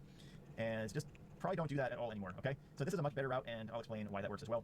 So, if you're being attacked by a desk animatronic, all right? So, every 10 seconds, you're going to have your monitor pulled down. Then, you're going to have 5 seconds where they're going to attack, all right? And you've had the mask on for 5 seconds. You just leave it on a tiny bit longer, just to give it a little bit of latency. And then everyone, except for Toy Bonnie, will be gone if they were there before. Then you have the possibility of having Toy Bonnie still there. So you're going to check the right vent. I really flash first. I mean, that's probably a good idea anyway. But flash first, and then check the right vent for Toy Bonnie. All right. So if you see Toy Bonnie... So this is exactly what I'm doing, minus the live split. You're going to put the mask on again. Or don't go to the monitor. Just put the mask on, all right? And then you're going to wait for Toy Bonnie, and then Toy Bonnie will pan across eventually. The annoying part is, though, if Toy Bonnie takes, let's say... 10 seconds, you might want to pop off that mask and then flash again. Like, oh man, so there's a chance of Toy Bonnie being a real pain, but you're going to pop on the mask, and hopefully Toy Bonnie will go across. There's a 1 in 3 chance if there are other threats every second of Toy Bonnie starting the attack, and then that lasts for 5 seconds, all right? And then after that, you're going to, if Toy Bonnie is gone there, you've had the mask on for 5 seconds, so you're getting rid of all the other animatronics by doing that in events, okay? Then you're just going to go back to the monitor, and, you're going to wind music box, okay? So... Cliff Bar is deliciously fulfilling, like the game-winning point. Dang. The most important ingredient is you. That's about it for that part of the strategy. So let's simplify that just a little bit more. What you would do, you would let the desk animatronic hold down the monitor, and then you're being attacked here, okay? Then you're gonna leave the mask on a tiny... I'm just concerned about what the hell do you do when you only have a left vent animatronic and nothing on the right side? A bit longer, just to kind of span That's that what's gap. messing me up. And you've had the mask on for 5 seconds or more. That's a terrible mask. Let's not have that one. But yeah, you have the mask on for 5 consecutive seconds, and all of the other 3 will leave. But then you will get out of the mask, you'll flash, and then you'll check the right vent. If Toy Bonnie's there, you put on the mask. If not, then just, flash again, why not? And then I would hold down. Like, right vent camp strat is what I used on my iPad. It's the exact thing he's describing. People have been using it for years. The flash just a little bit more than just like a quick tap. So I must have just gotten lucky. You're charging up the light exposure for Withered Foxy, and then there's a greater chance of sending Foxy back to part of the service for a little bit. All right, sending Withered Foxy back. Yeah, so that's the basic normal part of the strategy. However, if there are no animatronics, and you have, like, if none of the desk animatronics are actually attacking, you don't want to wind your music box longer than, let's say, 8 ticks, and I'm talking about the winding music box noises. Every half second, you'll have one of those noises, and basically here, if you go back and wind the music box to about here, and yeah, there's no one pulling down the monitor and all that, then you have to worry about Foxy flashing and all that. So you don't want to wind more than about 8 ticks or whatever. You can be greedy and maybe get away with 9 because that's 4.5 seconds out of those 5, but that's really pushing it. But basically, you want to wind your music box and have an animatronic either pull down this monitor or I don't know. So yeah, you get a flash in here. Hopefully that'll appease Foxy until the next possible attack or whatever, because there's probably going to be someone endangering everything, like a vent animatronic or one of the desk animatronics. But if there are none, then you flash here, all right? And you're winding and you go beyond this point, you're like, well, that's 8 ticks now. So you're gonna pull down the monitor, pop down the mask in case Golden Freddy's there, or another animatronic or whatever. And then you're going to check. You're going to flash. Yeah, for sure flash. All right. And then you're going to check the right vent for Toy Bonnie. Then you're going to go across, and you're going to check the left vent for either BB or Toy Chica. Note also, if you hear high, there's a chance of BB being in that vent opening. If not, then yeah, BB's not in the vent opening. It's just the most recent sound effect has to have been high for that to be a chance, all right? Otherwise, yeah, BB's not going to be in that vent opening. But Toy Chica's silent. Toy Chica doesn't have the pan animation anymore, or like the diagonal up or whatever animation. But yeah, that's just something to deal with when you get there. Hold on the mask for 5 consecutive seconds if you see one of the animatronics there. So check out the mask for 5 seconds. Or if there's no one, you can go and wind the music box again. And then hopefully at some point, again, you're going to be brought back in phase with this strategy. So when I talk about in phase would mean that one of the desk animatronics pulls down the monitor for you. So it's every 10 seconds there. And that's nice as well because you know that Foxy check every 10 seconds? Yeah, if you're threatened or whatever, Foxy's not going to jump in those cases. So you diminish your risk from being attacked by Withered Foxy by a lot. And it makes me think as well that if a desk animatronic were always there, there's maybe a chance that you don't even need to flash. Like, it's just... it's weird to think about, but that might actually be a thing. But the odds are that there's going to be a point in the night at some point in which none of the desk animatronics are going to be there, and likely up front at the start. At the start, you're probably not going to have a desk animatronic waiting to go, so you do need to flash for sure. If Foxy is there in the hallway, there's still a chance for that to happen. So if Foxy's not in parts and service. So in phase would mean a desk animatronic brings it down, and you have basically at the end of the blackout phase when you're getting... Actually, let's do this. Let's get back in phase here, all right? So pull one of the animatronics here, the desk animatronics pulls down the monitor, all right? So another 5, and then you're attacked for the next 5 seconds, all right? You hold on to your mask for just a little bit longer, just in case. You hear the sound effects, you have peace of mind, you get out there, and you go get them, and then you are in phase, all right? Because, yeah, you're going to hear the clanking movements or whatever from the minor phase at the end when you still have your mask on right after the blackout phase. And, thinking about it as well, I'm not sure how long you necessarily need to hold on the mask. Ambience has it as 0.75 seconds.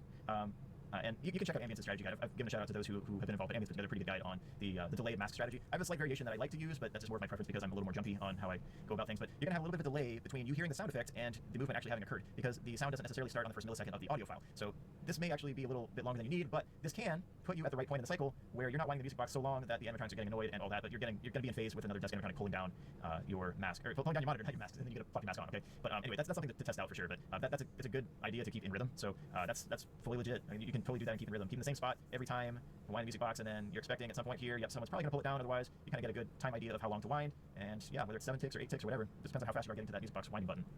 And sometimes you can also like be a little careless with your mouse, and then you kind of get off of that region on the screen, so then you lose a little bit of efficiency there too. You gotta have your skills up to beat this mode for sure, but yeah, that's one critical thing too. Just get used to how slightly out of phase variations I right like to use, back and down. I'll cover that here. So I'm gonna start the night. 5 seconds. 5 seconds. So you have a minor possible movement cycle and then a major possible pull down cycle. For the first several, you're not going to have a pull down because the desk animatronics aren't going to reach your office by that point. They just have to go too far, basically. Too many room changes, and each one's one step toward your office, basically. So I'm going to start the night. I'm going to go to cam 11. I'm just going to say on cam 11 because this is basically cam 11 simulator. And then I'm going to wind the music box 9 ticks. So that's going to put me just past this minor check. And this one allows me to have more control over how much I'm winding the music box as opposed to having the animatronics actually pull down. So I don't love that, but I call this out of phase, all right? So out of phase. And I want to be slightly out of phase in this case. I don't want to be far out of phase, otherwise you risk a Foxy jumps here, or Wither Foxy jumps here. To be specific, out of phase, the desk animatronics pulling your monitor down does not happen on the regular. If it does occur, you just have to go back to the in-phase strategy and then get out of phase a little bit again. I'll explain that here. So I actually wind the music box 9 times in this case, and then I'm a little bit past this movement phase. So I'm going to hear, it's a terrible ear, good grief. Yeah, that's not a very good ear either. But anyway, I'm going to hear movement at this point, or some kind of like warning noise for the vents or whatever. And then I'm going to pull down my monitor, I'm going to put on my mask. Okay, I don't like out of phase. Let me try right vent camp then. So instead of doing everything on cycles, I just do it.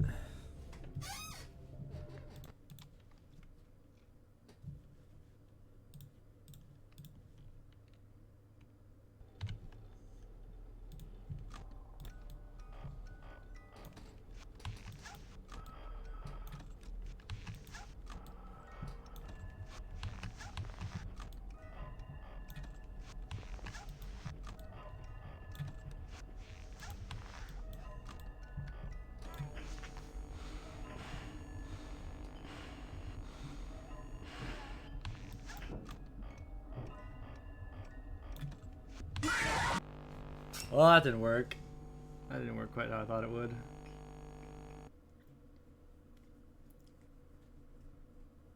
So if Foxy, would flashing to a blank hallway just like, would it still counteract Foxy?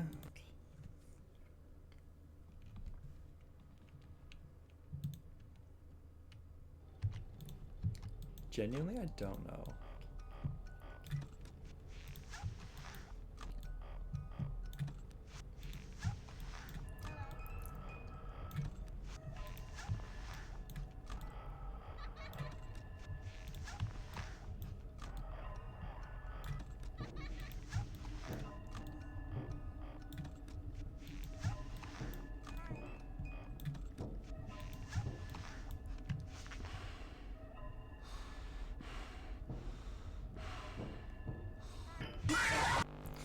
This doesn't work at all. This doesn't work at all.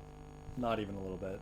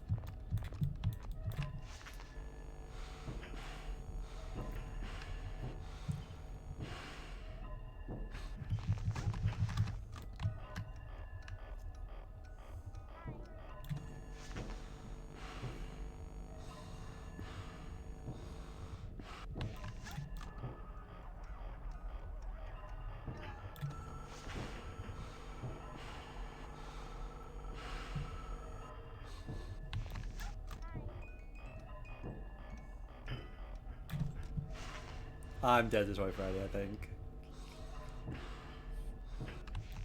Oh.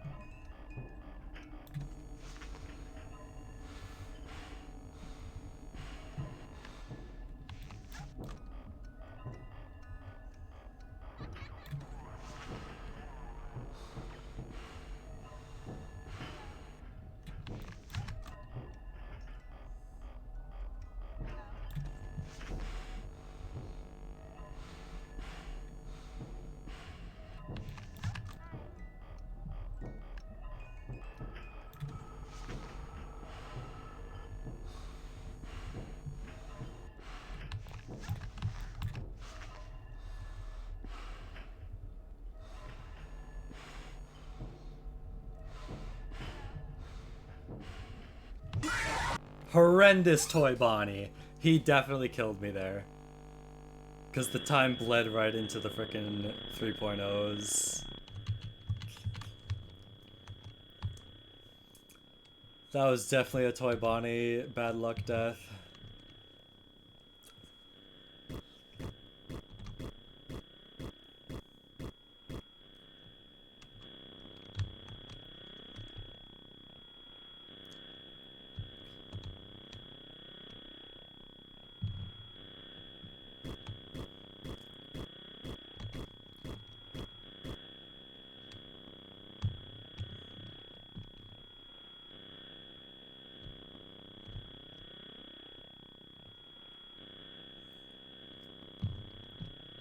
This is why I want to keep going. I'm getting so consistent with it somehow. It's just bad luck, man.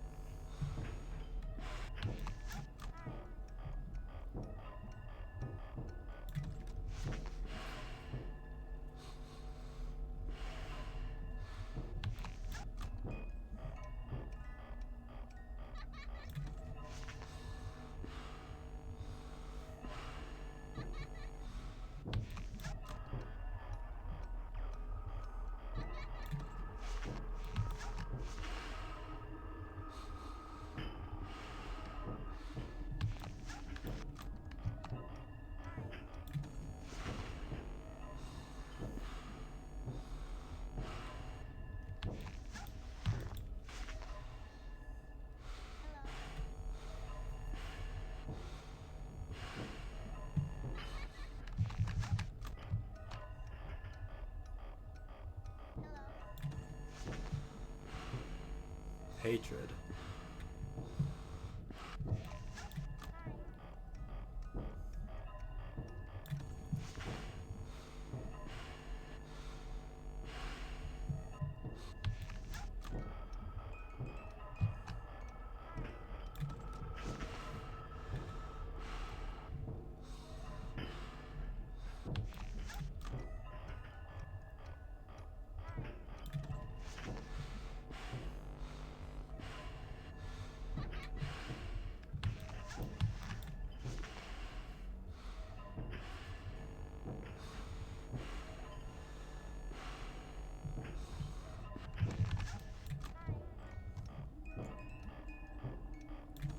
Camera almost didn't want to flip up there.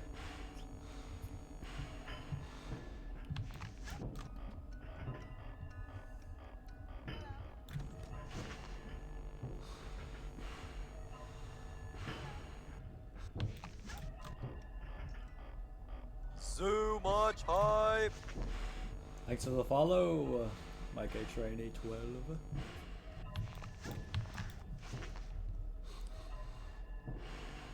Toy Bonnie might have killed the run just now.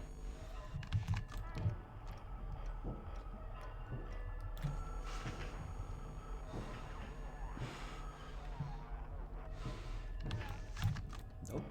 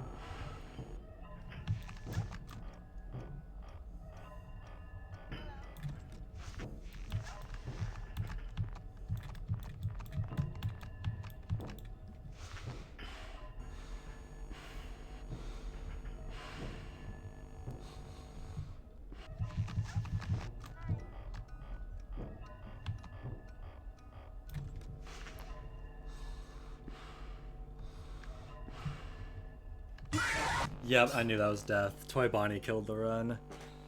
Toy Bonnie killed the run for sure.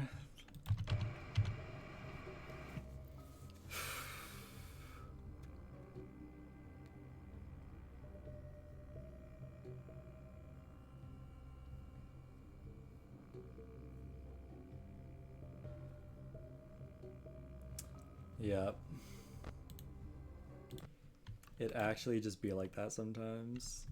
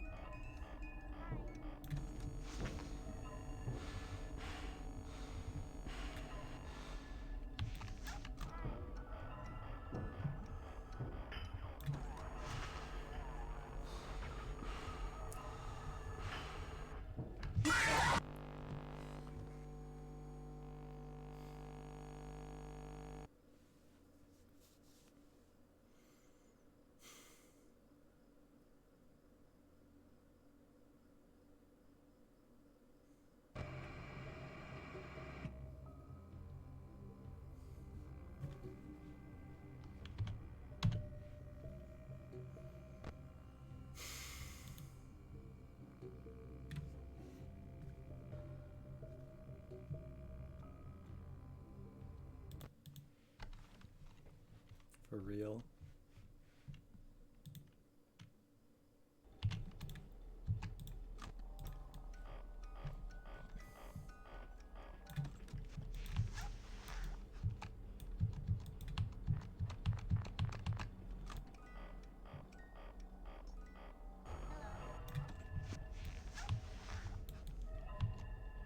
Yeah, Foxy totally does cheat.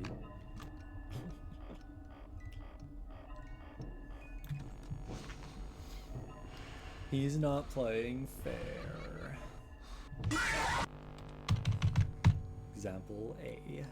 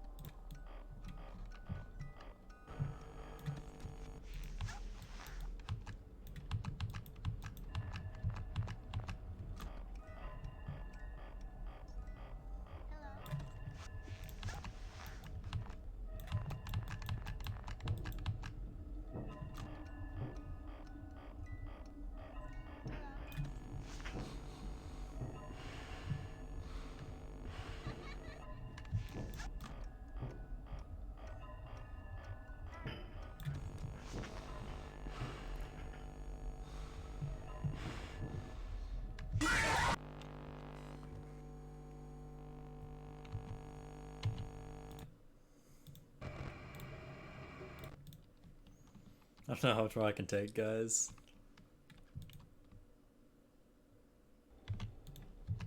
I said it was last game like 20 games ago.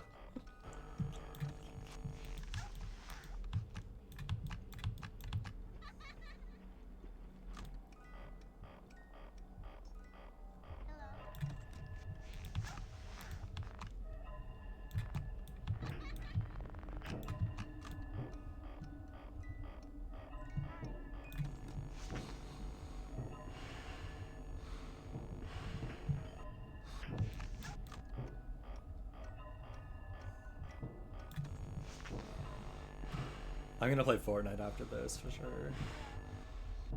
So done with 1020. This is my actual last game.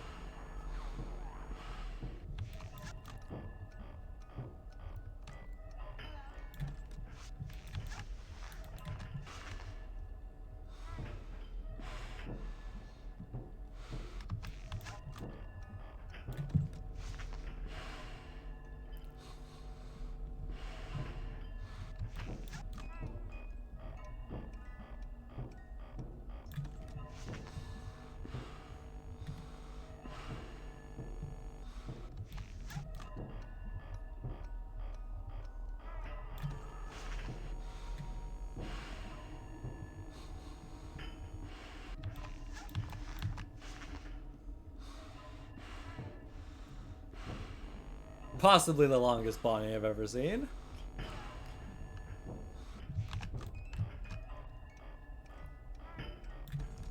We ball though. Victor welcome to the chat.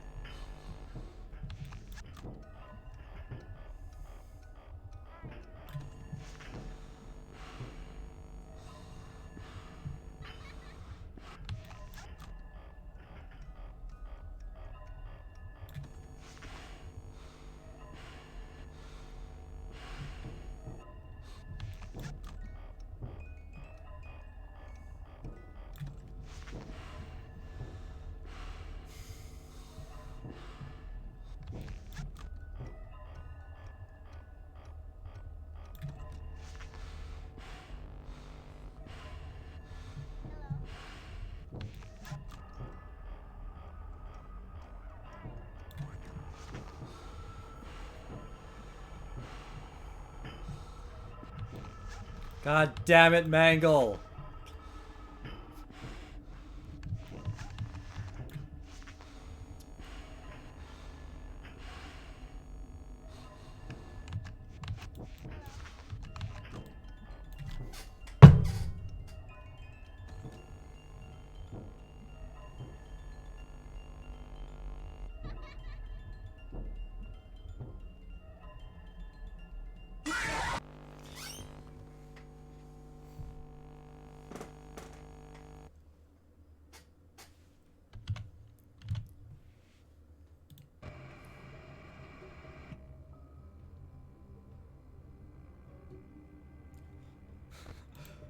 One more try. Until that timer hits 5 hours. A good round 5 hours. Dude, I'm sorry. I can't get away. I can't get away.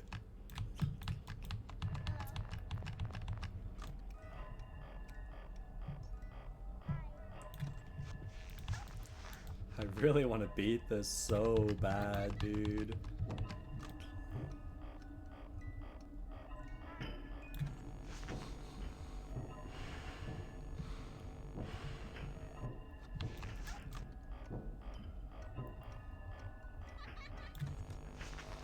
Get a winner for 5 hours, all bits and subs. Let's go. I doubt I will, though.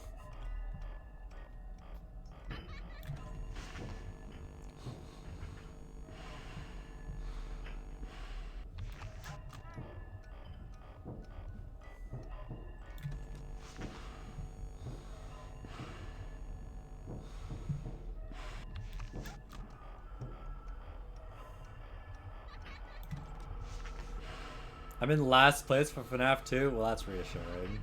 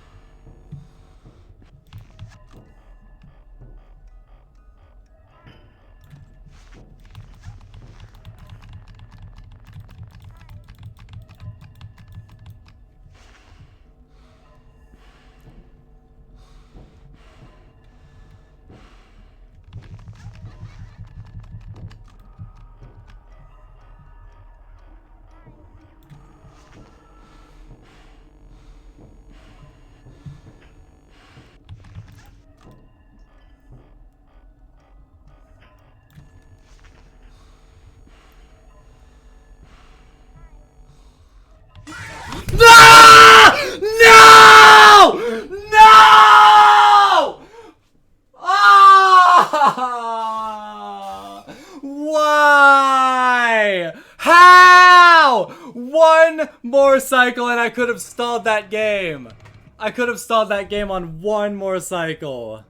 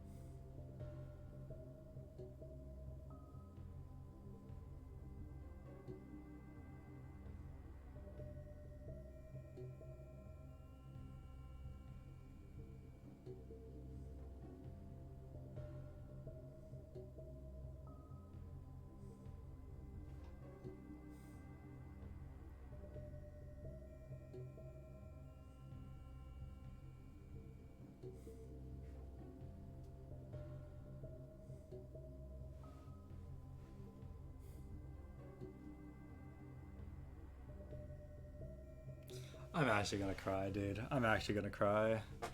I'm actually going to cry. I'm actually going to cry. I'm actually gonna cry. I'm actually gonna cry. I'm actually gonna cry right now.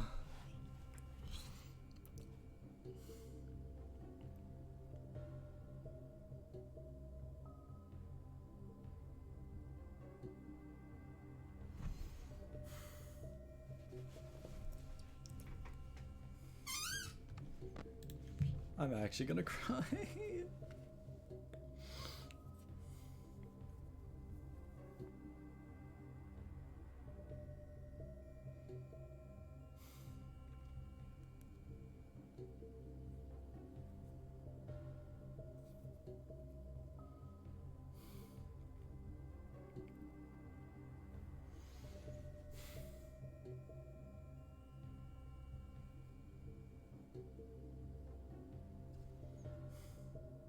I could have been done. I could have been done. I could have been done, dude. I could have been done. 30 seconds left. I could have been done.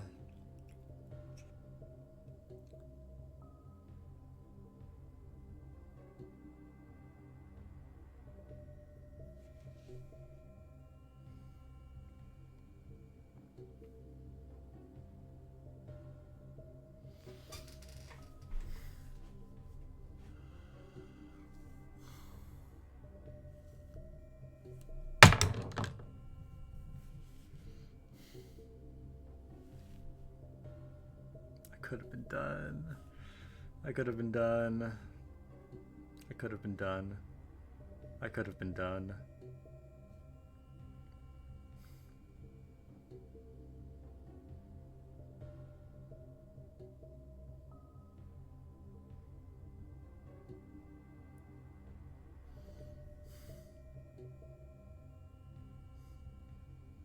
Dude, fuck off, please.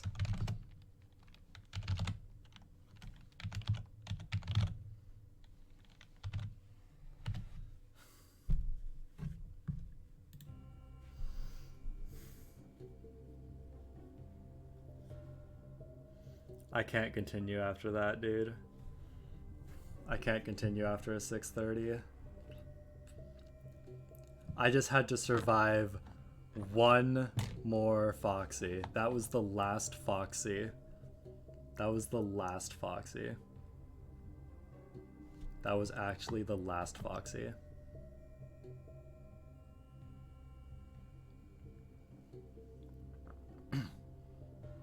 That was the last Foxy. That was the last Foxy.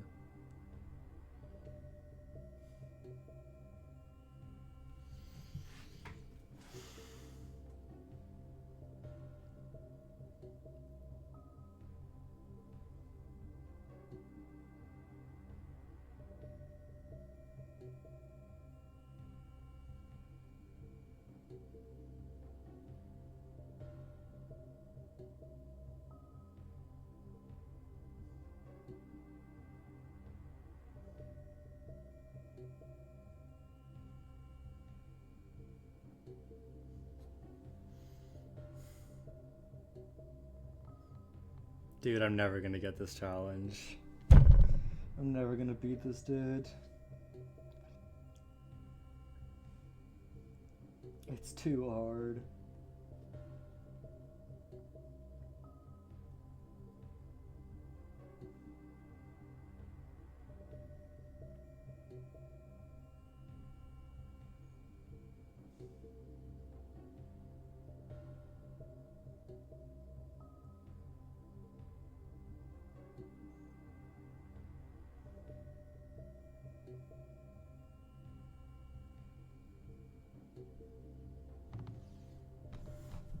It's too hard.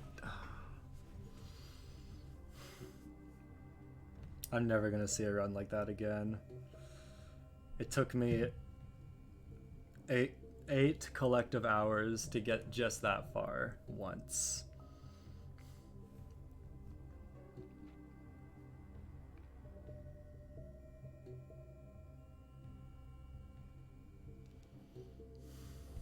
Twice, but whatever.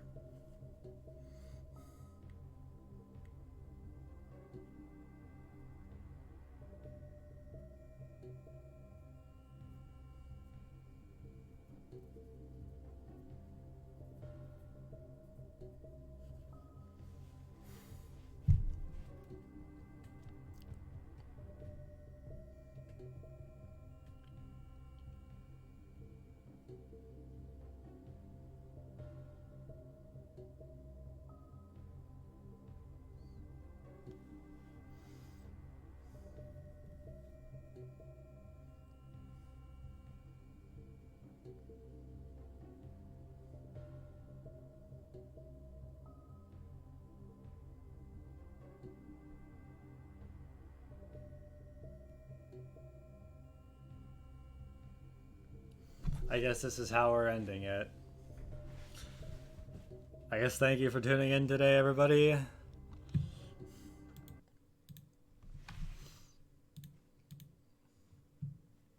don't even know what to say. I don't even know what to say. I can't do another run after that. I can't do another run after that one. There's just no way.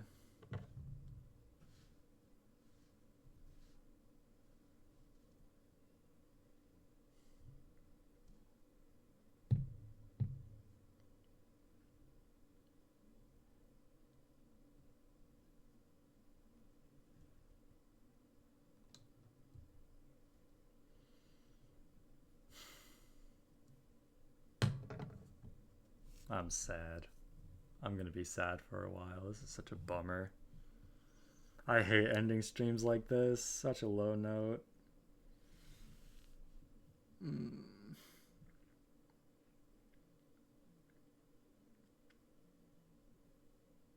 I'm actually gonna start crying, dude. I'm actually gonna cry. This is so hard. I'm actually gonna cry. I have to give up. I have to give up. If I try again tomorrow, I'm just gonna lose all over again.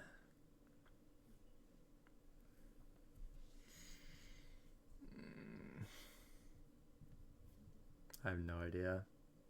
I'm actually crying. I'm actually crying right now.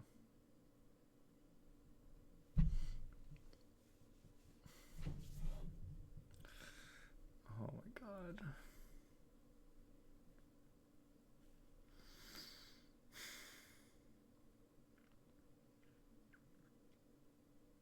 I really thought I was gonna get it today.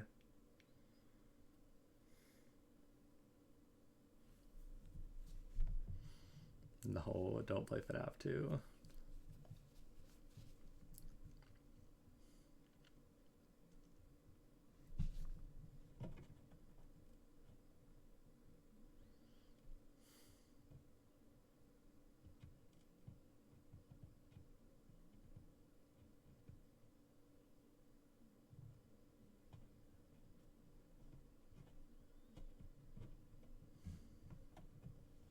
Yeah, I know. That's why I'm bummed.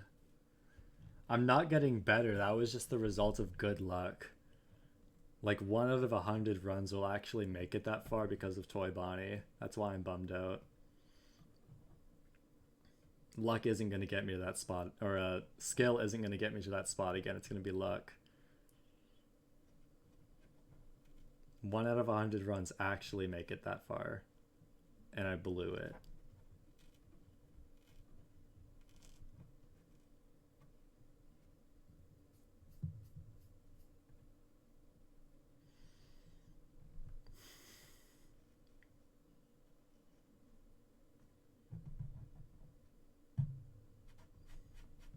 Well, just attempting it isn't wasting time, because any attempt could be the win. Man. I have to give it a break.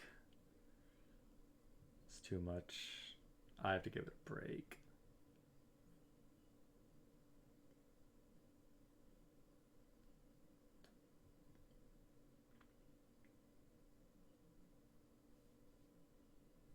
Yeah, I'm probably going to play FNAF 3 next. Which probably isn't much easier, but... we ball.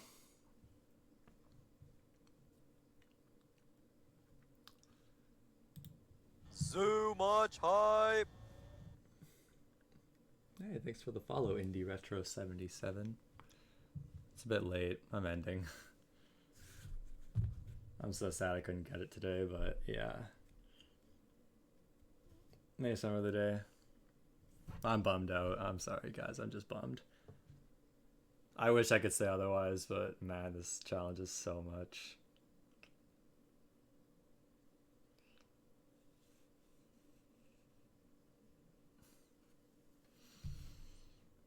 So yeah. That's it. It's done. Goodbye.